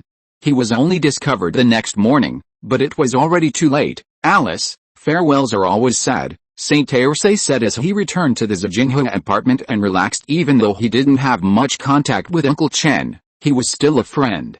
It's just a pity he left so quickly. At 6 p.m., St. Ayrsay arrived at Keynes's house and had a pleasant conversation. The Radical Party also settled the matter. Cohen, do you have a girlfriend? I have a pretty good younger cousin. Would you like me to introduce you? Mr. Keynes, I have a girlfriend, so there's no need for introductions. Okay, Cohen, in politics, a good wife is very important. Understood, Mr. Keynes. St. Ayrsay didn't return to the Zijinghua apartment until 8 or 9 o'clock in the evening. In Mariatown, Corvo was both surprised and angry about Cross running for mayor. St. Ayrsay, you bastard, you can never stop me. Corvo was indeed planning to reform the power structure of Mariatown and tried to disrupt the layout of several factories, so he was very dismissive of St. Ayrsay's actions. He planned to run for mayor of Cordoba City. He would just leave the small town of Maria for his son to try out. Little Corvo prevented him from receiving St. Ayrsay yesterday, and now there was no room for maneuver. Little Corvo never understood the example of the young St. Ayrsay. St. Ayrsay, do you think you can stop me by creating a newcomer? Corvo sneered. He just opened a few factories. Chapter 139 Argentina, Please Don, and Chapter X27, T Cry for Me. On June 4, 1952, a seriously ill Mrs. Paron insisted on attending her husband's second inauguration ceremony. She relied on a corset made of metal mesh to support her body, and it was clear that she was exhausted to the extreme. As a terminal cancer patient, she was thin, weak, losing weight, and had a sallow complexion, no longer resembling her former health. Just to avoid people seeing her in such a difficult state, she had a makeup artist give her a special makeover to make her look less thin and pale. In front of the Rose Palace, the Argentine people gathered in the Plaza de Mayo, with tens of thousands watching the inauguration ceremony and praying for Mrs. Paron. Mrs. Paron waved to them, which was also the last time Mrs. Paron saw the people of Argentina. Just returned to Buenos Aires, St. Ayrsay had no intention of attending the presidential inauguration ceremony. He felt it was a waste of time. He wasn't even invited to watch from the podium. Even if he was invited, he would disdain to attend. He only asked the Falcon Bureau to pay attention to Mrs. Paron's health and asked the New Argentine newspaper to hype it up more. He had spent the previous 2 days in Mariatown and K-City, where he established Maya Chemical Industry, which has already begun the integration phase and the next step of development, preparing to introduce a pesticide factory and further expand the scale of the fertilizer factory. As for that guy Cao, he would leave it to his subordinates to deal with. He was responsible for setting goals. He was too lazy to talk to Cao anymore. Anyway, if he really wanted to cause trouble, The Thunder Cross and the militia were not to be trifled with. Cross and Constantine have formed a new round of Maria City campaign team. Their goals are the mayor and the chief of police, and they have begun to influence the town council.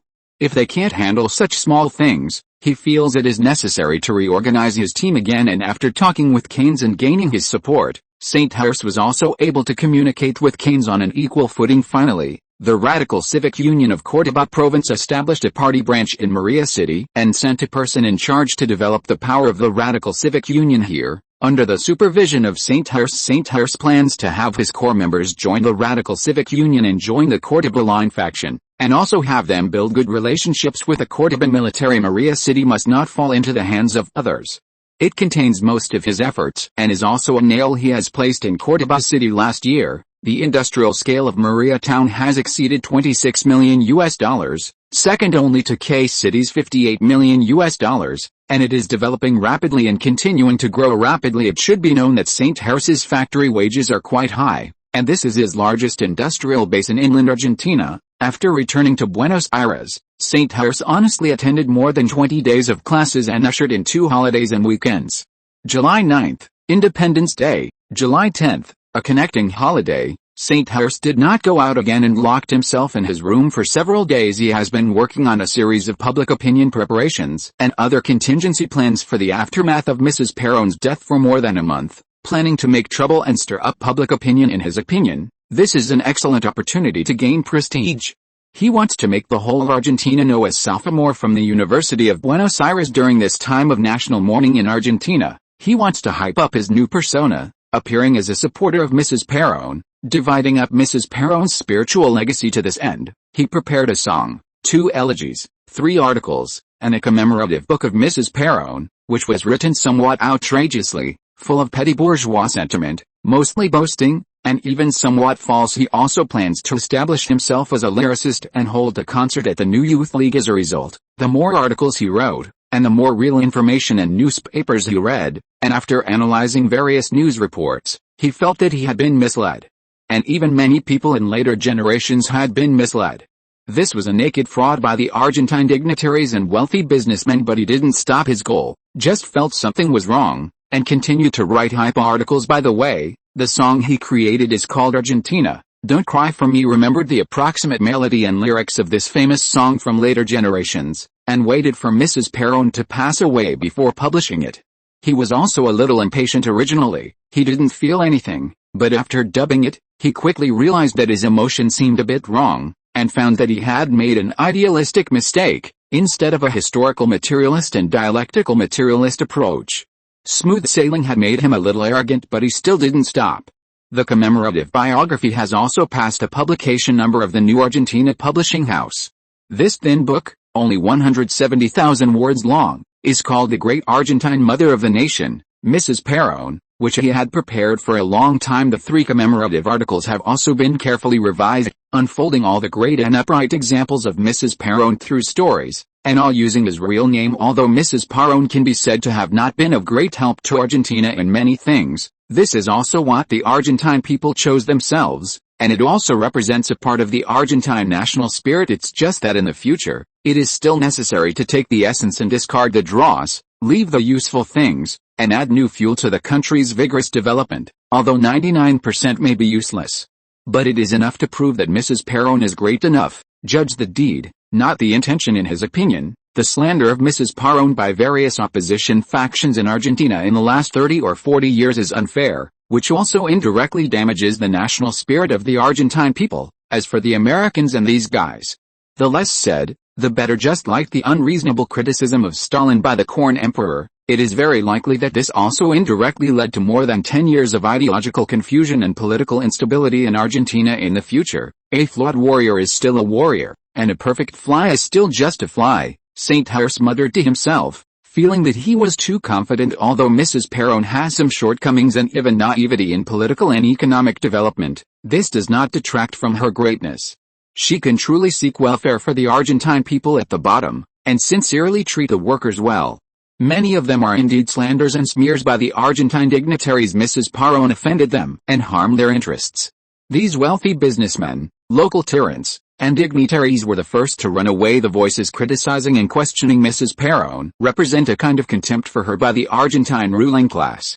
It can only be said that Mrs. Perón's tragedy is just a tragedy in Argentina's path to industrialization. She went to the capital at the age of 15, and only met Perón at the age of 25, so there were 10 years in between that were painful days. Moreover, this does not include the first 15 years, the poor days, the illegitimate child, the days that were always looked down upon. It's hard to imagine that even now, the Argentine elite still oppress the lower classes. The capitalists of the primitive accumulation era were filled with sin and bloodlust in every pore. The roar of steel behemoths heralded an era, and the tide of industrialization swept the globe, but beneath the facade of prosperity lay countless people living in iron cages and wronged souls who died at the posts. Capitalism brought wealth, but it also brought serious environmental problems and health crises. Tuberculosis, venereal diseases, and cholera became a true reflection of the times. In Great Britain during the Industrial Revolution, it was common for the wealthy to exploit the poor. British female workers and even female students often moonlighted as prostitutes. London was often called the city of fog and orphans. During the Industrial Revolution, 13,000 people died from air pollution in Britain each year, including 4,300 in London.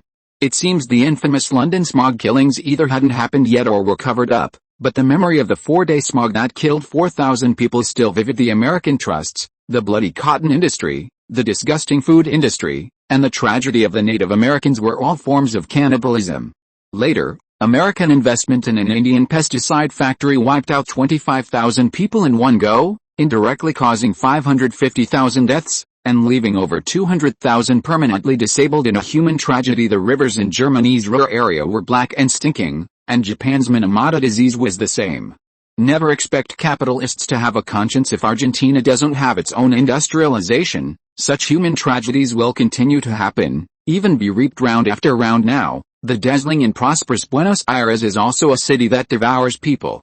Countless Argentine lower-class people die here every year. Some die from disease, some are murdered, some are trafficked, and some are enslaved, which is shocking. Eva Perón was once oppressed by the Argentine elite. Now, at a young age, she is suffering from cancer and doesn't have much time left. The Argentine elite are high above, and after Eva Perón passes away, these elites will have to lower their heads in mourning, which is ridiculous to think about. Eva Perón came from extreme poverty. She was a true Argentine from the bottom rungs of society. In the process of climbing upwards, she finally reached the top, but one leap downwards, without a parachute, and she was shattered to pieces. San José was inspired and wrote, incorporating his own struggles into it. Article after article was freshly produced, and San José was immersed in it amidst the clatter of the typewriter. San José even wanted to visit Eva Perón to witness the fall of a great soul untainted by the muck, but perhaps this will only be a permanent regret.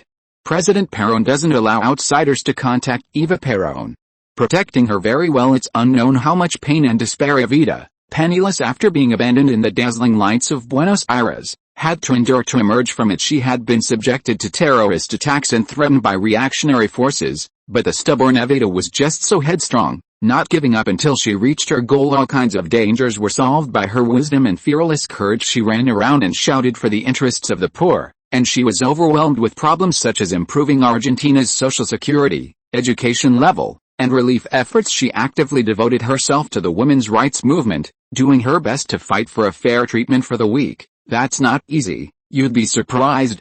When I try to explain how I feel, I still need your love, Argentina, don't cry for me. The truth is I never left you, even in my wildest days, I promised not to leave you. San José hummed the complete tune, unable to hold back tears. She is the savior in the eyes of the Argentine poor, a true goddess. Adversity cultivates the strong. No matter what means she used, San José liked Evita, liked her life like this, as short as a rainbow. San José regretted not taking a closer look at the presidential inauguration ceremony. He could only have the photographs sent over by the New Argentina newspaper in just a few days. San José's mood had also changed. He planned to give up using public opinion to promote and hype Eva Perón to increase his own reputation.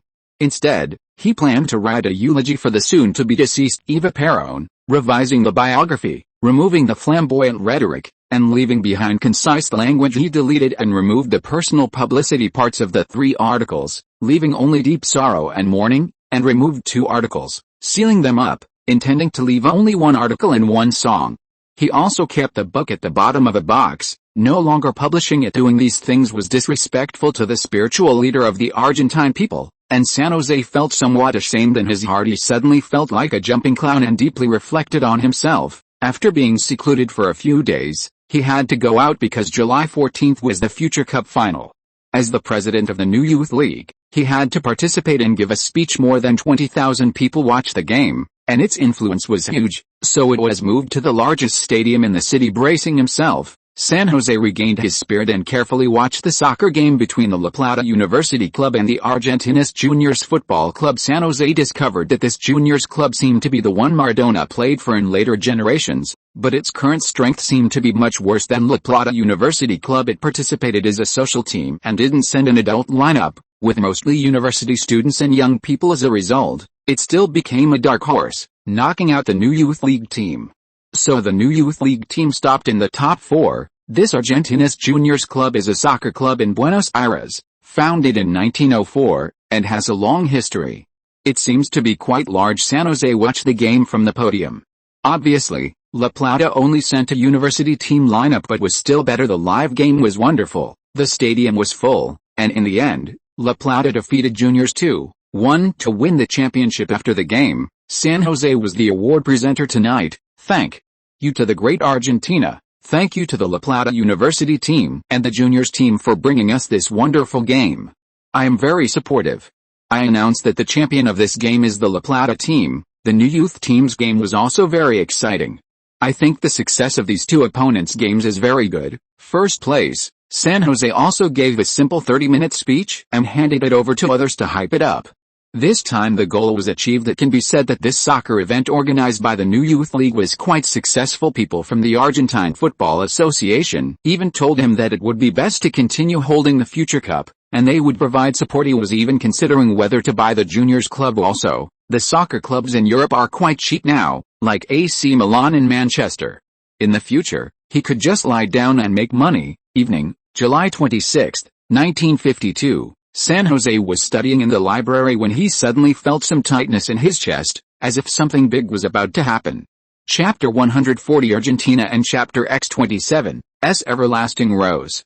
As he was leaving, Evita called Perón to her bedside, took his hand, and said, "I only shed tears when I'm sick in this life. Little skinny one can't hold on any longer. She's leaving." She gently whispered her last words to her husband, and then passed away. At 8:40 p.m., many students from the University of Buenos Aires were still studying in the school library, preparing for their final exams and the upcoming winter break. The atmosphere in the library was serene when suddenly, a dazzling white light flashed across the dark night sky outside the window. A clap of thunder followed, and it began to drizzle. Saint Tessa glanced at his watch, took out his umbrella from under the table, and planned to go home to continue studying. At that moment, an intelligence officer from the Falcon Bureau rushed over, soaked to the bone, and whispered in his ear, "Boss, just received news, Mrs. Perón has passed away." Upon hearing these words, Saint Tessa's face instantly turned pale. He leaned back in his chair, his eyes becoming vacant and unfocused. He tried to stand up, but felt weak all over, and could only sit quietly in the chair, looking lost. The rain outside suddenly intensified, and lightning flashed one after another, illuminating the entire sky, as if bidding farewell to the Argentine rose. The trees outside the window swayed and fluttered in the strong wind. "Go change your clothes first, take this umbrella, and then get Andrew moving," Saint Tessa instructed, handing the black umbrella to the intelligence officer. He forced a stiff smile, only to realize that he was in tears. "Yes, boss, take care of yourself. I'll have the Delta security guards come in to protect your safety. There are too many people in the inner city right now, it's very chaotic." The intelligence officer handed Saint Tessa a pistol. He usually didn't carry a gun to school, mainly because it was troublesome. "Don't worry, I'll be careful." Saint Tessa took the pistol and tucked it into his belt, not saying anything more, just sitting quietly. At 9 p.m., the announcer on Argentine national radio announced to the nation with a choked voice, "It is with a heavy heart that I inform you that Evita Perón, the soul of the nation, the spiritual leader of the people, passed away at 8:25 p.m. tonight." The students staying in the library quickly learned about Mrs. Perón's death through the school-wide broadcast, and they all stopped studying. People in the library covered their mouths, tears streaming down their faces. Some were silent and tearful, while others couldn't believe it, shaking their companions and loudly questioning if they had misheard, pulling their ears red. After confirming that they had not misheard, they burst into loud, heart-wrenching cries, and the sound of weeping in the entire library suddenly grew louder. Some who didn't believe it even wanted to organize themselves to check the real situation, and even planned to brave the rain to sit in vigil at the Casa Rosada. Saint Tessa supported himself on the table and barely stood up, looking at the chaotic students, shouting loudly not to panic. "Students, everyone calm down first. I am Saint Tessa Cohen, the president of the new Youth League. Please organize yourselves and listen to the school's arrangements first. It's raining heavily outside, and I believe Evita wouldn't want us to get sick either. Members of the new Youth League, everyone organize yourselves and stabilize the situation first. At least until the rain subsides a bit. It's very chaotic outside." Saint Tessa's words were very effective. The new Youth League in Saint Tessa had great prestige. He found more than a dozen members of the new Youth League on the spot to organize and calm the excited students, preventing them from doing anything rash. This was indeed a huge bad news. It was too dangerous to go out on the streets at night, and the intelligence officer had just said that the streets were chaotic, and the police department might have already lost control of the situation. The University of Buenos Aires was not far from the Casa Rosada, and it was likely to be impacted by the crowd under the organization of the new Youth League. The students in the library quickly became orderly. The University of Buenos Aires had more than one library, and Saint Tessa also asked the people from the new Youth League to stabilize the students, preventing them from being dispersed, and planned to escort them back tomorrow, as it was too easy for accidents to happen late at night. In just 1 hour, the obituary of Mrs. Perón had been sent to newspaper bureaus all over the country.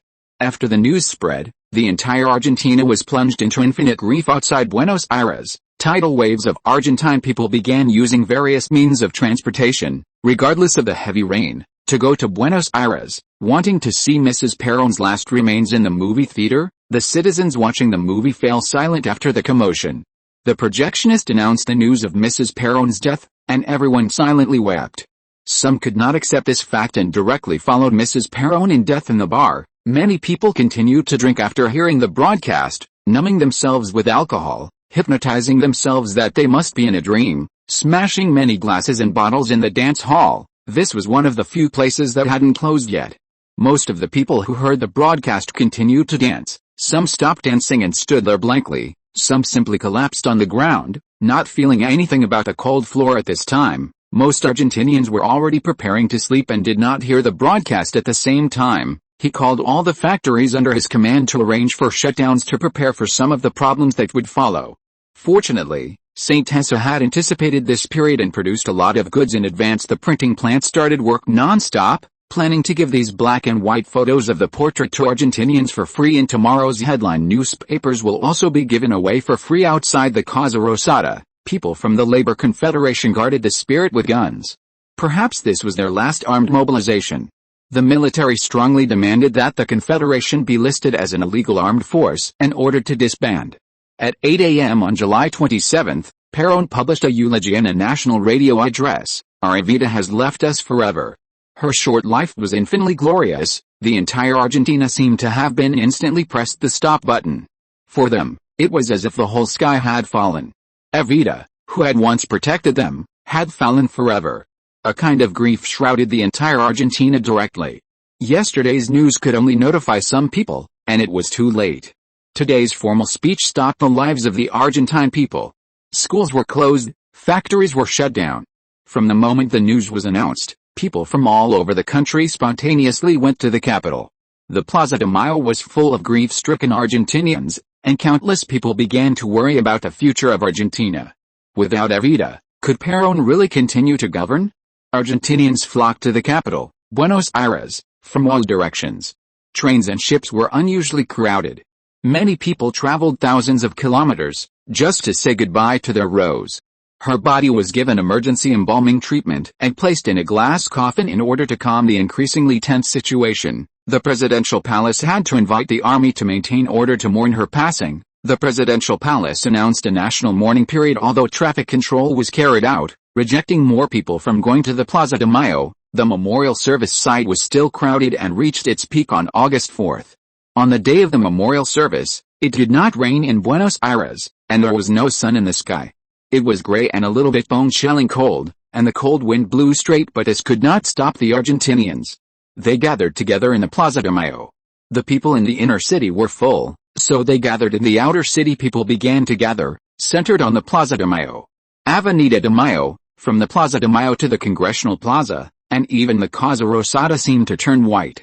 The crowd was very quiet. Most people were weeping silently, while some ran back and forth as if mad in front of the Casa Rosada. The solemn cathedral and all the priests of Buenos Aires began to take action, helping to officiate the funeral alongside Avenida de Mayo. Rivadavia Avenue was also surging with people. The people of the San Telmo district, the usually tranquil District 3 of the Rio de la Plata, were even quieter. The Italian descendants of District 4 also spontaneously took action, and the people of the Palermo district also stopped their work. The sidewalks on both sides of Avenida de Mayo were filled with Argentinians, holding photos of Evita, wearing white paper flowers on their chests, some with black pins wrapped around their arms. Those who couldn't afford it wore a bunch of white artificial flowers on their chests with heavy hearts. People looked in the direction from which Mrs. Perón's hearse was about to come, a path cleared by the army. Their eyes followed the movement of the hearse. Argentinians, as if by agreement, wore black clothes. People upstairs spontaneously scattered white pieces of paper, which drifted in the strong wind. As they stood up straight at the front of the entire funeral procession were members of the General Confederation of Labor and the Buenos Aires Police Department on horseback. Hundreds of people carried the coffin, wearing white shirts and black pants, with black flowers on their chests and mournful faces. Standing on the side of the road were the Argentine army, wearing dark green helmets, and some from the police department, also responsible for maintaining order because there were too many Argentinians coming to pay their respects. Some medical personnel were also arranged on site to provide timely treatment to those who fainted from excessive grief. Some radicals directly rammed the hearse, bleeding profusely and dying on the spot, and were sent to be cremated. It was on this Avenida de Mayo that Mrs. Perón met so many Argentinian people from the lower classes. She truly burned her life for the poor. The hearse was slowly carried forward, moving the hearts of millions. Many people chased after the hearse on the sidewalk, but were stopped by the soldiers next to them, and the scene was once chaotic, but the hearse gradually moved away, and she finally disappeared into the vast night. On this day of mourning, a total of 700,000 people paid their respects to Evita's coffin. People repeatedly shouted Evita's name, some fainted on the spot, some desperately tried to kiss her glass coffin, and 16 people died from the crush in the starry night. Most Argentinians did not disperse. They held torches, like sparks of stars, slowly lighting up the entire Buenos Aires. These days, factories were shut down, and the electricity was basically sufficient to supply the entire city. The entire city of Buenos Aires had gathered hundreds of thousands of people, and countless more were rushing in from outside the city. The auditorium where Mrs. Perón's coffin was placed. San José got the opportunity to pay his respects to Mrs. Perón's remains. Watching people circling the coffin, he lined up at the back of the line, a mournful band. The entire auditorium was filled with sad tunes. Entering the church, touching the glass coffin, covered with a huge blue and white national flag, surrounded by bunches of white flowers. San José looked sad and gently placed the white small flower in his hand next to it. The presidential palace also broadcasted continuously through the radio station, saying that the Argentine people's love for Evita was sincere and that she had dedicated her life to Argentina. The presidential palace announced that the capital of Buenos Aires province, La Plata, would be renamed Eva Perón City to commemorate Evita. In Evita's hometown, this was the place that bore all her suffering for the first 15 years, but now they were extremely proud that their hometown had produced such a great figure. It was still very poor here. August 27th was originally just a very ordinary morning, but this tranquility was broken by the village's broadcast. They quietly listened to President Perón's heavy voice. Hearing that unbelievable news, the psychological defenses of the people in their hometown collapsed in an instant. Some howled and cried, some silently shed tears, some sadly rolled around in the fields, and some shouted, "Evita, I'm sorry for you." The people of Evita's village raised money to make a plaque to be sent to the future Mrs. Perón's mausoleum, with a sentence engraved on it, "Eva, forever in the hearts of the people, Maria City." That day, the whole city went on strike. In the newly built Maria Assembly Hall, more than 100,000 people in the city wore small white flowers and black cloths, which were urgently processed from Blue Cloud clothing, to pay their respects to Mrs. Perón's portrait. When Rosa paid her respects to the portrait, she knelt there and cried so much that she couldn't get up. The female workers of Blue Cloud clothing carried her onto a stretcher before slowly leaving Mrs. Perón's portrait case. City, Although the upper class of K City breathed a sigh of relief at the death of Mrs. Perón, they obviously underestimated Mrs. Perón's huge influence with San Jose's advance notice. The Radical Party did a good job, and with the assistance of the K City military, they set up a memorial service. The people here also mourned Mrs. Perón, and these upper-class people also pretended to wipe their tears. If it weren't for the arc of their mouths, you would never have noticed the joy in their hearts. The entire venue was filled with mourning music and cries, and the people of K City were immersed in immense grief. Potassium Triangle. The people here also respected Mrs. Perón relatively highly. The Thunder Cross organized a formal memorial service, invited several mourning bands, and looked at the huge portrait of Mrs. Perón. Everyone was heartbroken. Europe, North America, East Asia. The death of Mrs. Perón also caused a great sensation in Western European and American countries, and even some Eastern countries, especially Spain, France, and Italy, which expressed great grief in order to cope with domestic pressure. Mrs. Perón once tried to use foreign forces and planned a months-long trip to Europe. Mrs. Perón successively visited European countries such as Spain, Italy, and France, and received a huge response. Her elegance swept across Europe, and the European media praised Mrs. Perón's visit as the Rainbow Tour. At that time, she also won the titles of Perón's Trump Card, Argentine Rose, and Diamond in Suffering. The death of Mrs. Perón caused a wave of public opinion in countries such as the United Kingdom, the United States, and Japan. In particular, the United Kingdom, which was supposed to be her next country to visit, was now carrying out the feminist movement. The United Kingdom, which was supposed to be an enemy country, also had some new public opinion, so that the British people also got to know this deceased president's wife. Mrs. Perón was regarded as an idol by many women in other countries. On August 7, San Jose published the song Argentina, Don't Cry for Me under the name Argentine. Nobody Cohen. The inspiration came from Mrs. Perón telling her people in a speech, "If I die for Argentina, please remember, Argentina, don't cry for me." It immediately aroused the singing of people all over the country, and even Perón himself was very satisfied with this song. The church simply designated this song as a hymn. The name San Jose Cohen was also dug out by the people, brushing a wave of goodwill. Evita's life has been complicated and difficult to evaluate, but when I hear Argentina, don't cry for me again, I believe in her deep and lasting love for the motherland. A wealthy businessman who had once been opposed to Evita said this: "What kind of person you become is not ability, but choice." Mrs. Perón chose to burn her last life for the poor of Argentina. She is great. After evaluating Evita's life, San Jose also recovered again. A new era is coming, and he must devote all his energy to deal with it. For at least a few months after Mrs. Perón's death, Argentina was still very stable. The Argentine people would at least not allow the country to be in chaos. The military's goal of dismantling the Confederation had not yet succeeded, and it was not good to mess around. San Jose plans to prepare to go to the United States to relax. Moreover, he also needs to adjust his mentality and seriously deal with the upcoming Argentine political storm, go to the United States to get some money to spend, and directly prepare for early graduation. After returning at the end of the year without graduation, it is not very convenient to do anything. Chapter 141, 25-Year Plan and Holiday Life. I'm having writer's block today.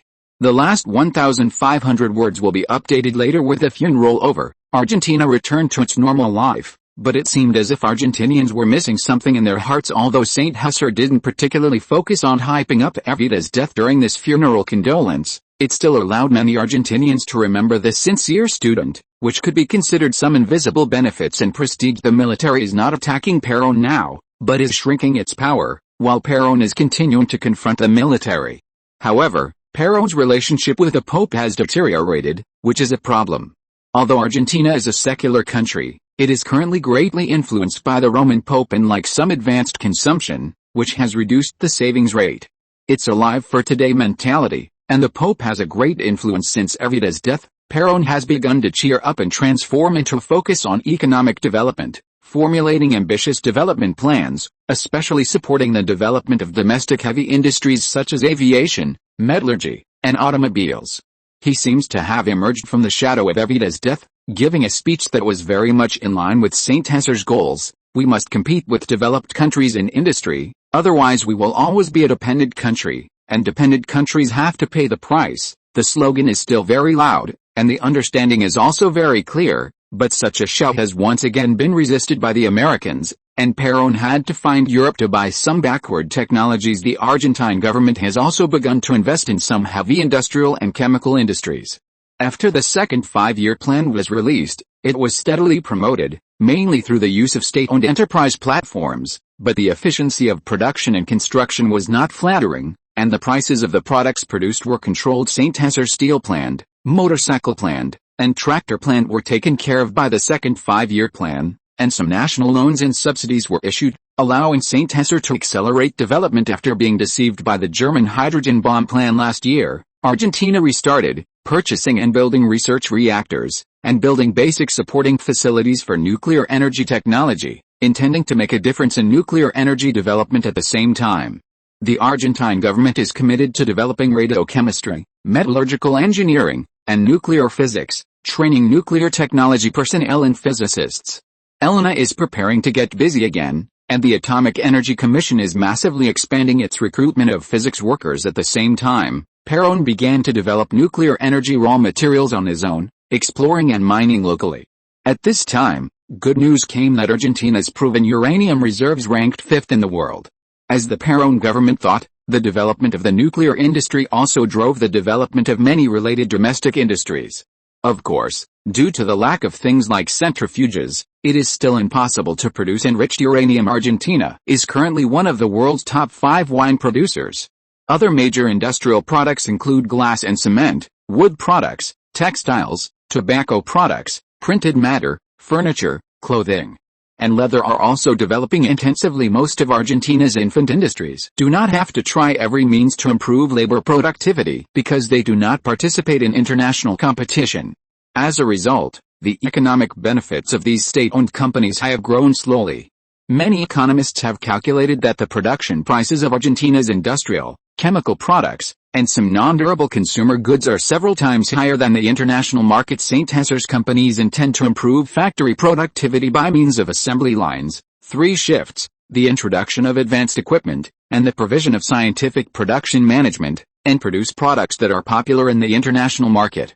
Profits have increased rapidly, and a lot of foreign exchange has been earned because of the implementation of new export trade tariffs. Argentine private companies have embarked on a stumbling internationalization strategy, exporting some industrial products. The food industry and the clothing and textile industry are the main exports. Plary International is still a star import and export company, and has established some professional export business associations to promote the development of private companies. St. Hesar took the final exam for the first semester of his sophomore year, and also ushered in the Argentine winter vacation. The Falcon Bureau was not idle, absorbing many new members. Morado Town also held a completion ceremony 10 days after Evita's death that was quite fast.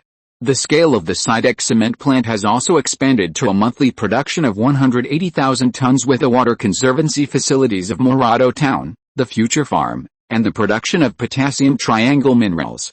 It also provides technical support for the La Plata steel plant, and designed a branch plant in La Plata to produce cement and various bricks. The Eagle cigarette factory is working on 2 fronts, lying down and earning US dollars, intercepting most of the funds remitted to Redwood, USA, investing in the U.S. stock market fund, and sharing the development dividend at the invitation of Paz. Thunder Mining also began to develop minerals in Bolivia. Paz has stabilized the country.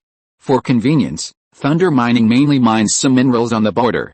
St. Hesar wasn't too idle during his vacation, continuing to make industrial layouts and formulating a series of development plans, trying to accelerate their development, but the effect was not very obvious. Investing in light industry is still very fast because Eleanor went to the Atomic Energy Agency again. St. Hesar had to accompany Natalie, this nominal lover, who has always kept her agreement with St. Hesar. Nourished by love, Natalie's skin seems to have improved. St. Hesar took Natalie for a walk, spending most of the time in Natalie's newly purchased house. The relationship between the two has improved. Natalie likes to wear white dresses. Most of the time, Natalie works at the New newspaper, but she has recently taken a long vacation, or rather, the two are working from home. The New newspaper is now on the road to comprehensive development, with a large number of institutions such as the New Argentina Publishing House, the Argentina Magazine, the New radio station, and the New printing factory. Boss, are you really not planning to publish this biography? Natalie was holding Mrs. Paron's biography. reading it with great fascination. This was a story that Saint Hesser had made up that was a bit similar to domineering president falling in love with me. How should I put it? It was still very popular, but it was not objective and would affect Mrs. Perron's reputation. This book is too badly written, let's forget it. Saint Hesser didn't look up and continued to type on the typewriter. I think it's very well written. Natalie gently pulled on her skirt and turned around. Saint Hesser saw newspaper censorship news and was once again angered by the shamelessness of the Argentine dignitaries. It tells the story of a family that moved from the north. They started by making a fortune by lending money at high interest rates. Later, they had many farms and ranches in the outer Pampas grasslands. In order to save money, they hired many female workers. As a result, one of the ranchers insulted 17 female workers. As a result, because they had enough money, they escaped punishment and even immigrated to the newly established Israel. This made Saint Hesser feel their shamelessness again. He suddenly discovered that there were also many Jewish families in Argentina, which undoubtedly made him feel a little angry. These Jews not only trampled on the law at will, but also were very arrogant and lent money at high interest rates. They should all be caught and taken to see God. It seems that many Germans in later generations suffered because of this in Argentina. Saint Hesser is now sheltering these Germans, and it is very likely that he is also on Samod's blacklist in secret. The Falcon Bureau has also found some clues outside the door, a security guard inquired. A trip to headquarters. Saint Hesser arrived at Cohen Consulting with 2 security guards. Andrew, are there many Jews in Boo City now? Jews? Let me check the data. After a while, there are much fewer than before. They ran to the Middle East. There are probably tens of thousands of Jews in Argentina now, still tens of thousands. That's so many. Are they economically strong, and are there signs of targeting us? No discoveries yet. They are much more low-key now, but many are not good people, full of bad ideas, with their own newspapers and propaganda machines, and many also have companies. Keep an eye on them, and if necessary, get rid of some of them, especially those who violate the law and commit crimes, but don't go to court. Saint Hesser said calmly, as if killing a few chickens was commonplace. Yes, boss, these people are a malignant tumor in Argentina and should not be left behind. Moreover, they will cause trouble and are all anarchists. Saint Hesser returned to Natalie's new home after giving instructions, feeling disgusted. Jews are shit stirrers in the Middle East, and seem to be trying to build a country in other people's countries. Argentina and New China were once targets. Enemies for 2 lifetimes. It's good to settle the old and new scores together. Argentina doesn't need these vampires and parasites. Cohen, are you ready? Yes, Professor, I am ready. The following is a draft. As the funeral ended, Argentina returned to its normal life, but it seemed that Argentinians had lost something in their hearts. Although Saint Hesser didn't particularly care about using Evita's death for hype during this funeral condolence, many Argentinians still remembered this sincere student, which can be regarded as gaining some invisible benefits and prestige. The military is not attacking Perón now, but is shrinking its power, while Perón continues to fight against the military. However, Perón's relationship with the Pope has deteriorated, which is a problem.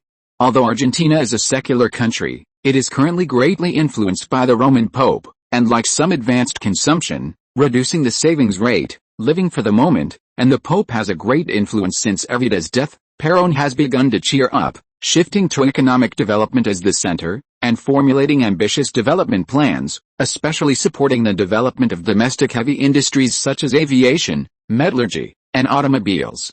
He seems to have emerged from the shadow of Evita's death and gave a speech that fits Saint Hesser's goal. As the funeral ended, Argentina returned to its normal life, but it seemed that Argentinians had lost something in their hearts. Although Saint Hesser didn't particularly care about using Evita's death for hype during this funeral condolence, many Argentinians still remember this sincere student, which can be regarded as gaining some invisible benefits and prestige. The military is not attacking Perón now, but is shrinking its power, while Perón continues to fight against the military. However, Perón's relationship with the Pope has deteriorated, which is a problem. Although Argentina is a secular country, it is currently greatly influenced by the Roman Pope, and like some advanced consumption, reducing the savings rate, living for the moment, and the Pope has a great influence since Evita's death. Perón has begun to cheer up, shifting to economic development as the center, and formulating ambitious development plans, especially supporting the development of domestic heavy industries such as aviation, metallurgy, and automobiles. He seems to have emerged from the shadow of Evita's death and gave a speech that fits Saint Hesar's goal. As the funeral ended, Argentina returned to its normal life, but it seemed that Argentinians had lost something in their hearts. Although Saint Hesar didn't particularly care about using Evita's death for hype during this funeral condolence, many Argentinians still remember this sincere student, which can be regarded as gaining some invisible benefits and prestige. Other as a town-level city in Argentina, Maria Town's overall governance structure is very imperfect. The town government only has a council and the provincial police department, and then there is nothing else most of the time. It is Mayor Cavo's one-man show. Saint Hesar is still the militia company commander of Maria Town, which is not a formal institution. Maria Town is developing rapidly due to the rapid expansion of the town. The original police force in Maria Town could not maintain the town's law and order, patrols, and protection work. Maria Town even almost went bankrupt, and the federal police were only half-staffed, with only 11 police officers at that time. In order to cope with the expanding Maria Town, Mayor Cavo and Saint Hesar discussed reinterpreting the militia system.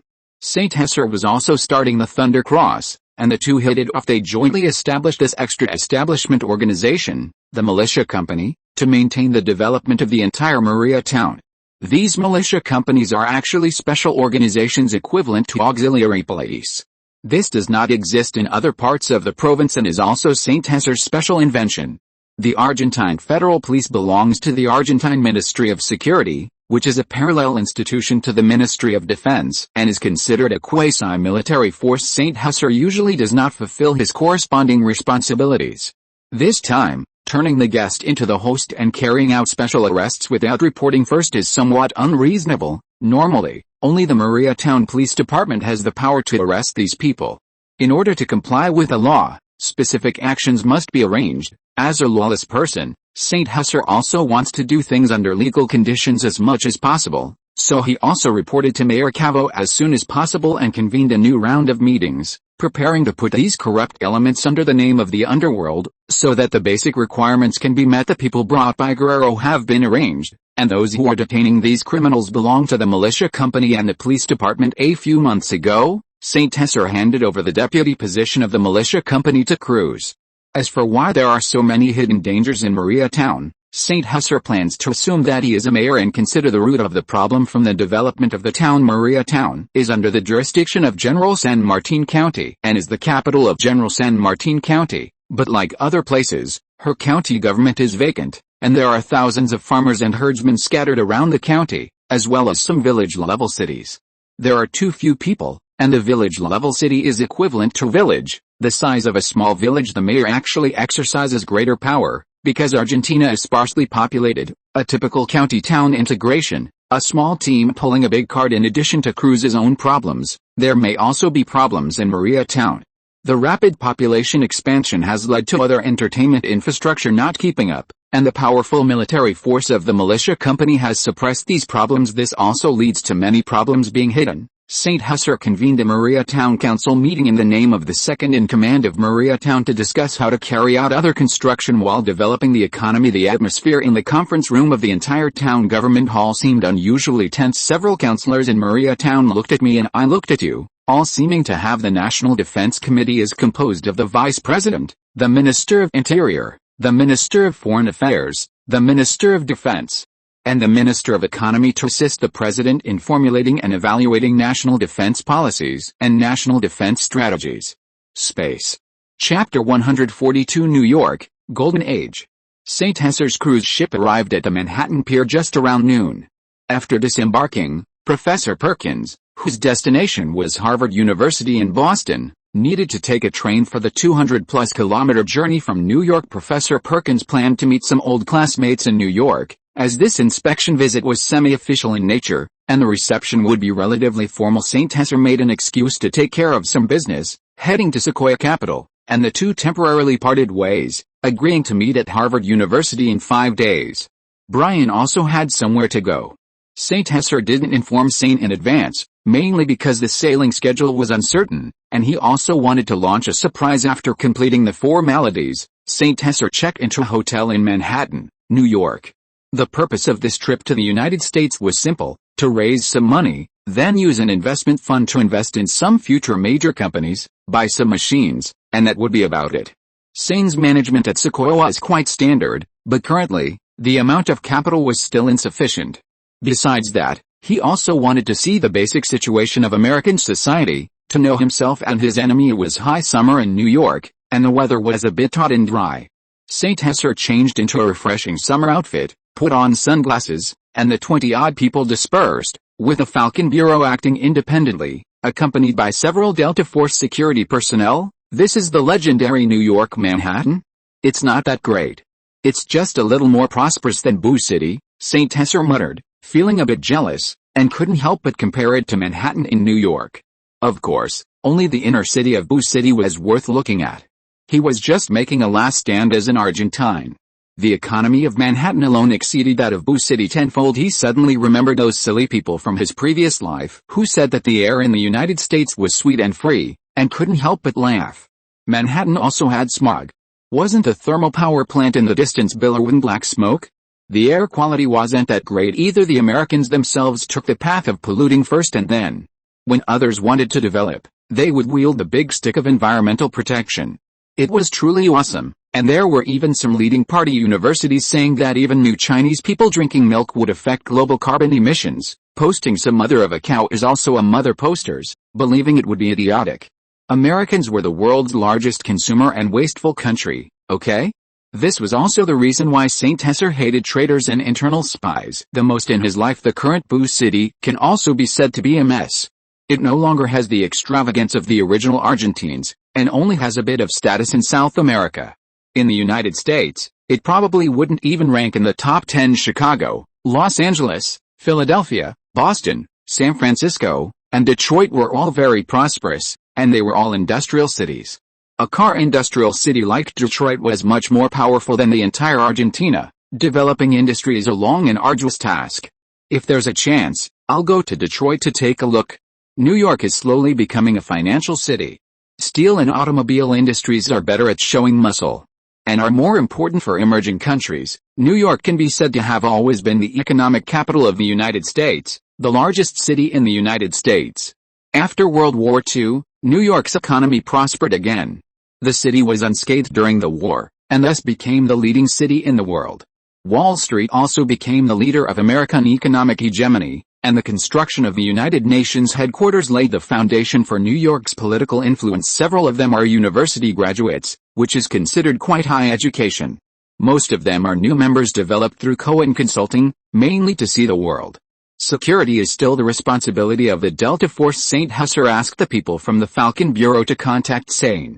Sequoia's U.S. headquarters is located in a high-rise building outside Wall Street. It is a rising investment company in New York, famous for long-term value investing, but it does not operate externally, or rather, it has a very mysterious investment background. St. Hesser leisurely watched the United States in the hotel. The current Manhattan area is already at a premium. You can see the Empire State Building in the distance. It is a pity that he did not see any gang wars, maybe because it is not night yet. New York is really quite prosperous now, with all kinds of high-rise buildings. This small hotel is also more than 10 stories high, but it is a bit old, and the price is relatively expensive. The few people St. Hesser brought to the United States this time have other identities. The security in Manhattan made him breathe a sigh of relief, but he still had to quickly have Sane and the others arrange security personnel. St. Hesser also established a small security detachment in the United States. The Falcon Bureau also sent people to join Sequoia Capital to keep an eye on Sane and protect his safety. Safety can be guaranteed in the wealthy areas of New York, but accidents must also be prevented. Under the arrangement of the Falcon Bureau, Sane quickly drove over with people. St. Hesser also received him. He was wearing a suit and leather shoes, looking a bit formal. "Boss, welcome to America." The two gave each other an American-style hug. "I came here with my teacher this time, preparing to go to Boston to take a look at some of Sequoia's situations. Boss, should we go to Sequoia first or grab a meal? But you have to treat." Sane's monthly salary has increased by a lot of dollars. He originally made a fortune by speculating in stocks with Sequoia, but he secretly bought some stocks himself and lost everything last year. He is only slowly recovering now. "Let's go grab a meal first. We'll talk about Sequoia tomorrow." St. Hesser looked at the time. It was already 6 in the evening. It was more practical to find a place to eat first. He was tired of the food on the ship. St. Husser brought several Delta Force security personnel. Saint's security personnel were from Thunder Cross, a new generation, and most of them didn't know each other, but they were equally powerful. They didn't go to any high-end restaurants, but found a good restaurant and found a private room. Boss, our Sequoia still has a lot of difficulties this time, and we still need your support, Saint said somewhat plaintively after sitting down. Although Sequoia has expanded in scale, he is also a bit overwhelmed, and many Americans are not so easy to get along with. Especially the IRS. Saint is actually quite honest now, but his ability is a bit lacking. But the United States is a real jungle system. If he didn't have no one available, he would probably replace him. Tell me about the specific situation. Our Sequoia has been targeted by some people, and there are also some internal traders selling us out. Of course, they are not core members. The problem is not too serious, and we can still withstand it, but I am also a bit lacking in energy to handle it, because Sequoia has risen too fast. Some Wall Street bigwigs are trying to acquire the stocks in our hands, and even plan to acquire our entire company. There are also some mafia types who are looking for us to launder money. Although I have also hooked up with some New York dignitaries, but currently, it is still a bit lacking. Sainz isn't American, he's just a puppet I've put on stage. It's a bit of a burden for him. Should I transfer the Plary International Nix over? Little Nix is indeed showing very promising abilities right now. Sequoia Capital would never give up on the investment. Of course, they can diversify their investments, but how to ensure their interests is indeed a big problem. Which company, which consortium is it? It's not exactly targeting us, but people from Rockefeller's First National Bank are trying to acquire us. They're breaking away from the Rockefeller Consortium and planning to merge with Citibank, so they're making moves everywhere. We'll look into it when the time comes. I'll find out more first. If worst comes to worst, we'll transfer the assets out, although he's somewhat unwilling. He's Argentinian and can't become American. Besides, the larger the scale, the harder it is to handle. America won't tolerate foreigners controlling so many American companies. Let's split up the newly transferred funds this time and set up a few small investment companies to diversify. St. José can establish a consortium in Argentina, but not on the United States, because what Americans can do, Argentinians cannot. It's that simple. Yes, boss. Actually, the problem isn't that serious. There are hundreds of companies of Sequoia's size in the United States, with at least 50 or 60 on Wall Street. Yes, let's prepare in advance. We've indeed made too much money. This time, we can only spend or invest some of it and transfer the rest back to Argentina. Understood, boss. The two chatted briefly again, found someone to change hotels, and put on their weapons and equipment before they felt safe. Sainz, look around New York these next few days for a suitable manor. We'll buy one when the time comes. St. José doesn't plan to sit still and wait for death. Setting up an American mercenary security company wouldn't be bad, at least it could provide some protection. This is his forte. I plan to establish a security company specifically to protect the security of Sequoia Capital. Find someone to register it, and call it Blackwater Security Company, St. José said with a dark sense of humor. The name Blackwater Security is quite famous, and St. José has enough money to build a trump card security force to better protect his wealth. Yes, boss. Saint said somewhat excitedly. If the boss takes action himself, then the problem is not big. He is doing legitimate investment, and it is very normal to have a security company to protect it. Well, I will leave some people behind to form the security company and be responsible for defending your safety. As for the mafia, leave them to the security company. American security companies have more power than those in Argentina. Understood. I'll go find someone to try it out now. Sainz had thought about a security company before, but one was that he wasn't cut out for it, and two was that he was afraid the boss would be suspicious. If he started a security company without the boss's consent, it would be considered a rebellion, and he probably wouldn't see the New York sun the next day. Besides respect, Sainz now also fears St. José. In just over 2 years, he has built such a large foundation in a small place like Argentina without being targeted. If the boss were in the United States, he could probably perform even better. Well, go handle it as soon as possible. I'll have people help you. The head of Blackwater Security will be Edward, and find an American veteran to be the representative. Among the Delta Force people St. José brought, there were also Thunder Cross, and none of his new and old Falcons seemed to have outstanding leadership skills, while Edward was quite excellent. He is very relieved to have him in charge of Blackwater. Watching Sainz leave in a hurry, Saint José also breathed a sigh of relief. Establishing Blackwater Security Company was just a whim. Now there are a lot of veterans in the United States. Picking some to start a security company is probably much better than Delta Force and Thunder Cross. This is due to the national strength. The Argentine army is mostly composed of ordinary soldiers, and the more capable ones have only graduated from middle school. In order to obtain soldiers, the scale of screening has been expanded. The total assets of Sequoia Capital, which SYNOPSIS is currently in charge of, have reached an astonishing $27 million. This is real money. Even if it is sold without affecting the stock price, it can be sold for at least $25 million, but it is estimated that it will be investigated by the U.S. Internal Revenue Service. It is easy to get in, but difficult to get out. This money can be transferred to Argentina through foreign investment. The larger the scale of assets, the greater the influence. Saint José doesn't want to be targeted too much, as it's easy to be messed with. He has taken out a lot of insurance for Sequoia Capital, and I hope SYNOPSIS doesn't disappoint him. In fact, it is difficult for Saint José to trust anyone. He is very suspicious, and the United States and Argentina are far apart, so it is difficult to ensure that a group of people he sends will not be corrupted and infiltrated. Even though he pays them high enough salaries. In the past 2 years, he made $9 million just by investing in General Motors stocks and funds, which is almost double. He also invested in the stocks of Bell System, Texaco, and DuPont, and made a lot of money. Of course, now $27 million cannot even invest in a 5 million ton steel plant. Saint José likes to spend other people's money on investment, selling various bonds and loans.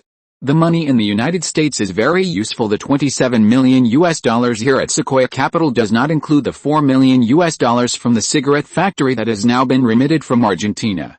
In the past 2 years, in addition to investing in several Japanese companies and purchasing various equipment from Germany, it has been increasing in scale, and Saint José is also frugal, unless there is no money in the country. Otherwise it is basically thrown into the stock market for investment at present. The scale of Sequoia Capital can barely reach the top 50 in the United States, and it is considered a company that has risen to fame in the past 2 years. It can be said that this is Saint José's largest asset abroad. The money invested in the early stage is about $11 million, including the money from selling food-grade plastic bottles, the initial mortgage of the factory, and the profits from selling canned soda. Almost half of the profits generated by Saint José's factories are remitted to New York's Sequoia Capital, and the rest is used to develop factories and repay loans. In addition to the fact that Saint José has reasons why the country cannot accommodate so many industries, it is also because the peso is depreciating too quickly, and he is pursuing the preservation and appreciation of assets. Now buying gold is not as good as investing in the U.S. stock market, and the profits generated by Rheinmetall military and other companies are already enough to supply the development of other factories, so the foreign exchange from the products sold by Plary International is also continuously remitted to the United States. Basically, they are all invested. This scale of assets is nothing in the United States, but it is not small. It is quite remarkable that SYNOPSIS' ability can manage such a large scale of assets. Families like the Kennedy family basically have assets of hundreds of millions of dollars, not to mention the consortia behind those big companies. In addition to the large consortia in the United States, there are also a large number of small and medium-sized consortia that have risen due to World War II. For example, General Electric's sales are an astonishing $2 billion, and General Motors sales last year were close to $10 billion, with profits reaching more than $1 billion. Truly rich enough to rival a country. It can be said that currently, except for the investment scale of the steel plant, this is where the most money is, including many foreign assets that are also partly held through Sequoia Capital's money. Brazil, Australia, and Japan are Saint José's key investment targets. Australia and Brazil are direct investments, and Japan is an indirect investment. That's all we can do. It's not easy to make money peacefully, registering and establishing a security company, and then using the security company as an important rear, sending out the elites of the Falcon Bureau and members of the Delta Force, and in the future, lobbying the U.S. government, spying on intelligence, and then joining some consortium clubs. This is his initial goal. America cannot be given up, even if there are many difficulties. Argentina's internal market is too small, and it must constantly absorb the world's most advanced nutrients. It is also time to spread the Brazilian threat theory. Having collected so much information, it will expire if it is not used. Brazil must never become America's watchdog. If you're listening to this novel on a channel other than Fanfic World, it means they downloaded and uploaded it without effort. We cordially invite you to visit our channel, Mundo Fanfic Novelis. There you'll find the original version of this story and you can explore many other novels of various genres. We're waiting for you to immerse yourself in a world of incredible novels. Chapter 143 Centrifuge and Inspection of Redwood. St. Hesser's trip to the United States also had a hidden purpose, to see if he could find technology for uranium enrichment using centrifuges. Argentina had no shortage of uranium ore, and Bolivia had plenty as well, but purification was a problem, as it involved relatively advanced scientific technology on the official Argentine side. There was the National Atomic Energy Commission, whose purpose was obvious, but Perón didn't understand these things and was taken advantage of by the Germans for developing countries. Enrichment was the first obstacle to developing nuclear weapons, and Argentina was no exception. If Argentina wanted to become a first-class country, no, a second-class country, it needed at least some nuclear weapons. Moreover, things like launching satellites could share ballistic missile technology. At this time, the United States and Canada both possessed advanced aerospace technology, a benefit of winning World War II. Furthermore, neither the United States nor the Soviet Union was yet using gas centrifuges to produce enriched uranium. They were using gaseous diffusion, which was a benefit to him.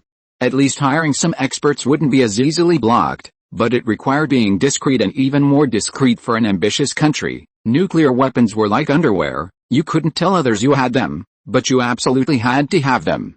Even France and Britain didn't have nuclear weapons yet. Of the so-called 5 permanent members of the Security Council, only the United States and the Soviet Union were truly worthy of the name. If Argentina didn't want to be exploited, it had to have its own nuclear weapons. It might even need to help Brazil develop them as well, so that Argentina wouldn't face too much international pressure, just like Pakistan and India in later generations. Of course, this would depend on how much Argentina's strength could expand. Brazil was also secretly developing nuclear weapons, but later abandoned the effort due to pressure from the United States.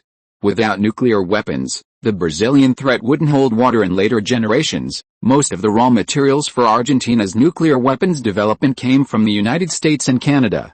South Africa, the only country that successfully developed and then abandoned nuclear weapons, also relied heavily on the United States for importing purified uranium, using the guise of developing civilian nuclear power plants. South African technology was actually very advanced, and they even developed their own ballistic missile technology. Of course, before Saint Mandela came to power, South Africa crippled itself and went from a second-rate to third-rate country. St. Hesser's recent consolidation of Maya Chemical and the expansion of Thunder Mining, in addition to integrating resources, also took into account the development of nuclear weapons. The Argentine government was powerless to obtain nuclear weapons development technology, but perhaps civilian power could be feasible, just like the American Manhattan Project. Uranium metallurgy refers to the process of extracting, concentrating, and purifying natural uranium products from uranium ore. Uranium metallurgy is the foundation of the nuclear industry as a high-precision industry. The nuclear industry involves various fields of science, which St. Hesser couldn't fully grasp. He was also gambling on an attempt. Enriched uranium refers to uranium metal in which the uranium-235 content exceeds the natural content after isotope separation. The opposite is depleted uranium. Uranium with an abundance greater than 90% is called weapons-grade highly enriched uranium, mainly used for making nuclear weapons. Currently, the world mainly uses gaseous diffusion to produce enriched uranium, while using centrifuges to produce enriched uranium, that is, gas centrifugation, is more advanced and cost-effective. If he could gather some mechanical, physical, and chemical experts, then perhaps he could take the next step without being held back. Now St. Hesser planned to conduct research and development and reserves in his own way, without cooperating with Argentine official institutions, which would be more concealed. Moreover, if Perón really developed nuclear weapons, St. Hesser estimated that he would never be able to get ahead. For example, by jointly producing drum washing machines, it would be perfectly reasonable to hire a few physics experts. Companies like Westinghouse Electric also needed to be inquired about, but he couldn't act rashly. Relatively speaking, Canada was a more suitable partner. St. Hesser's mind was full of ideas before he returned to reality. Developing nuclear weapons, he could only do some small actions. This required strong strength. He could make some talent reserves and get various equipment in advance. The next day, Sequoia Investment was not located in the core area of Wall Street, but in a building on the periphery under Sane's arrangement. The group drove here. This building was 30 stories high, which was quite impressive. Sequoia Investment was located on the 20th and 21st floors. Both the area and the decoration were very good. It was not very far from the hotel. On the way, they passed some famous districts. The air quality was average, but they had to stop when they arrived. There were many people. Most of the companies on the periphery of Wall Street were not very strong. The real consortiums were in the core of Wall Street. St. Husser changed his clothes and followed behind Sane. Today, he was inspecting his American industry, which was currently the only one. To be honest, Sequoia Investment didn't have many people, only a little over 190, of which more than 10 were Argentines, of course, members of the Falcon Bureau who entered the country under various guises. For Sane, managing Sequoia Investment was not complicated. He only needed to follow the boss's plan and buy. But in the eyes of many Americans, this was almost a miracle. Sequoia Investment basically made long-term investments and rarely sold stocks. With the long-term rise of the American stock market, it was just sharing the dividends, but the stocks that Sequoia Investment bought basically went up, which was very surprising. Moreover, Sequoia Investment basically bought the stocks of large companies, with a large enough volume, but very few investment companies had the amazing rate of return of Sequoia Investment. This was quite remarkable. Moreover, Sequoia Investment actually recruited very few genius investment stock managers. Most of them could even be said to be quite mediocre, and half of them were Latino. Even if other companies poached people, most of them couldn't reveal any information. There were even people from the Falcon Bureau who were poached and joined Goldman Sachs. But most of them were fired after a few months because they really didn't have any skills. St. Husser adopted a long-term value investment method, similar to Buffett's. As long as the company's name was familiar, he would buy it directly, which was often successful. Sane, please find more people to register 3 futures companies and 2 investment companies, and transfer these funds into the investment accounts of these companies. Sequoia Investment was already afraid of being famous and attracting attention. It would definitely not work to use this brand again. St. Husser personally came this time to make a quick buck and run, invest in a few small and promising companies, and most importantly, invest in the futures market, because in the second half of 52 and the first half of 53, the American futures market would have big movements, and he planned to make a big profit from it. He was preparing to use a large leverage, which required remote control. He couldn't guarantee safety. Okay, boss. Sane was not surprised.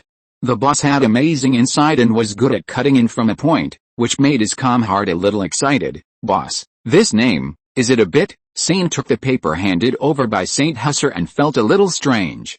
The boss seemed to have a thing for colors: red, blue, black, green. It always felt a little improper. I think it's very good. Blue Origin Futures, Green Agriculture Futures, Blackstone Investment Company. Most of the futures in the United States now are agricultural futures, not like the oil and other commodities of later generations. Okay, boss, I'll have someone arrange it right away.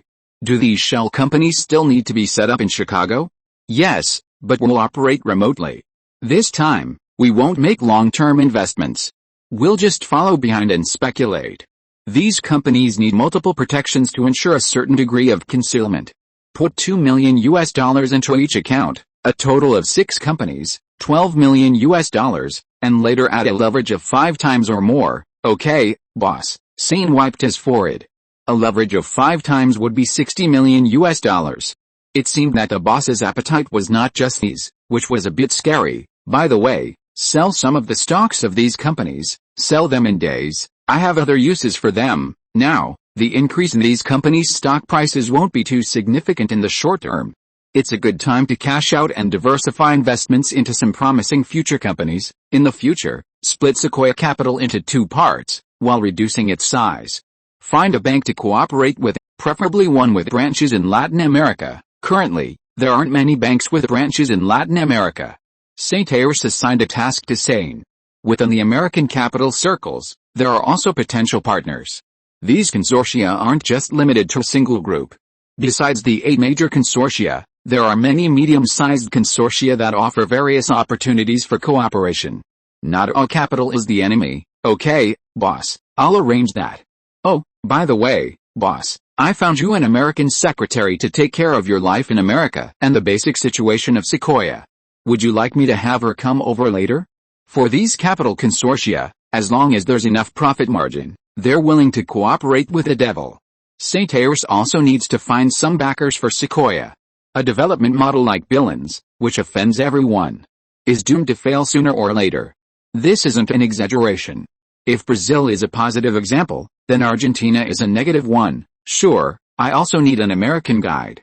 I still lack a deep understanding of America. St. Iris glanced at the scenery outside the glass window of Sequoia Capital. It's located on the outskirts of Wall Street, which is relatively low-key. After a while, "Come in." St. Iris heard a knock on the door and said, "Hello, Mr. Tom, I'm Annabella." St. Iris used a real passport this time in America, issued by Argentina, and didn't use his real name. His name on the passport is Tom Cruise, and all his experiences are fabricated. For the current St. Iris, it's a piece of cake for safety. The people sent out by the Falcon Bureau in the past basically had their personal information changed. In Argentina, as long as you have enough money, in the era before the internet, getting a real passport is much easier than getting a fake one. Moreover, St. Iris's appearance has also undergone some simple disguises. His current identity is a 26-year-old law master's student from the University of La Plata. This was also approved by Professor Pukins. The persona is somewhat frivolous, but from a very wealthy family. The Falcon Bureau doesn't send people out all at once. This trip was rushed, and the people from Delta all need to return to Argentina, so they're using their real identities. The information of the Falcon Bureau and St. Iris are all fabricated, but actually real. For St. Iris, there's no psychological burden. "Hello, I'm Tom Cruise. Uncle St. asked me to familiarize myself with a business. Anna, you're very beautiful as the stars in the sky." St. Iris gently shook hands with Anna, then pretended to casually touch her small hand. It was very smooth and tender this time. St. Iris also plans to take St. back to the country, because his identity is actually not very reliable. After all, St. used his real information at the time, and it's estimated that it has been thoroughly investigated. But it's precisely because Saint's identity information is clean enough that many companies think Sequoia is not simple. They unanimously believe that Saint is just a puppet on the stage, and there's someone else behind him. St. Iris plans to send the more capable Little Nicks to take over Sequoia next year. The future Sequoia capital is likely to be split into several companies. Saint, this person, will also die accidentally, then change his identity and smuggle back to the country to be responsible for his other businesses, such as the bonds of La Plata and the investment of the Buchan Securities Exchange. This was his original plan, but he didn't expect Sequoia to be targeted so early. It can only be said that his luck wasn't very good, and sane wasn't enough to cope with the challenges ahead. Returning to the country is also a good plan. Now, let him exert his remaining value. Anna is quite good looking. She just graduated from Queen's College of the City University of New York half a year ago. She's of Irish descent. Being able to enter this relatively famous Sequoia capital on Wall Street is also a cherished opportunity. She's wearing a well-tailored black uniform, with her hair in a bun, and light gray eyes, looking somewhat capable. The City University of New York is different from New York University.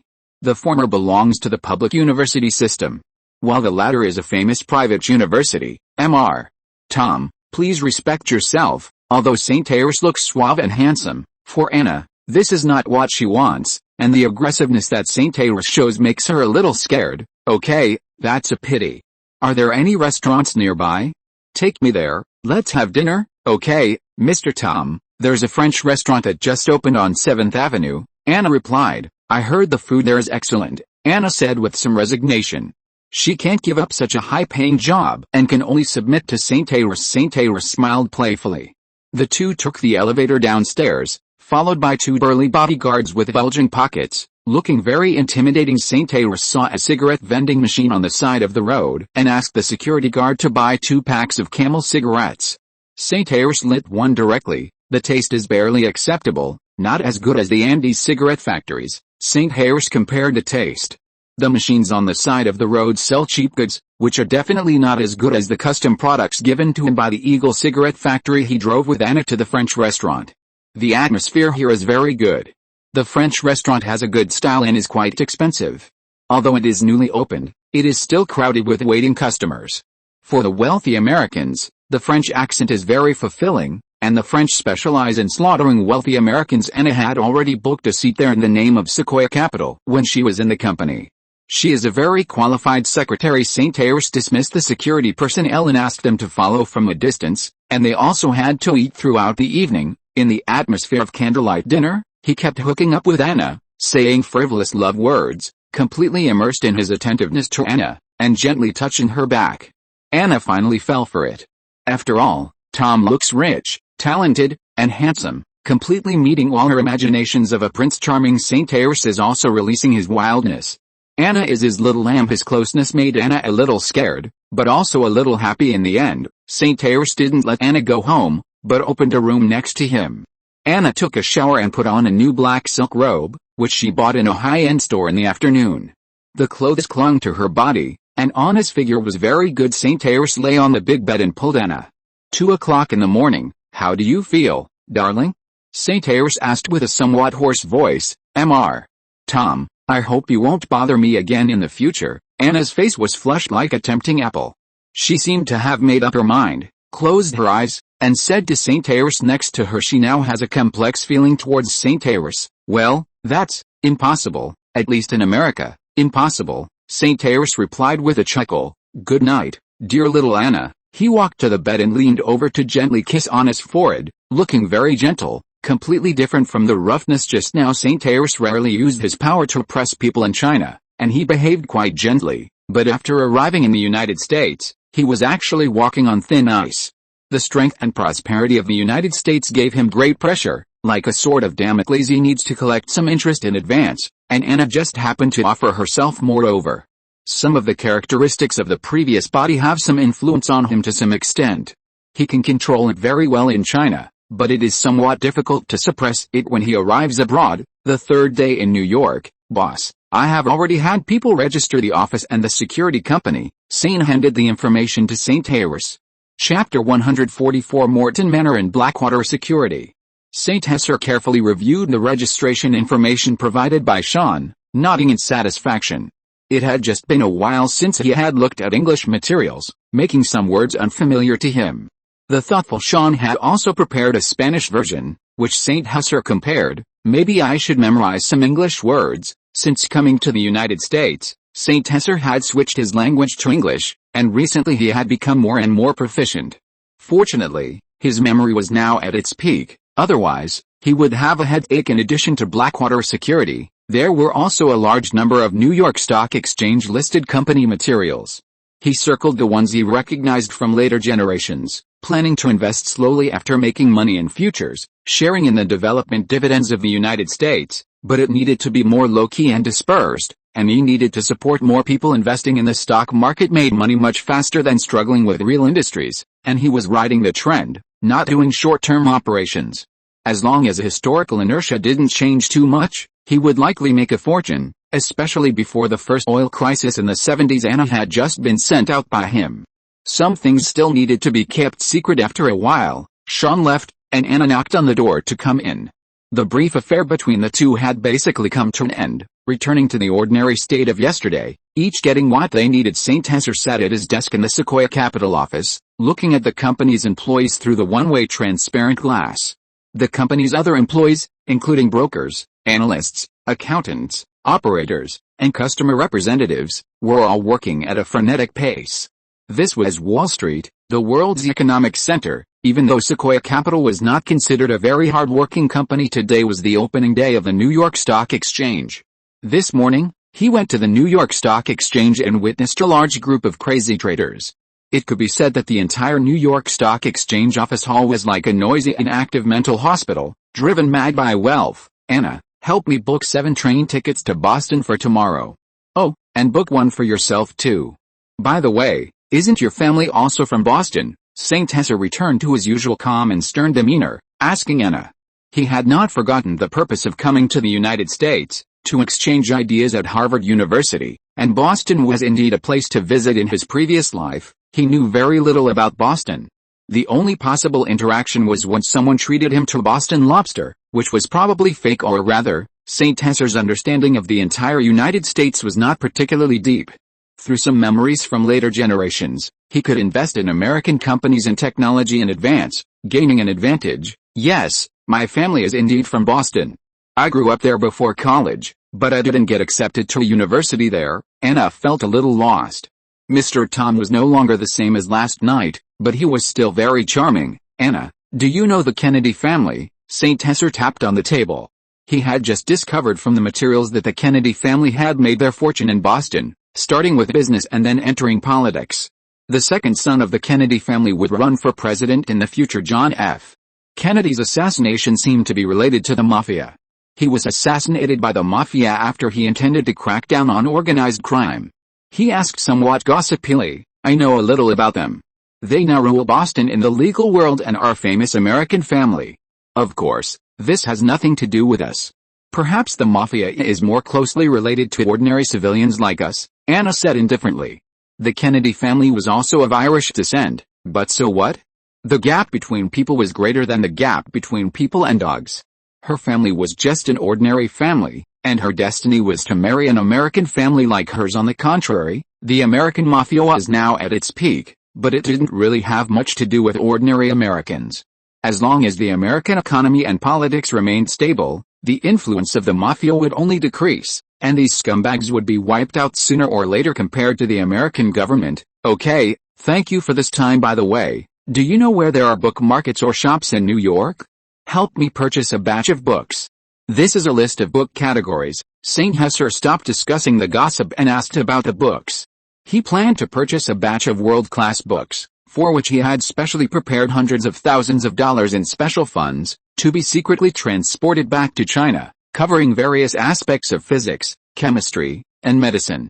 Anna was very good, patient and meticulous. Yes, I've been to many when I was in school, but books in the United States are relatively expensive, or rather, quite expensive, Anna said dutifully. She was now St. Hesser's life and work secretary and could have more contact with St. Hesser for a few more days. Don't worry about the money. I'll have someone arrange a financial officer and 2 assistants for you to purchase directly and then transport them to Morton Manor in Queens. This matter couldn't be rushed. St. Hesser now wanted to purchase some American law books, which might be a reference for improving the legal system in Argentina in the future, and it was also an early disguise. In addition to the Blackwater security matter, St. Hesser also registered an electrical company in Long Island, hoping to find some physics and chemistry talents. The United States Atomic Energy Agency was located on Long Island, and he was seriously planning to engage in electrical production. In the afternoon, Blackwater's security company, Queen St. Hesser, brought the members of the Delta Company over and started the recruitment work with ease. Last night, St. Hesser had placed a recruitment advertisement in the newspaper. Doing security business in New York State, American Blackwater Security Company, ordinary security guards, recruitment conditions.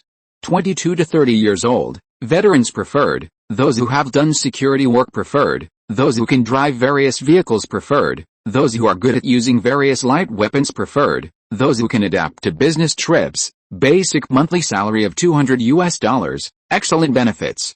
Number of people: 50. Work location: Manhattan, Queens. Contact interview address: 16 Christopher Street, Queens. Telephone. A simple and ordinary recruitment advertisement, but the treatment was indeed good.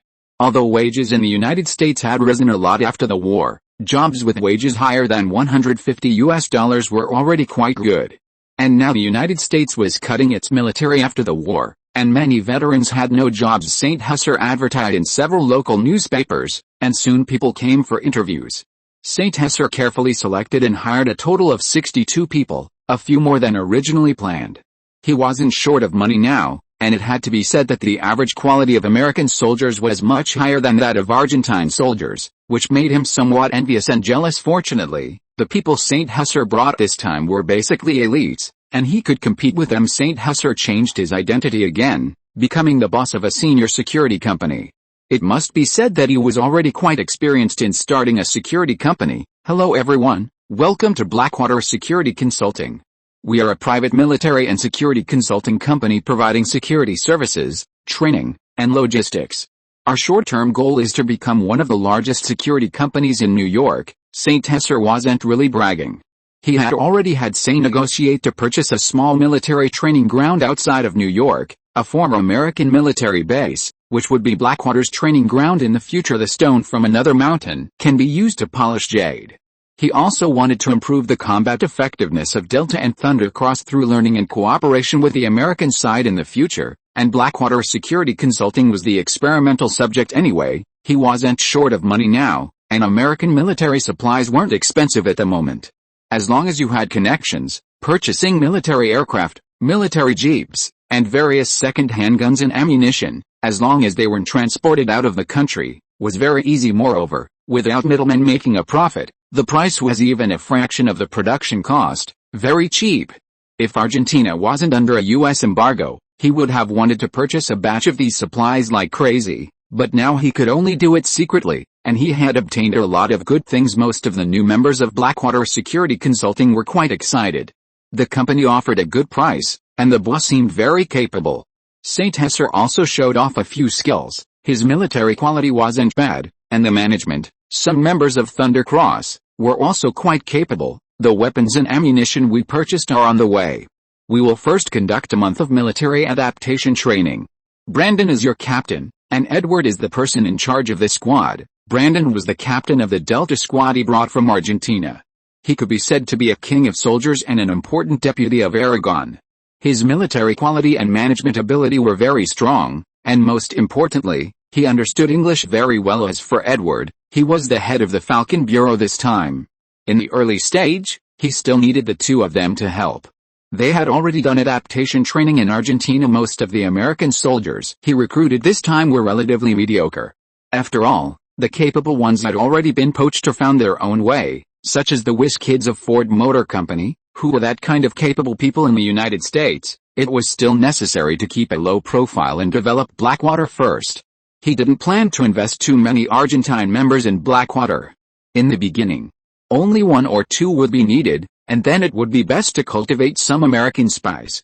Deploying personnel from Argentina was too risky. He believed that in the face of money, no one could resist this temptation. He divided the 62 people into combat and logistics departments. The combat department was mainly responsible for protecting Redwood personnel and dealing with some New York gangsters, while the logistics department was responsible for gun maintenance, logistics support, and other work, which was not complicated. St. Hesser purchased an armory through Blackwater Security Consulting, covering an area of 1,500 square meters, filled with various weapons, even light and heavy machine guns.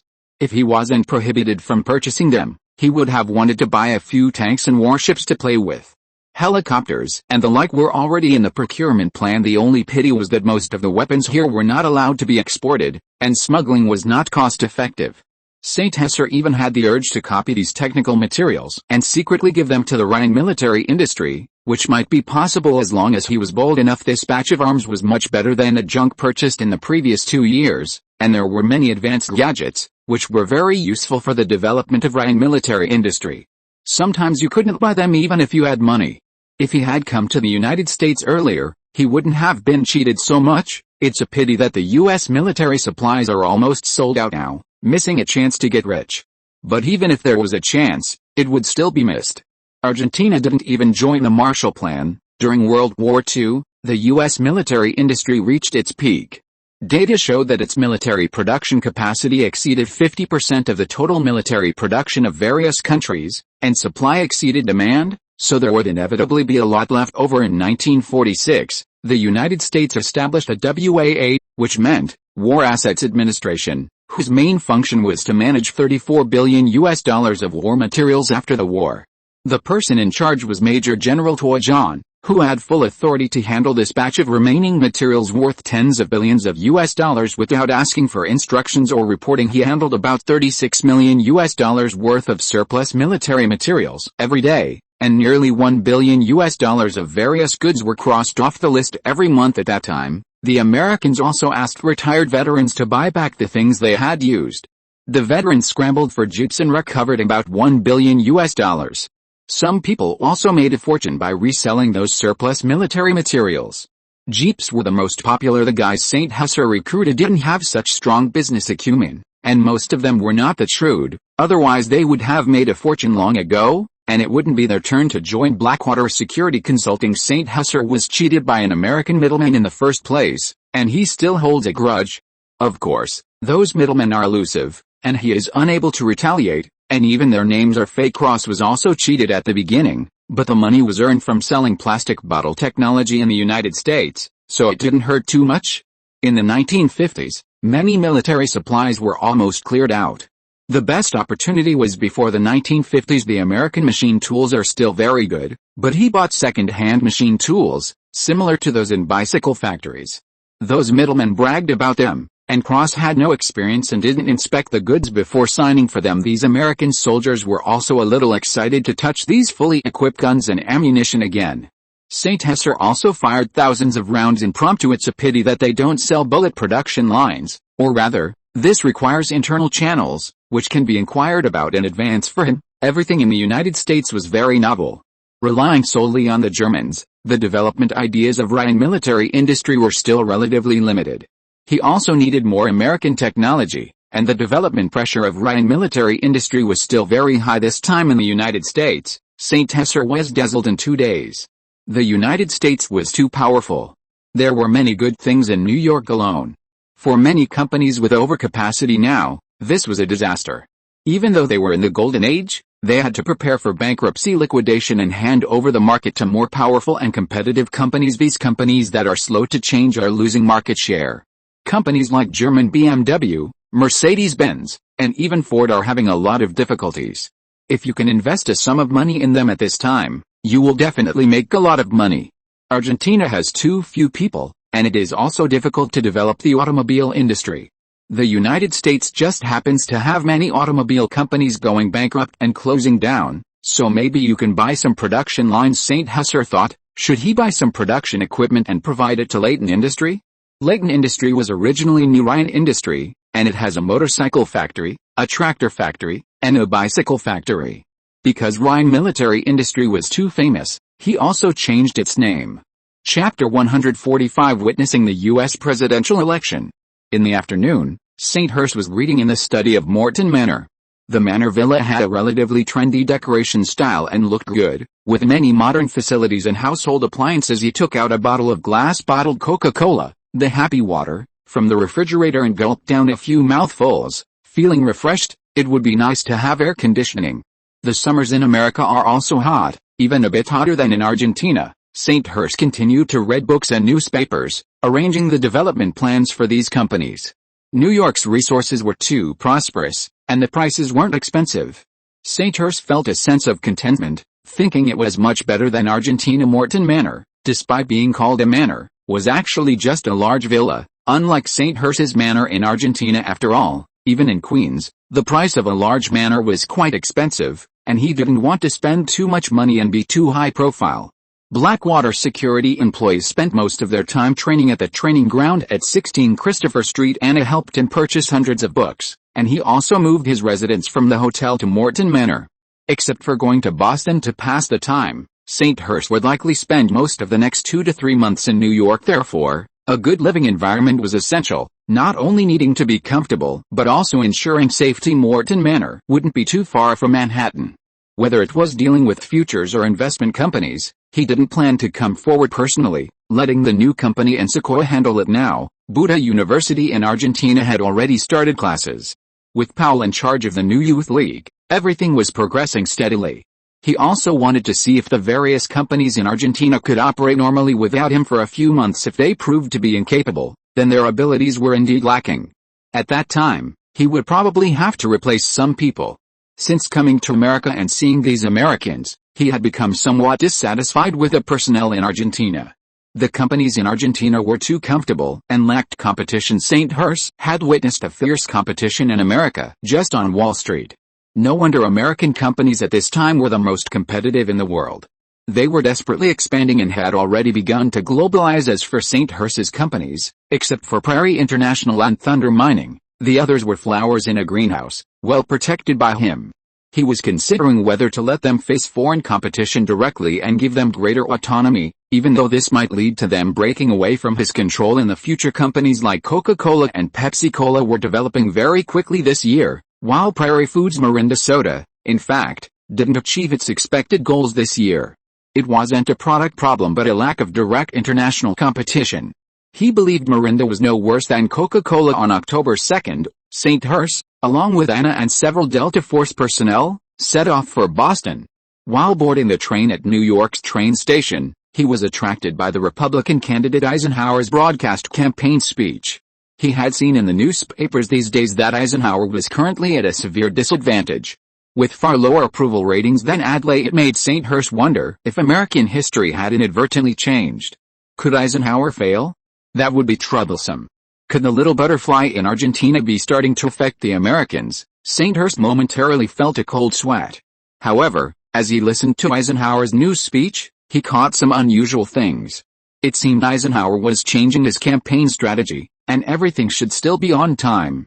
There was still half the election time left. Eisenhower's political path was actually a sudden change in style, but with a large number of financial groups supporting him, his public support was still very high. The Democratic Party was also very powerful, with not only Truman but also a group of big shots, as well as Adlai, a person with high prestige. If he had to choose, he would still choose Eisenhower.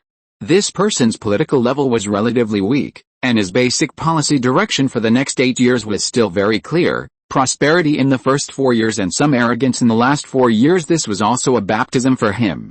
Many famous American presidents had already begun to emerge in American politics, including Kennedy and Nixon, these future big figures in America. The 28-year-old Bush was opening an oil company. He was already a famous young wealthy man. After retiring from the military, he studied at Yale University, and the oil company was currently doing well. In a few years, he might abandon business for politics and run for Congress. The 41-year-old Reagan was currently a very famous movie star in Hollywood, California. In his acting career, he was already middle-aged, and there was no sign of him having political ambitions. There were many posters of Reagan on the road, and it had to be admitted that Reagan was indeed very handsome when he was young. The 35-year-old Kennedy was already a famous rising political star in America. If there were no accidents, he would become the future president of the United States at the age of 43. As for the 39-year-old Nixon, he was already running for vice president, talking and laughing with Eisenhower. This guy indeed had a talent for political performance. In this election, Eisenhower was initially at a disadvantage, with the vote gap with his opponent widening. Now, everyone thought he had no chance, and some people in his campaign team had even suggested abandoning the election. Eisenhower remained unmoved.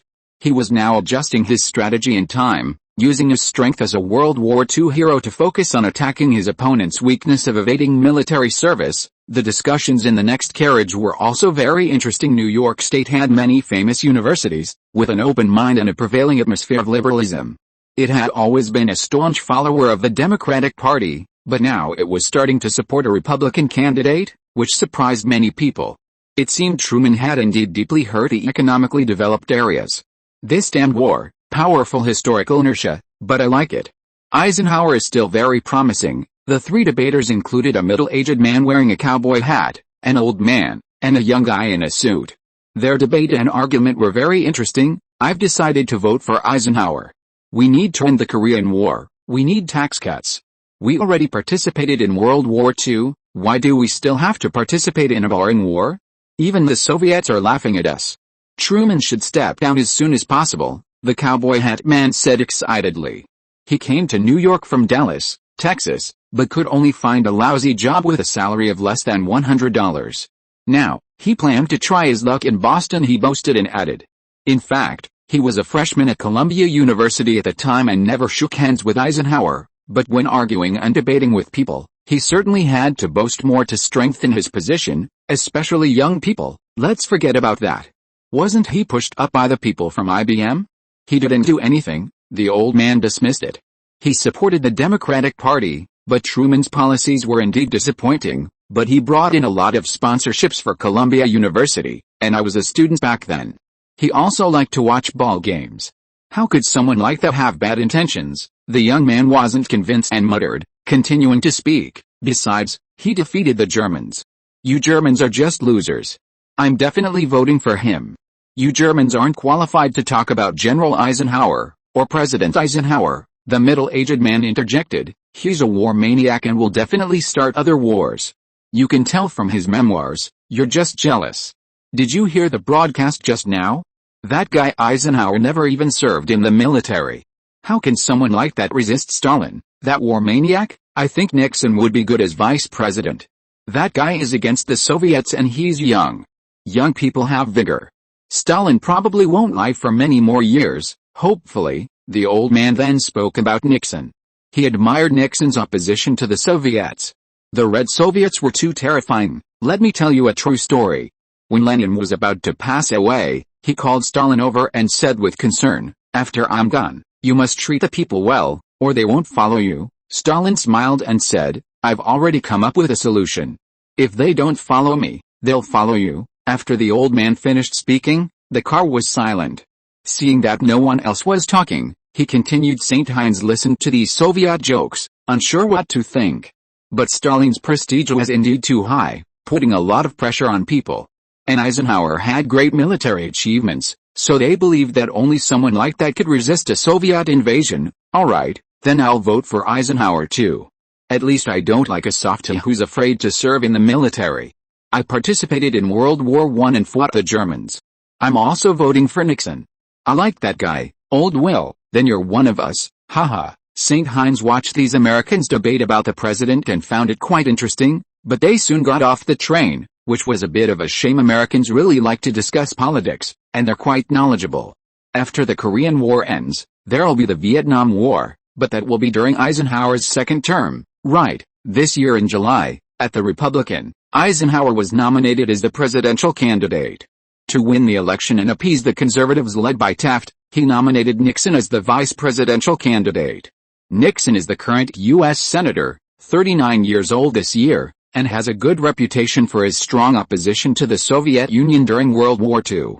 Eisenhower's outstanding achievements and easygoing personality earned him great prestige in the military and among the American people. A poll in 1947 showed that if he was willing, both parties would nominate him as their presidential candidate, but this year he finally chose the Republican Party. While Eisenhower was serving in Europe, his supporters continued to create public opinion in the United States, using the newspapers, radio stations, and other propaganda tools they controlled to promote him. Some capitalists with connections to international finance, especially those with close ties to Western Europe, were particularly active in supporting his movement. St. Heinz has always been most concerned about the United States, Argentina's strongest and most formidable opponent. He wasn't very familiar with presidential elections. Now, presidential elections in Argentina aren't very formal. Perón is, after all, a cunning boy, and the radical civic union's failure last year was indeed normal this year. The domestic political and economic situation in the United States is not good. Because Truman plunged the United States into the quagmire of the Korean War, taxes increased, the cost of living soared, and the post-war economic boom no longer existed.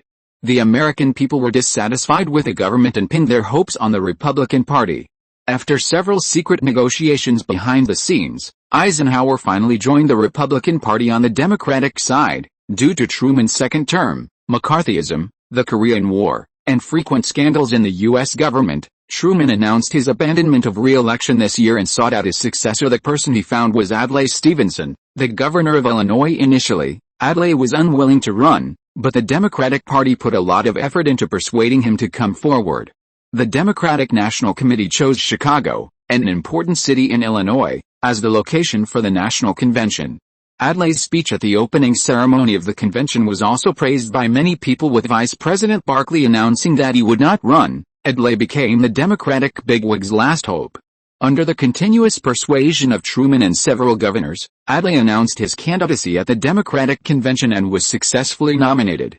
Adlai chose Senator Sparkman of Alabama as his running mate to avoid further division within the Democratic Party. Eisenhower has now begun his vigorous campaign, and compared to Adlai, his advantage is not obvious, and may even be at a clear disadvantage. His campaign started in the South, and the force supporting the campaign is very influential. The Rockefeller, Morgan, Chesebrew, and Mellon consortia all favored him because his post-war policy proposals of expanding military preparations and expanding outwards were in line with the interests of the big consortia. The first person to come out and recommend him was Thomas John Watson, the general manager of International Business Machines, IBM.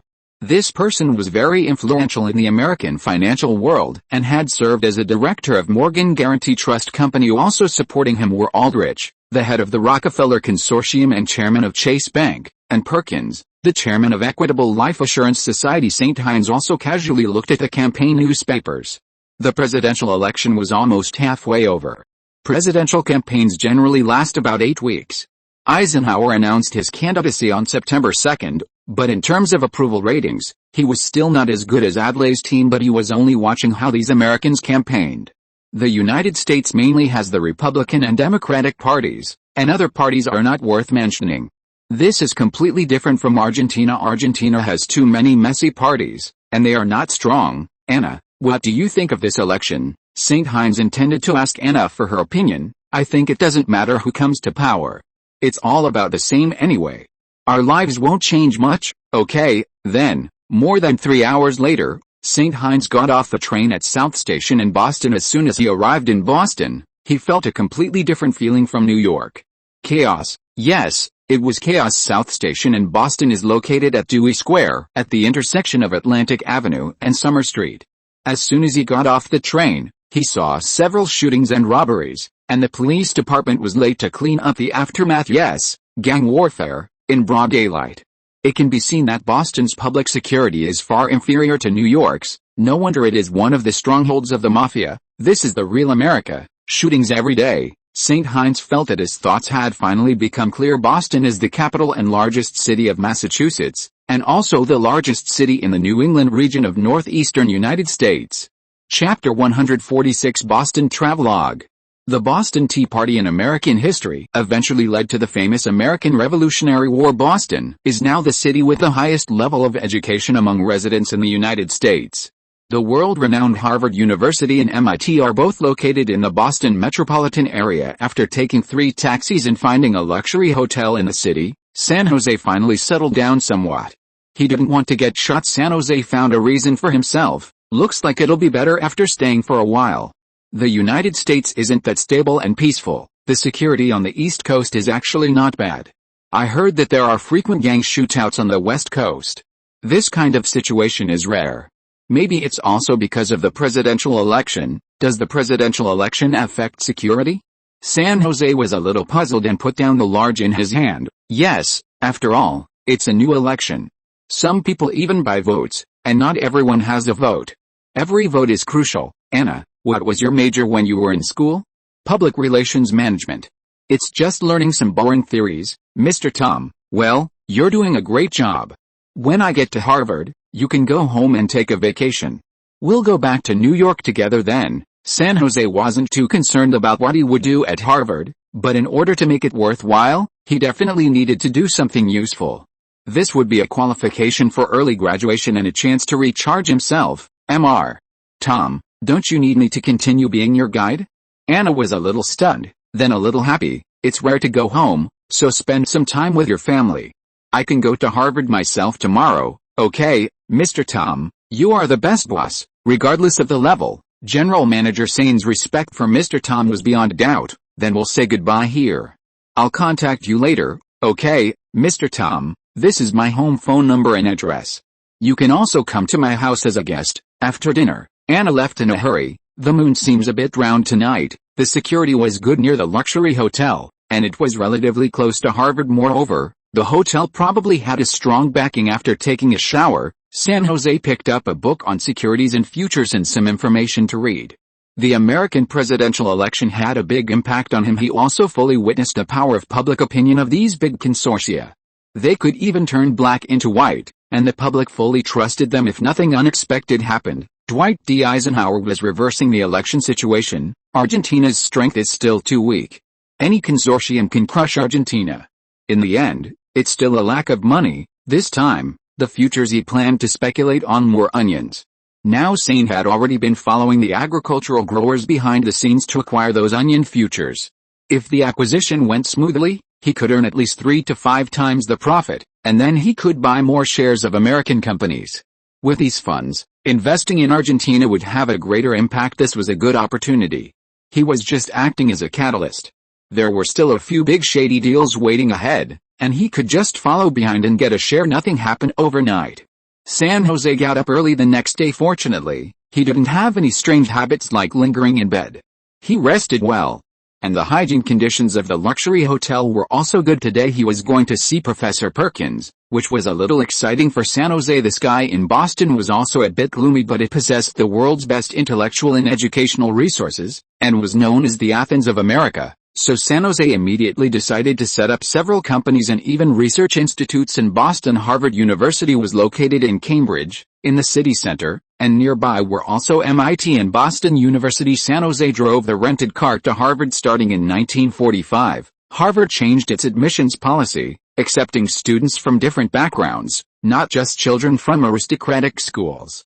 The types of students also began to diversify, and there were many more Jewish and Catholic students on campus, but blacks and Asians still accounted for a very small number. Harvard Law School was the oldest law school in the United States, and this was his destination. Harvard had produced many presidents, the most famous of which were the two Roosevelt presidents. In total, there were two Roosevelts. One was Theodore Roosevelt, the youngest president in American history, also known as Old Roosevelt. He became the President of the United States at the age of 42. There was also his distant nephew, Franklin D. Roosevelt, also known as Little Roosevelt, who, as the most famous, led the United States in World War II, and was the longest-serving president of the United States in history. Little Roosevelt not only economically saved the United States after the Great Depression, but also played a key role in shaping the post-war world order. His influence was particularly evident in the Yalta Conference and the founding of the United Nations. San Jose was waiting for Perkins at the entrance of Harvard. Because he was handsome, he felt a little outstanding. Of course, there were very few female students at Harvard University now, even fewer than at BU. It's probably similar to the Harbin Buddhist Academy. Also Harvard now is probably like the Polytechnic universities of later generations. The proportion of female students might only be less than 5%, but BU had 12%, which was quite remarkable in fact, although Harvard also had Radcliffe College, which was mainly for women. In terms of the status of women, it might not even be as good as Argentina. This was because of Mrs. Perón, and there was nothing to be proud of. During World War II, the employment of women in the United States greatly increased, but historical inertia was still the case. Discrimination against women in society still existed everywhere. For example, there were almost no women in the high-level positions of many large companies, and they could only do things like secretaries. It would take 1 or 2 generations to reverse the social atmosphere. Many American universities now do not enroll female students. Harvard was already considered relatively remarkable. Yale did not have any female students at all. All of them were men. Most of the female college students in the United States relied on some women's colleges to complete their studies, such as the State University of New York. Anna actually graduated from a women's branch of the State University of New York. The State University of New York was reintegrated in 1948. She was very fortunate to be admitted to a women's branch of the university. She obtained a degree. The quality of education was excellent, and the tuition was lower compared to private universities. Because Anna came from an ordinary family, she was able to continue her education. Otherwise, the expensive tuition of private universities would have forced her to drop out and go to the factory. This was also a common problem of many American private universities. The tuition was very expensive. In comparison, Argentina was much better now, mainly based on public universities. Tom, over here, San Jose couldn't help but criticize the American education system when he heard Professor Perkins' voice. Professor Perkins. San Jose trotted over to join the delegation. Is everything done? Perkins asked. Yes, Professor. Then you just follow along, Tom. San Jose used a fake identity. Of course, this visit experience was real, and with Professor Perkins as a guarantor, it was considered a secret visit. Okay, Professor. San Jose followed Professor Perkins, walking and looking around, diligently acting as a little follower, showing that he was diligent and eager to learn, and he could indeed learn a lot. I'll be staying for 3 months this time. You can do whatever you want, and you can also take a look and study more. It's very beneficial, Perkins instructed, chatting and laughing with the dean of Harvard Law School. St. Husser found it quite unbelievable, but later learned that this dean was a junior fellow at Perkins during his master's studies.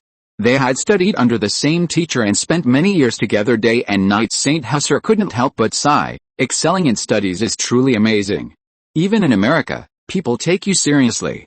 This must be the academic power in America. Although Argentina and the United States are hostile on an official level, it doesn't affect academic exchanges.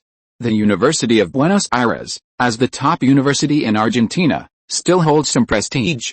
Coupled with academic connections, Pukin's position is elevated even higher than it actually is. This visit to the United States was primarily for Professor Pukin himself, along with other professors and students. St. Hesser was just tagging along for lectures and had his own matters to attend to. St. Hesser began a life of attending lectures, and after more than 10 days, he somewhat dazedly made a phone call to Anna's home, feeling confused by what he was learning and experiencing a headache. "Anna, you can return to New York on your own. I need to study here at Harvard for a while." "Oh, okay, Mr. Tom. Would you like to come to my house as a guest? I'd really like you to meet my family, maybe next time. I need to learn a lot of things during this period." "Okay then." The joy of learning is unimaginable. Harvard's graduate courses were very difficult to understand, forcing him to abandon his plan to return to New York. In the short term, he intended to study seriously this time. Such an opportunity was rare. These were two different learning systems, the Spanish system and the Anglo-American system. In comparison, Argentina was far behind. St. Hesser had basically completed the courses from freshman to senior year through self-study at the University of Buenos Aires. However, graduating in 2 years didn't quite comply with the regulations, otherwise, he would have already applied for early graduation. This trip to Harvard felt like a valuable learning experience, making him feel like he had been building a cart behind closed doors and seeing the sky from the bottom of a well in Argentina. The United States truly overwhelmed Argentina in all aspects. St. Hesser asked Professor Pukin to help him obtain Harvard student credentials and the like. He also planned to audit other undergraduate courses, entering a state of frenzied learning to this end. He also moved the futures trading room to Boston for remote guidance. After all, the U.S. stock futures market was also open from Monday to Friday, and frequent trips back and forth were unrealistic. Plus he needed to continue studying on weekends. Harvard's graduate and undergraduate courses were very difficult. The difficulty of the undergraduate courses was about twice as high as the science and engineering courses at the University of Buenos Aires. St. Hesser studied everything from the Rhine system to the Anglo-American system, the continental legal system, and a whole bunch of constitutional legal systems in detail. Fortunately, his memory was good. The futures plan may have to proceed slowly and needs to be further improved. St. Hesser had to spend money again to buy a manor in Boston, near Harvard, and then bought a car. These were necessary expenses. He also contacted home and had Guerrero dispatch some Falcon Bureau personnel over. He also often visited and studied at MIT and Boston University. The talent here excited him greatly. There were many academic elites, which was very beneficial to his centrifuge project. He also met some students from the physics department, but he hadn't met any academic bigwigs yet. It had to be said that these people's academic level was very high, and their research on nuclear physics and space physics was very in-depth, which was very inspiring for St. Hesser. He somewhat regretted not bringing Eleanor with him. Eleanor would definitely love it here. The physics here is amazing. St. Hesser continued to keep a low profile, even daring not to talk too much with him. The security measures at these universities were also very strict most of the time. He was engaged in tedious study, working harder than most Harvard students. He had fallen behind on many courses, and time was pressing. Gradually, St. Hesser was able to keep up with their courses, and the acquisition of Onion Futures gradually came to an end. October 20th, a manor in Boston. "Boss, we have acquired at least 20% of the Onion contracts on the market, which is close to saturation, and there is not much capital left. Is it really necessary to continue? It seems that there is a bumper harvest of onions this year." Sean was a little puzzled. He felt a bit confused and unreal about this trip to Boston to report on his work. Recently, the Blackwater Company has been developing smoothly.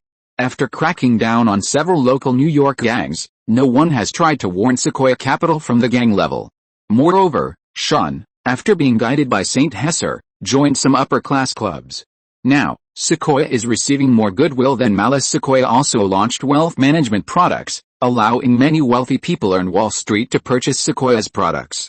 Sequoia's investment scale has more than doubled, and the number of employees has also increased significantly. St. Hesser had to transfer more than half of his money in advance to the accounts of other investment companies, and Sequoia became a venture capital wealth management company, helping wealthy Americans manage their wealth. External risks were also reduced, and there were even plans to introduce some consortia. This was a necessary change. St. Hesser was allowing Sequoia to adapt to the American capital system, and it could also make money and collect management fees. However, in this way, Sequoia would slowly and gradually move out of his control. Other shell companies were slowly being filled, and Sequoia also began to need more outstanding graduates. The quality of employees increased a lot, and it gradually became more standardized. Sean did a good job. Although he was now becoming a true American, there was nothing he could do about it. The original plan was no longer needed. The sky is going to rain, and the mother is going to marry. If Sequoia wants to continue to develop, it can only continue to Americanize, and he is gradually withdrawing funds and dispersing them to new companies. Yes, don't worry, we have scattered them among a dozen investment companies, and we have enough onion contracts to make a big profit. Of course, Sean was still very loyal to him. The two were still closely linked by interests. Sean couldn't develop any backers in the short term, and Sean's abilities were only slightly better than ordinary people. St. Husser was his strongest backer. His transformation into an American identity was only to make money better for St. Husser. Americans are more assured of Americans, which is inevitable. Even though the United States is a country of immigrants, Americans are very confident in turning yours into mine. St. Husser maintained enough sobriety and constantly reminded himself that he was an Argentine. St. Husser planned to train another group of financial talents to master this huge wealth in the United States. Little Nix was also preparing to go north to the United States. He was one of his important confidants. Sean was no longer suitable to help him manage his wealth secretly, and his ability was not enough, and he was relatively old. Sean, you've done a great job. The layout of this futures war is good. Thank you for the compliment, boss. I just did some of the things I was supposed to do. Help me register a few more new companies, and then just put a few people in each company. Electrical company, automobile company, shipbuilding company, oil company. Boss, this is too big, right? Will it affect the funds?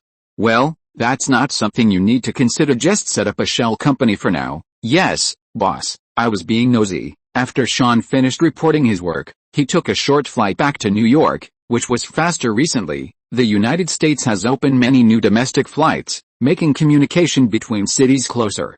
Chapter 147 Falcon arrives in free America. The weather in North America is much harsher than in South America. October marks the beginning of autumn, and before the long winter arrives, Boston offers a brief glimpse of fall. Completely different from Argentina, autumn here is filled with golden leaves everywhere. Even St. Husser couldn't resist admiring the beautiful scenery. He enjoys autumn because it's not as hot as summer or as cold as winter, and the cool breeze is quite comfortable. A great place to enjoy autumn is the Arnold Arboretum at Harvard University. St. Husser invited his friends from Harvard, forgetting some unpleasant things. Autumn is the season of harvest. He is quite popular at Harvard Law School and has even published several academic papers under the name Tom Cruise. The brief autumn quickly passed, ushering in winter in Boston. St. Husser witnessed the arrival of a heavy snow. The snow fell heavier and heavier, and the roof of the old house instantly transformed into a fairy tale world. Boston has a continental climate, which is much colder and more bone-chilling than the winters in Buenos Aires. A lot of snow fell initially. St. Husser was quite interested in building a snowman, but he almost froze his fingers off. He quickly lit a fire in the manor, which helped a lot. The temperature at night dropped to at least -10 degrees Celsius, which was incredibly dreadful weather. Argentina's politics in the second half of the year have remained basically stable, but now no one dares to challenge Perón at his peak. Even the radical civic union and the military have become much more low-key. Only the Republican Party is acting erratically, or perhaps it's not that Perón is at his peak, but rather that he feels like a trapped beast fighting to the death. Everyone is afraid of being crushed to death by Perón's claws. He has the strength, and the backlash before his death would be enormous. Moreover, Perón has not yet disbanded the armed military forces of the General Confederation of Labor. If a military civil war were to break out in the country, the consequences would be unbearable for anyone now. Whoever makes the first move dies first. No one wants to be the first sucker to benefit others. Judging by Mrs. Perón's funeral, the people are still on Perón's side. October in Argentina is already a season of spring blossoms. Argentina's economic performance this year has not been very ideal. Fortunately, due to the reduction of export tariffs, some domestic companies have recovered a lot of vitality, but agricultural development is still stagnant, although it has increased slightly compared to last year. The sluggish domestic economy also meant that the goals set by St. Husser at the beginning of the year for the company's factories were not achieved. He was too optimistic. Now that it's almost the end of the year, Rheinmetall Arms is estimated to be unable to complete the established goals for the beginning of the year. Currently, Sales are less than $20 million, far short of Syntes's optimistic $70 million. The market size for light weapons has already expanded to its limit, and the domestic potential has been exhausted. It is also necessary to explore new categories. The improvement work on the STG-45 has been completed, and 1,000 units have been mass-produced, but the sales bidding situation is not good, due to the resistance from the Rosario Domingo Arms Factory. Their STG-44 has also been developed in advance, and the Ministry of Defense is somewhat hesitant. As both are valuable on the domestic export side, Prall International's food exports to Europe have been blocked by companies such as Nestle and Coca-Cola. Prall's products lack brand awareness, and it doesn't have its own factories in Western Europe. Perhaps it needs to build local factories. The situation in South America is good, and it can be described as invincible. The situation for Blue Cloud shoes and clothing is better. This year's investment in the textile industry has greatly increased Blue Cloud's strength, and the establishment of a new factory in Buenos Aires has greatly enhanced Blue Cloud's development potential in Southeast Asia. France has failed to reverse the offensive in Vietnam. Prall International's fleet can only turn to poorer countries such as Indonesia, Thailand, the Philippines, Malaya, and even India to do business. Fortunately, the MP40 is very popular and doesn't worry about sales. Moreover, Southeast Asia is very short of various foods, making Prall Foods products very popular here, especially instant noodles and Miranda soda. In the end, if Argentina's population problem is not solved, the market will only be so large, and strong companies cannot be cultivated domestically. He must strive to develop the international market, which in fact is very likely to require sufficient military backing as a guarantee. I don't know if the future agricultural estates will work, whether they can increase the population. Industrialization and population growth are naturally opposed, which is really difficult. Now the population growth rate in the United States is not very good, and it can only rely on immigrants from other countries. When I return to China this time, I must seriously focus on the industrial agricultural estates, encourage childbirth, let employees have babies, and contribute to Argentina's population growth. Syntesa checked the recent 20 years of U.S. population data, and their local birth rate is also slowly declining, mainly relying on foreign immigrants to increase the population. Currently, Argentina's population is only 1/8 of the United States and 1/4 of Japan. What does this represent behind it? It goes without saying the task is arduous and the road is long. Making an Argentine family have 6 or 7 children is the only way to allow Argentina to develop and grow healthily. Otherwise, even if domestic development is strong, it will be a wedding dress for others, and an economic blockade will collapse in this way. After 2 generations, Argentina will have at least 70 to 80 million people, or even more, enough to rival a unified Germany. Adding immigrants from other countries, this is almost a population of 100 million, and at least there is no problem in becoming a medium-sized power with a sufficiently large educated population. There will be a fully competitive market. Even relying on involution inertia, it will be enough to allow Argentina to continue to be strong. It seems that some measures have to be taken. Perón still hasn't seen the essence of national development clearly. Only a sufficient population can guarantee the steady advancement of industrialization, while Perón is still stifling Argentina's population potential, destroying Argentina's countryside. The Argentinian Northern Development Plan must also be improved. Argentina does not have enough agricultural talent, but the United States does. Establishing several agricultural population research companies is more than enough. Relying solely on domestic talent in Argentina is far from enough. While Syntesa was busy studying at Harvard University, the Falcon Bureau and Little Nix's team from Brazil, mobilized from Argentina, had successively arrived in the United States with his own intelligence team and helpers. He had finally emerged from a state of blindness.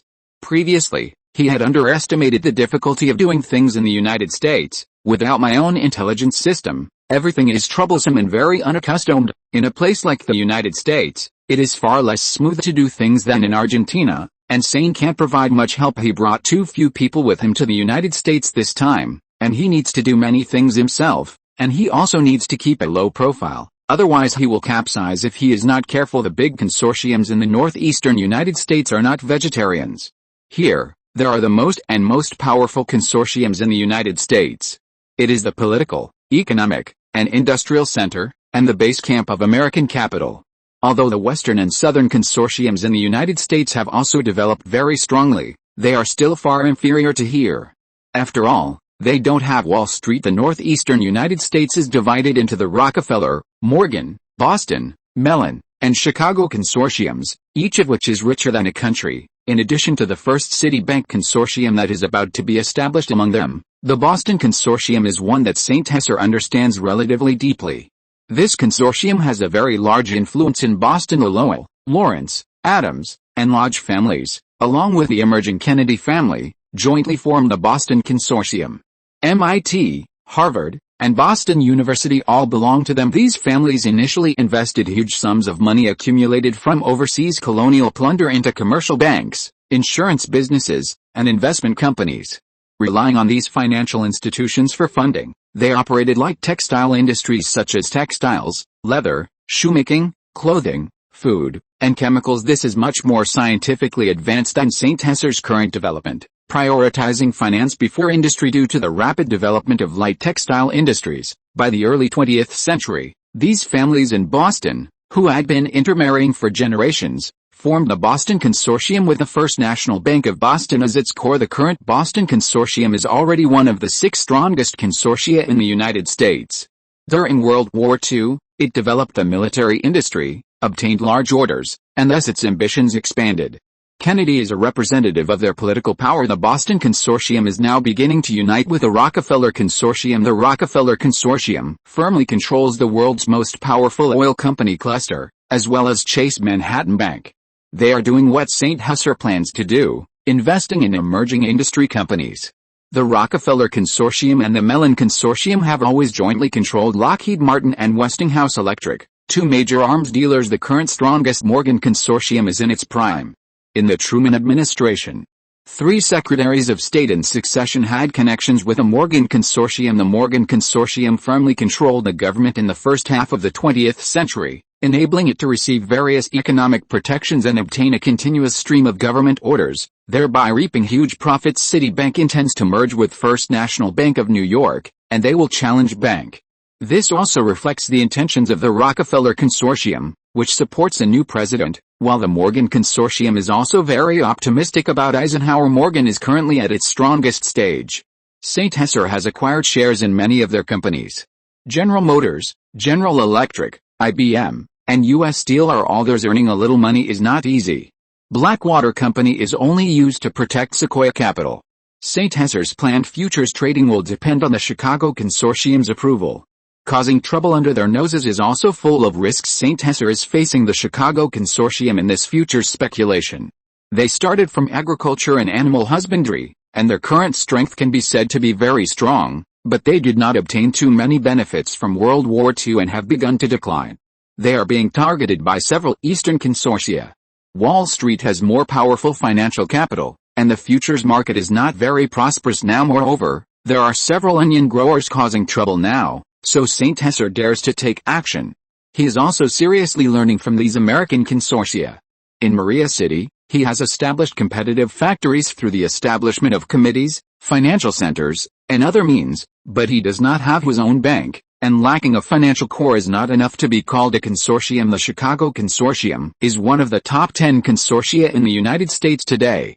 It was formed in the early 20th century by the McCormick family, the Wood family, and the emerging Crown family, and is named after its activity center in the Chicago area. Sears department store is theirs now, acquiring onion contracts. Onions are actually not a particularly large category, far less than futures like meat, cotton, and wheat, so they receive less attention, giving St. Hesser an investment opportunity. Next year will be the first American economic crisis after the war, which will recover quickly, and onion futures are a small reason for the outbreak of the economic crisis. This American crisis will not last long, about a year, for St. Hesser, but it is crucial for him to earn enough money that truly useful people are still his own people.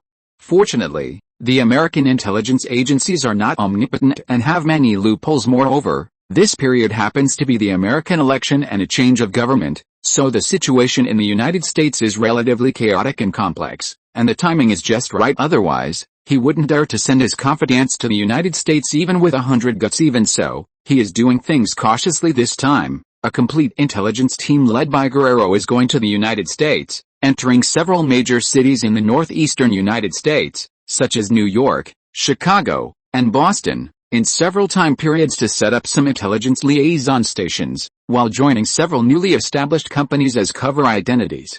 He cannot do it too meticulously now.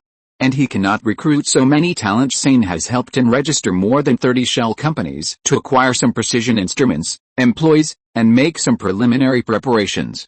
Opportunity favors the prepared mind. They have different identities, each with their own false identity and code name, mainly infiltrating the United States as company employees. They enter the country with passports from Uruguay, Brazil, and Argentina, and basically all are proficient in languages such as English, Spanish, and German, bringing out all the elites. This is also to ensure safety as much as possible. He is not here to fight or anything, but to make money. October 18th, a small manor in Boston. This suburban manor is not large, but its security is not bad, and transportation is relatively convenient. Guerrero, this is your intelligence target. For the time being, help me collect some intelligence to prepare for the next step. The targets given by St. Hesser are the Chicago Consortium, the Rockefeller Consortium, and the Boston Consortium, with a focus still on the currently targeted Chicago Consortium. At the same time, he gave him a bunch of company lists. Many of these company lists cannot be seen on the surface as belonging to anyone. St. Hesser doesn't want to offend any big consortium one day without knowing it. Judging from the information on the surface, most well-known large companies basically need various major consortia's technology, except for emerging industries. Yes, boss. Guerrero carefully memorized this information in his mind and then threw it into the fireplace to burn it. Be careful of intelligence agencies such as the FBI and the CIA. Keep a low profile as much as possible. Our purpose is very clear, just to make money. We don't care about anything else. Be as careful and low-key as possible. Don't probe for information about anything other than the economy. Domestically in the United States, the main thing is to deal with domestic intelligence agencies such as the FBI. This is also a brand new challenge facing the Falcon Bureau. The Falcon Bureau has always been mainly focused on domestic affairs. The American intelligence agencies are not comparable to the Argentine National Intelligence Service, and there is also the disadvantage of away operations, and it is impossible to mobilize the help of brother units of Delta Force and Thunder Cross. Okay, I will try my best. This time, letting the Falcon Bureau enter the United States is not a temporary idea of St. Hesser, but has three considerations. 1. Coming to the United States this time is just right to set up some conventional intelligence agencies to obtain stable intelligence from the United States in the long term to deal with the challenges of the CIA. 2. This is also a training for the Falcon Bureau. The level of the Falcon Bureau is still too poor and must improve and improve. 3. Help him make money in the United States, especially to figure out the relationship between the Chicago Consortium and the large onion growers. Otherwise it will be troublesome to be pushed back. Since its establishment last year, the Falcon Bureau has always had an international intelligence department.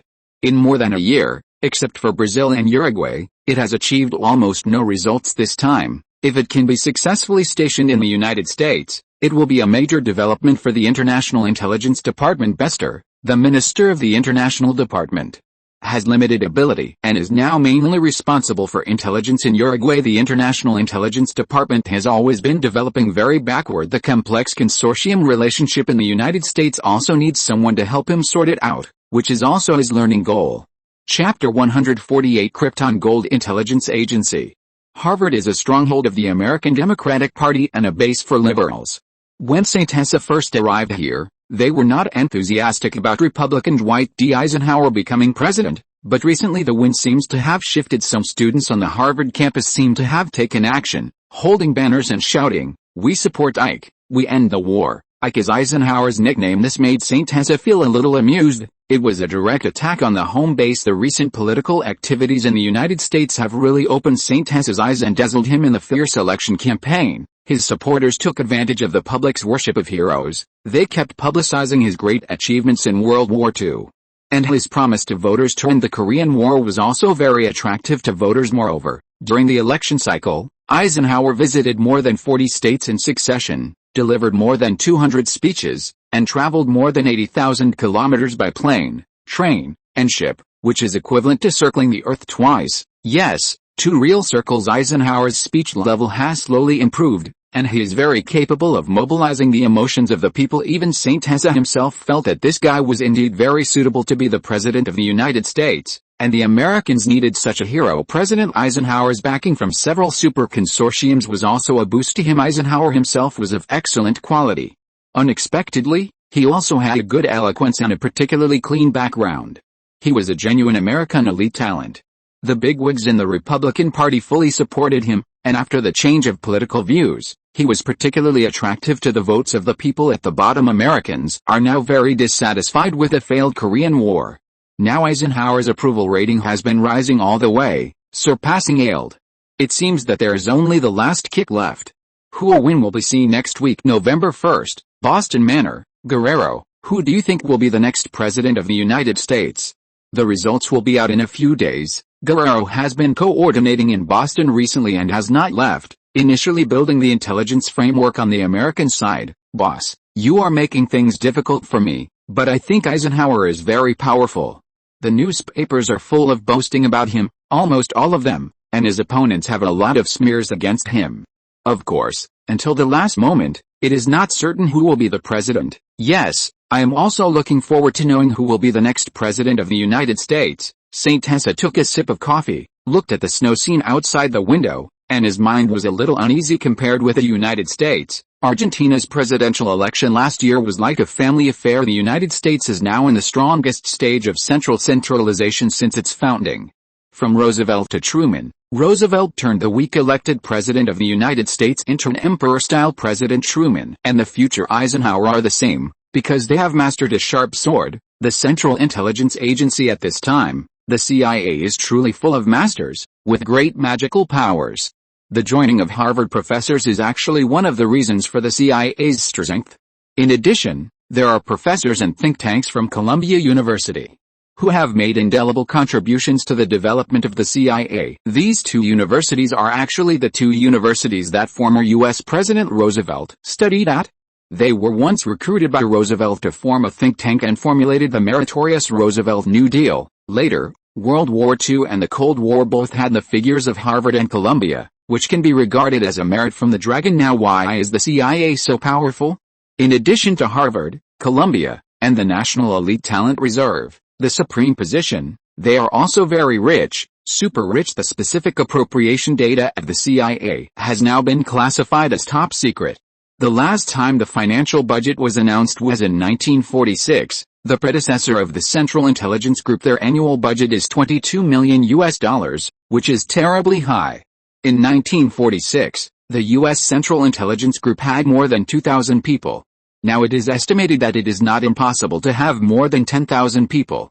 The specific number is estimated that only the U.S. president knows. The wealth of the CIA can be inferred from the Marshall Plan. On the surface, in 1948, the CIA established overseas offices. In 1948, the Marshall Plan was passed by Congress, with a total plan of $13.7 billion. The CIA's overseas offices can extract 5% of these funds for secret intelligence work, which means that at least $600 million flow into the CIA. With these funds, the CIA can spend a lot of money to buy intelligence and train spies. The Italian Socialist Party was actually brought down by the CIA. The CIA manipulated the 1948 Italian election with briefcases of US dollars.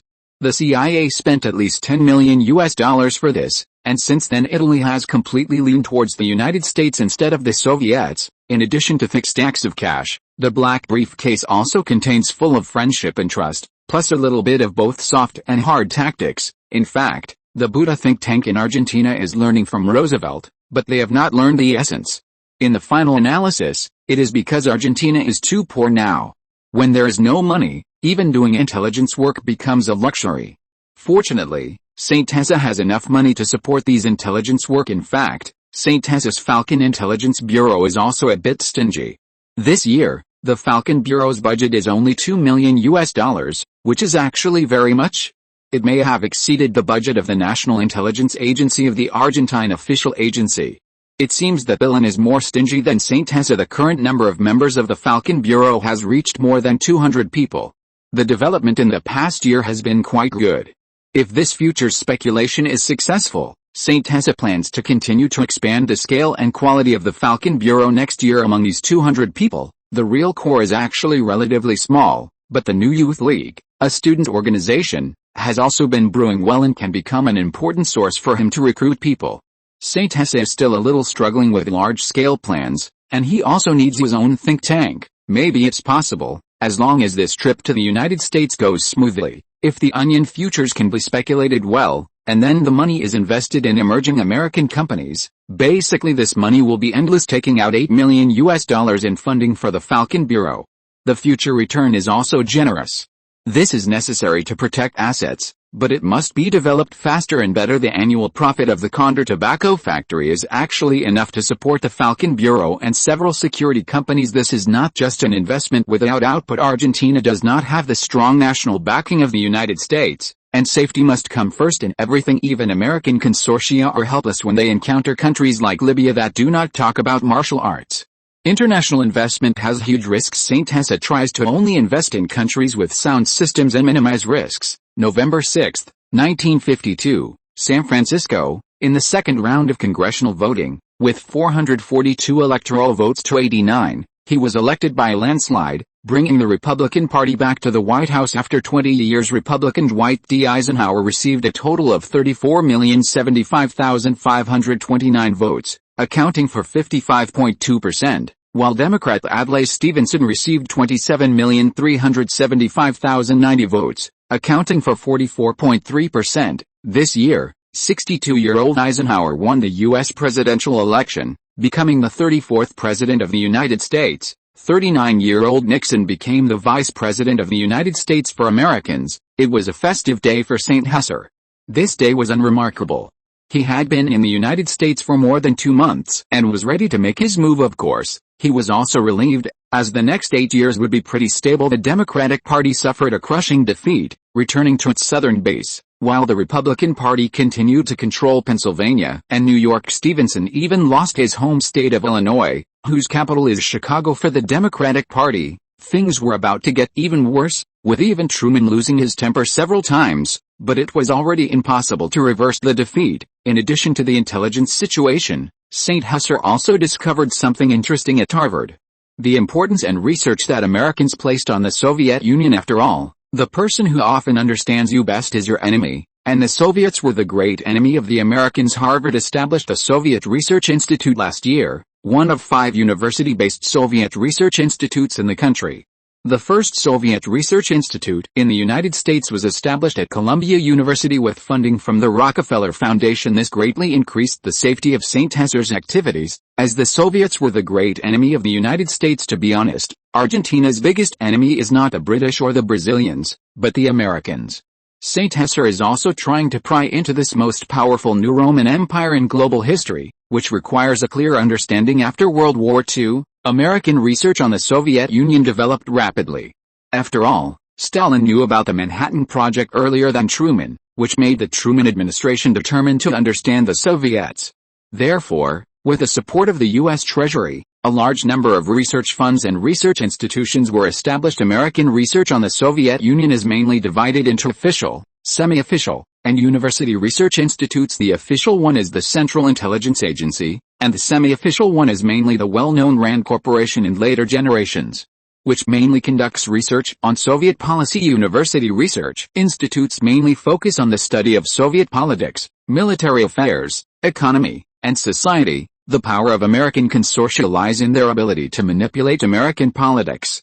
In the next few years, Morgan will also face new challenges. Fortunately, Saint José is not trying to confront them, otherwise he would definitely be crushed to death. His small frame is not enough to fill their teeth. Even the power of new consortia like those in California and Texas is very strong. Starting in the second half of 1952, the price of American onion futures contracts began to rise continuously due to hoarding by several large onion growers. Other agricultural futures remained stable. Saint José, like a cautious hunter, secretly stirred up trouble in the futures market. The Chicago Board of Trade and the Chicago Mercantile Exchange were Saint José's main battlefields. This speculation in agricultural futures was also a matter of taking advantage of the situation to earn a little pocket money in the United States. The futures market originated in Chicago. Chicago is located in the center of the North American continent and is an important transportation hub connecting the eastern and western United States. Saint José's agricultural futures contracts quickly began to take off, rising all the way from $12 million. In less than a week it became $27 million. He spent 2 months laying out the plan and earned $15 million in net profit. Sean, arrange to sell these contracts, boss. It will continue to rise. Do you really want to sell? Sean asked with some doubts.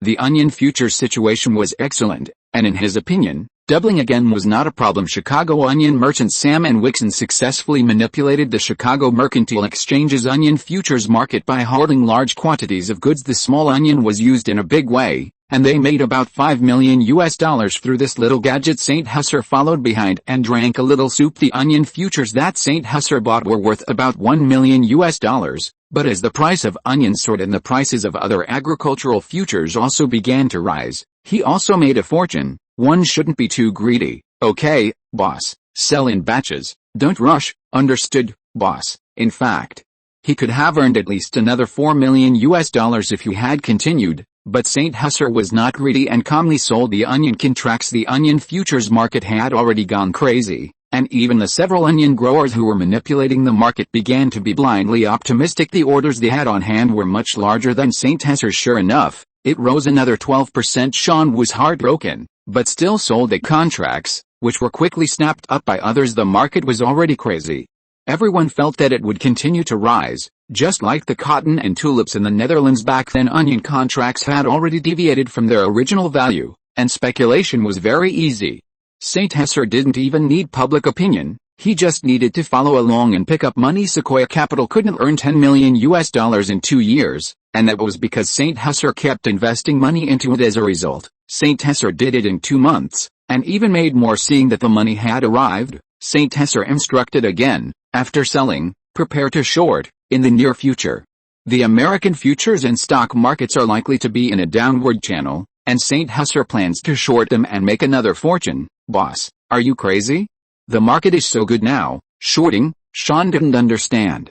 The United States had a new president, the war had stopped, shorting was crazy, he should go long. Yes, go and do it. Okay, boss, it's your money anyway. Although Sean didn't understand, he still honestly went to do it. Martin Herman graduated from Harvard Business School and was personally recruited by St. Husser. He is a talented investor discovered by New Sequoia Investment, with 5 years of experience in the industry, and previously worked at Goldman Sachs. This time, the trading team recruited this talented employee with a high annual salary of $29,000, and currently serves as the Deputy General Manager of Sequoia Investment. Sequoia Investment is now divided into Blackstone Investment and Sequoia Investment. Blackstone Investment's funds come from the capital that St. Husser spun off, with a fund size of $17 million. New Sequoia has open financial management and high-end investment projects, with an asset size of $20 million, coming from some wealthy people. Boss, does our Blackstone Investment have to invest in so many small companies? Martin was a little confused. Sequoia Investment used to invest in large companies, but now it has switched to small companies. Blackstone is also a part of Sequoia. Sequoia is gradually selling off the stocks of large companies and also switching to small companies. St. Husser personally sorted out a report on new companies and planned to make venture capital investments. There were as many as dozens of newly established small companies that were less than 5 years old. Yes, Martin, you organize a negotiation team to acquire shares. Chapter 149. After tax, I earned $100 million. Eisenhower's election as President of the United States this time had a very important principle. Why didn't a military government emerge in the United States, despite its powerful military and the massive military-industrial complex established during World War II?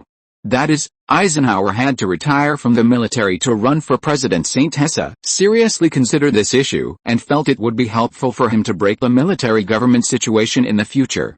In fact, this matter can also be seen from a famous dynasty in his previous life. Anyway, Argentina basically doesn't need to fight wars, only civil officials are needed. While the United States is a modern version of the iron-blooded and powerful Song dynasty, it's better for the country's combat effectiveness to be weak than for the country to be weak, and in his opinion, this is only temporary. As long as there is enough daily training, it's just how to release military power with a cup of wine that's the problem. The military interest groups in Argentina are the most difficult to deal with in the United States. A system of mutual checks and balances between civil and military officials is implemented in the military.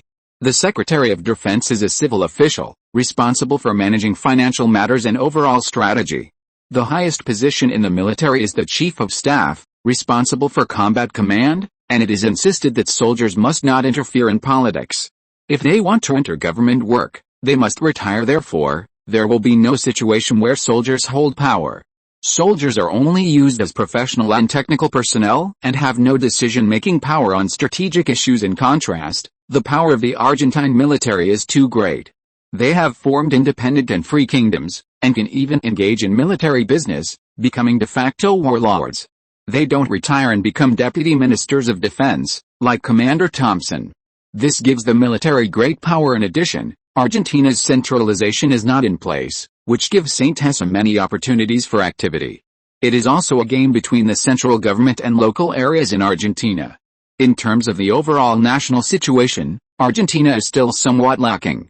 This is a natural deficiency. Moreover, SYNOPSIS personally witnessed the power of the U.S. Internal Revenue Service for the first time. This was the second time he had seen the strength of the IRS. The first time was when he sold a bottle patent, and he paid a lot of taxes. This time, he made money from the futures market and paid a lot of taxes again.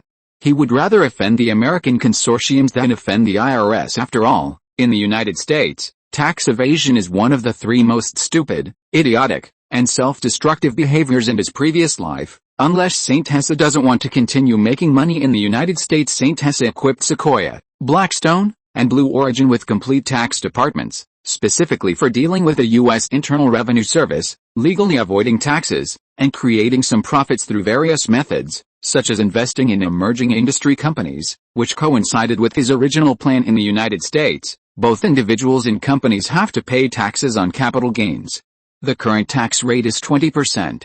That is, if you earn a profit of $10, you have to pay $2 in taxes. Of course, the U.S. Internal Revenue Service allows companies to use tax planning strategies to reduce capital gains taxes.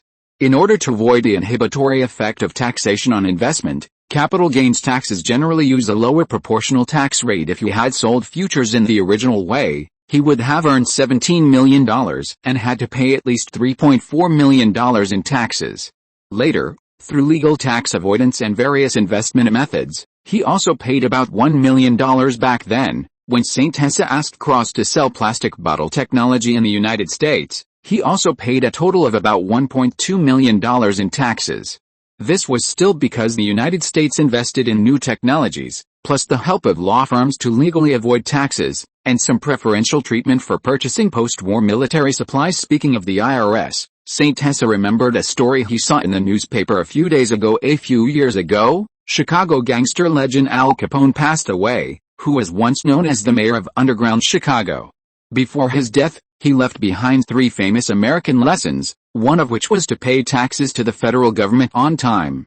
As for the other 2, one was also related to the IRS. A submachine gun is no match for a Gatling gun. There is also one that is worth being vigilant about. SYNOPSIS has always kept this principle in mind in Argentina. After all, Capone died of syphilis, and he doesn't want to have illegitimate children so early. After all, the Americans initially built a country by resisting taxes. The Boston Tea Party was to protest the British Parliament's Tea Act. The Americans certainly know the most about collecting taxes. It can be said that no tax bureau in the world knows more about collecting taxes than the U.S. Federal Internal Revenue Service. This is their bread and butter. Of course, this armed tax collection is also an old American tradition, which has run through more than 100 years after the founding of the United States, and is deeply rooted. Argentina also needs such a powerful tax bureau. The caudillos almost all evade taxes, and personal taxes cannot be collected. Argentina's tax reform still needs a long time. Armed tax collection is a very good system. Now there are very few people paying taxes in Argentina, and there are many smuggling and tax evasion gangs. SYNOPSIS also knows many armed smugglers. He himself is one of the largest smuggling gangs in Argentina. Argentina is now trying its best to find legal tax-paying companies and fleece them, and impose heavy taxes on some companies due to insufficient tax sources. Now SYNOPSIS has 3 major helpers in the American financial market, which is enough for him to stir up trouble. Sane, who is invested in by Sequoia Capital, is mainly responsible for a part of futures and New York stock market investment. Recently, a batch of branch companies such as Sequoia Fund, Sequoia Futures, and Sequoia Wealth Management have been established, actively intervening in investment banking business. Saint has worked hard and has been based in New York, reporting to Boston almost every 2 weeks. Martin, who is invested in by Blackstone, is split from Sequoia. Currently, he sells a large number of large company stocks and reinvests in some potential American companies, doing venture capital. And is a private investment and wealth management company. Little Nix of Blue Origin Futures helps Saint Tessa in the futures market and takes over part of the investment work of Sequoia. At the same time, he sets up apart, controls at least 280 accounts, and has more than 30 shell companies. Chicago, as the financial center and futures center of the United States, is developing well. Little Nix doesn't need his subordinates to think too much about some actions and instructions. The American financial market is changing rapidly, and I must personally sit here to seize the fleeting opportunities. Saint Tessa thought with some emotion in his heart. If he had been staying in Argentina, he would not have been able to make these big moves. Saint is more than enough to maintain the status quo, but not enough to be aggressive. Saint Tessa dialed a dedicated line to Chicago. Little Nix, have the people from the Blue Origin team arrange 20 shell companies and 300 accounts, and all start building positions, buying agricultural futures to fall. During the Prohibition era of the 1920s, the Chicago underworld thrived, producing notorious mob bosses like Al Capone. As long as the conditions for gangs existed, these gangs would continue to emerge in Chicago. There was also a budding communications company, Motorola, in which Saint Tessa had invested a sum of money. Okay, boss, at what price should we buy? Onions should be bought at the highest price, 1/25 of the total amount, and the rest at 1/2. Clear everything out after the delivery date. Saint Tessa evaluated the numbers. The futures market wasn't large at the moment, but he was unwilling to stop. The futures market was already in a downward trend. He controlled 64 seats in Chicago's 2 major futures exchanges, some acquired, some newly purchased. Each seat currently cost around $1,000 to $3,000. Yes, boss, Little Nix didn't ask too many questions. He only focused on the results. He was currently the most efficient subordinate, unscrupulous, and handled matters cleanly and efficiently. This time, Saint Tessa planned to profit from both sides. In addition to buying agricultural futures contracts, he also intended to short sell. He bought futures and bet on the stock market's decline, planning to short the futures market in advance. Now, Saint Tessa had transformed his Boston manor into a temporary command center, remotely directing Blue Origin in Chicago, Sequoia in New York, and Blackstone, the 3 main companies, via telephone. Chicago was relatively far, more than 1,000 kilometers from Boston. Fortunately, the American aviation industry was developing rapidly, much faster than trains and cars, and Boston had several airports, far more convenient than Argentina. Even though Argentina possessed one of the world's most powerful railway systems, its maintenance and protection were very poor. The equipment was too old, and high ransoms led to lack of subsequent maintenance, let alone the aviation industry. Moreover, Argentina currently had almost no aviation industry. Saint Tessa also bought shares in several new aviation companies, as well as a significant number of shares in Boeing and McDonnell Douglas, these aviation industrial companies. It had to be said that the United States was full of gold mines. Many American companies that would become famous in later generations existed. Saint Tessa changed his strategy, investing in small and medium-sized companies. Although large American companies would continue to rise in the short term, the exorbitant profits from investing in small and medium-sized companies were far greater. After all, the higher a company's market value, the greater the difficulty of continuing to rise. It was better to invest in companies that would become large in later generations, with lower risk and higher returns. He provided a list, then led people to negotiate equity investments, a familiar process.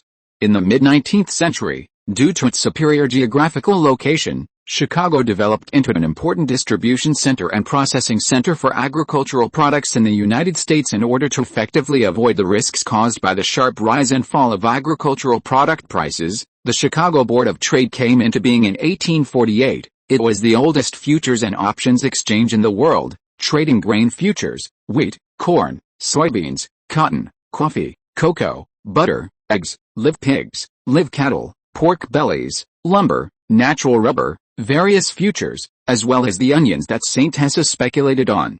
In the second half of 52, Chicago's 2 major futures markets were like a roller coaster, with onion futures being frantically hyped up. Contracts initially rose 2 times in price in a short period of time.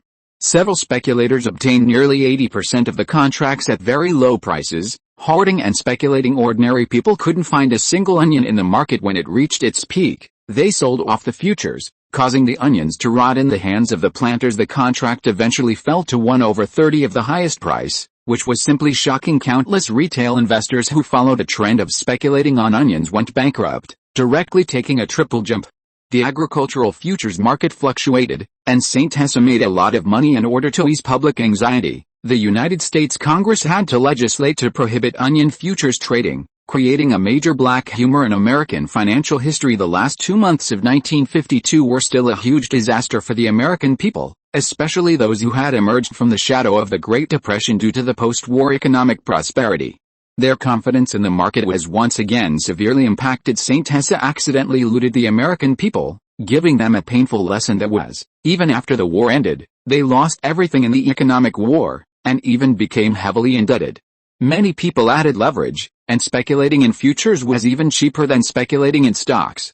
As long as they succeeded, the returns would be huge. It's just that the successful person became St. Hesse. How much St. Hesse made from the futures market was how much money others lost. The futures market can also be said to be a very, very legal form of gambling, a zero-sum game. St. Hesse's onion war earned him $53 million from the futures market alone, ruthlessly harvesting a wave of Americans. This futures investment storm directly led to the bankruptcy of 17 futures financing companies in Chicago, the collapse of 47 long positions, and the liquidation of 1,274 individual accounts. This small futures disaster cost Americans at least $700 million, but it was just a small ripple. Today, the United States has more than 20,000 tons of gold and foreign exchange reserves of nearly $200 billion. The US dollar had already been used to perfection by the Bretton Woods system, completely replacing the pound, franc, and mark. Before the electronicization of the American futures market, the Federal Assembly used the Futures Act to improve legislation and plug many loopholes. The two brothers who started it all were arrested by the Chicago court and finally acquitted, but the Chicago National Taxation Bureau did not let them go. They directly turned them upside down, and finally found that they had evaded taxes, illegally refunded taxes through illegal means, imposed heavy fines, and sent them to prison. Finally, the anger of the American people was quelled. St. Hesse also legally and reasonably earned $59 million from the New York stock market, which was scattered in 120 company stock accounts. Without attracting too much attention, the American stock market continued to rise all the way, and the Dow Jones Index continued to break through. The new president's boost to the American stock market was very useful. Before Eisenhower took office, it rose by 22%, showing the United States great confidence in the new president. This time, St. Hesse, after deducting the tax amount of the Federal Taxation Bureau, probably earned a little more than $100 million, basically achieving the initial strategic goal of coming to the United States. Speaking of black hearts, the U.S. Internal Revenue Service is the blackest, basically lying down and making money. It really is more profitable to build a platform. As time went by, St. Hesse gradually withdrew from daily trading decisions. Now he was slowly letting go, giving the three people ample opportunities to exercise and learn. He now only gave them pointers where necessary, and the various systems of the three companies were becoming more and more perfect. At least St. Hesse currently had no company more advanced in these three main entities as expected of Americans. There were many talents, especially a group of American soldiers who had been remade after the war. Most of them became college students, and now it was also graduation season. Especially those from the top 30 business schools in the United States were simply amazing. St. Hesse even saw a familiar resume. Isn't this my future old partner? Warren Buffett, a leader in long-term value investing in the future. Chapter 150: Entering Investment Banking. Buffett is now a young man, not even 23 years old, with just over a year since graduating with his master's degree. Although he is considered a remarkable genius, he is not worth St. Hesse personally befriending for now. It's enough to have St. befriend him. When he establishes his company, we can make a guaranteed profitable investment. Currently, the most important thing is to formalize and develop Sequoia Capital. Since St. Hesse came to the United States, Sequoia Capital's development speed has accelerated, but this mainly relies on St. Hesse's guidance, which is not sustainable. After arriving in New York's Wall Street, St. Hesse plans to truly expand Sequoia Capital's strength and completely formalize it. Lower Manhattan is home to more than half of America's 200 largest companies, such as General Electric, U.S. Steel, and at U0026T. Besides Wall Street, its area also includes Snowtree Street, Broad Street, Nassau Street, William Street, Exchange Place, and Lower Broadway. Merrill Lynch caught his eye. 10 years ago, it would have been a good merger target. With Sequoia Capital's ample funds, Merrill Lynch developed rapidly after World War II, but it is on the eve of its great rise, making an opportunistic move very suitable. However, Charles Merrill believed that serving a broader public beyond traditional Wall Street clients held limitless business opportunities. By Merrill Lynch's 10th anniversary in 1950, it had become the world's largest brokerage firm. Last year, Merrill Lynch's total revenue exceeded $60 million, with a profit of approximately $10 million. Compared to it, Sequoia Capital is just a kid even for St. Hessel now. Merrill Lynch's scale and profits are similar to Sequoia's, so neither acquisition nor merger is cost-effective because of the year-end performance push. The combined profits of Sequoia Capital and Blackstone Investments exceeded an astonishing $20 million. Of course, this cannot be made public, and it has almost reached the level of the top 5 on Wall Street. There are also approximately $30 million in profits scattered across different new companies, with these funds further dispersed across hundreds or thousands of accounts among them. The largest recent profit came from DuPont, the flagship company of the DuPont Consortium. They held a large amount of General Motors stock, but the stock market value was far lower than General Motors. At that time, a company called Ground went long on DuPont and short on General Motors. St. Hessel simply cleared out most of his General Motors stock and invested in DuPont, earning a full $7 million. St. Hessel will certainly continue to invest in General Motors. Currently, General Motors stock price is $30 per share, and in the foreseeable future, it will be at least $60 per share. Such a guaranteed profitable business is always welcome. In early 1953, there were a total of 1,532 stocks on the New York Stock Exchange, making it not easy to select suitable companies for investment. Therefore, he tried to invest in some predictable large companies, such as IBM, Coca-Cola, Sears, and so on. Even with the memories of later generations, he cannot guarantee that those small companies will definitely grow into large companies. Everything is subject to change currently. St. Hessel can make money by exploiting loopholes through some small tricks. But Sequoia cannot continue to make money in the increasingly regulated U.S. securities market and then invest in Argentina. After the Great Depression of 1929, the U.S. stock market began to enter an important period of standardized development. From 1933, it entered a relatively stable recovery period, and it was not until 1954 that the average price of stocks was able to recover to the high point of 1929. In 1933, the United States abolished the gold standard and promulgated the Securities Act and the Glass-Steagall Act. In 1934, the United States promulgated the Securities Exchange Act. In the same year, the U.S. Securities and Exchange Commission was established in accordance with this law. In 1940, the United States promulgated the Investment Company Act and the Investment Advisors Act. Up to this point, the U.S. capital market, after more than a century of self-evolution, saw for the first time laws regarding securities issuance, trading, and investment funds, and also established a regulatory agency for the first time. This series of institutional constructions formed the basic framework for modern financial system regulation and laid the foundation for the development of the U.S. financial market. In the following decades, St. Hessel has about a year to arrange the stock market layout, and now he has enough money. December 30, 1952, St. Hessel met Anna at his manor residence. She was wearing a white shirt and tight-fitting old jeans, looking quite charming. St. Hessel had to admit that she was indeed stunningly beautiful and always easily aroused his desire. In modern terms, she had that pure yet seductive feel on. His complexion was a little pale, and she had lost some weight, but her complexion was still exceptionally delicate. Her whole body looked pitiful and moving. Anna had been promoted to deputy director of a Sequoia retail department. She murmured, "Mr. Tom, it's been a long time." She suddenly kissed St. Hessel on the cheek, and then the two looked at each other for a long time. "Anna, you are getting more and more beautiful," St. Hessel said admiringly. "Thank you for the compliment, Mr. Tom." She couldn't help but hug St. Hessel tightly. The two discussed some things about Sequoia Capital and shared some interesting stories. Anna took his hand and followed him to the 5th floor, stopping in front of a room at the top. He opened the door. Here, you could see the beautiful scenery in the distance in the afterglow of the setting sun. The two saw the winter snow scene outside the window.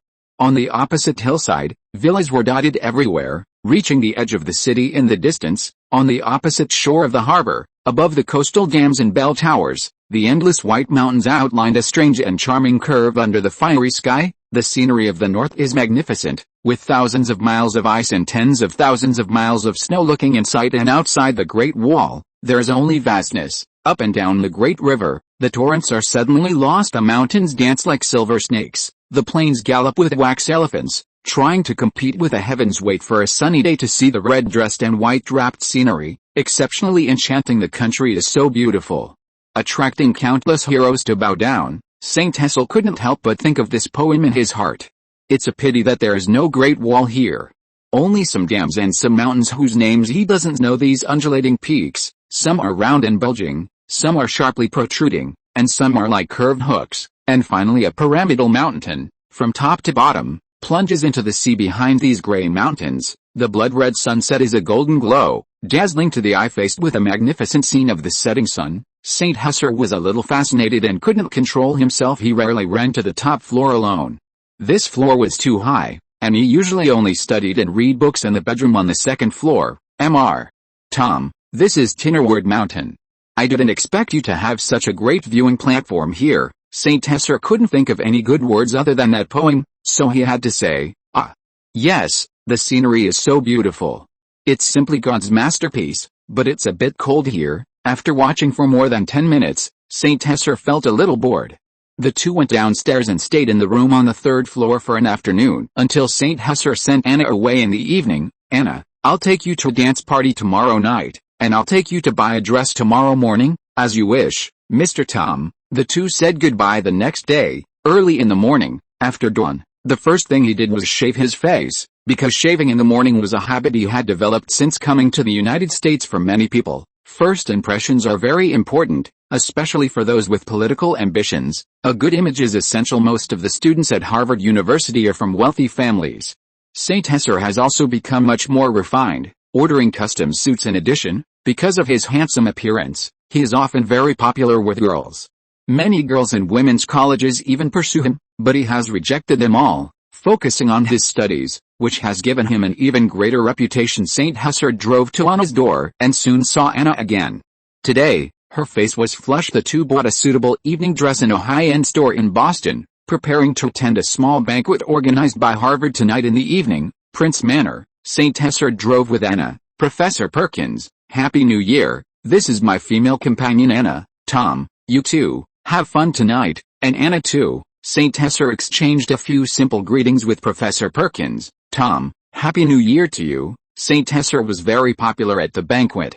Most of the attendees were some outstanding students from the law department, as well as teachers. In recent months, Saint Hesser has become quite familiar with them, and even has many good friends. Thank you. Anna looked at Saint Hesser from the side and thought he was really handsome and charming. At this moment, Anna seemed to see a ripe and tempting fruit on the tree, wishing she could feast on it immediately.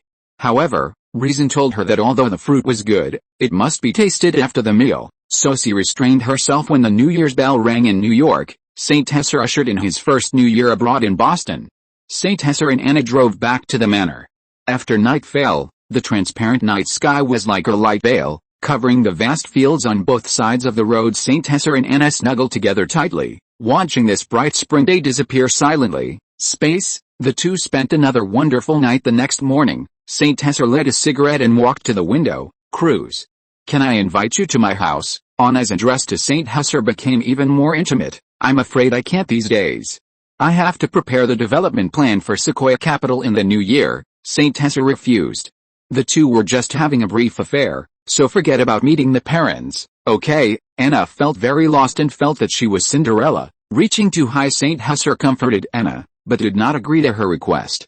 He might be returning to Argentina in a month or two. He asked the security guard to drive Anna away, and then he continued to prepare for work.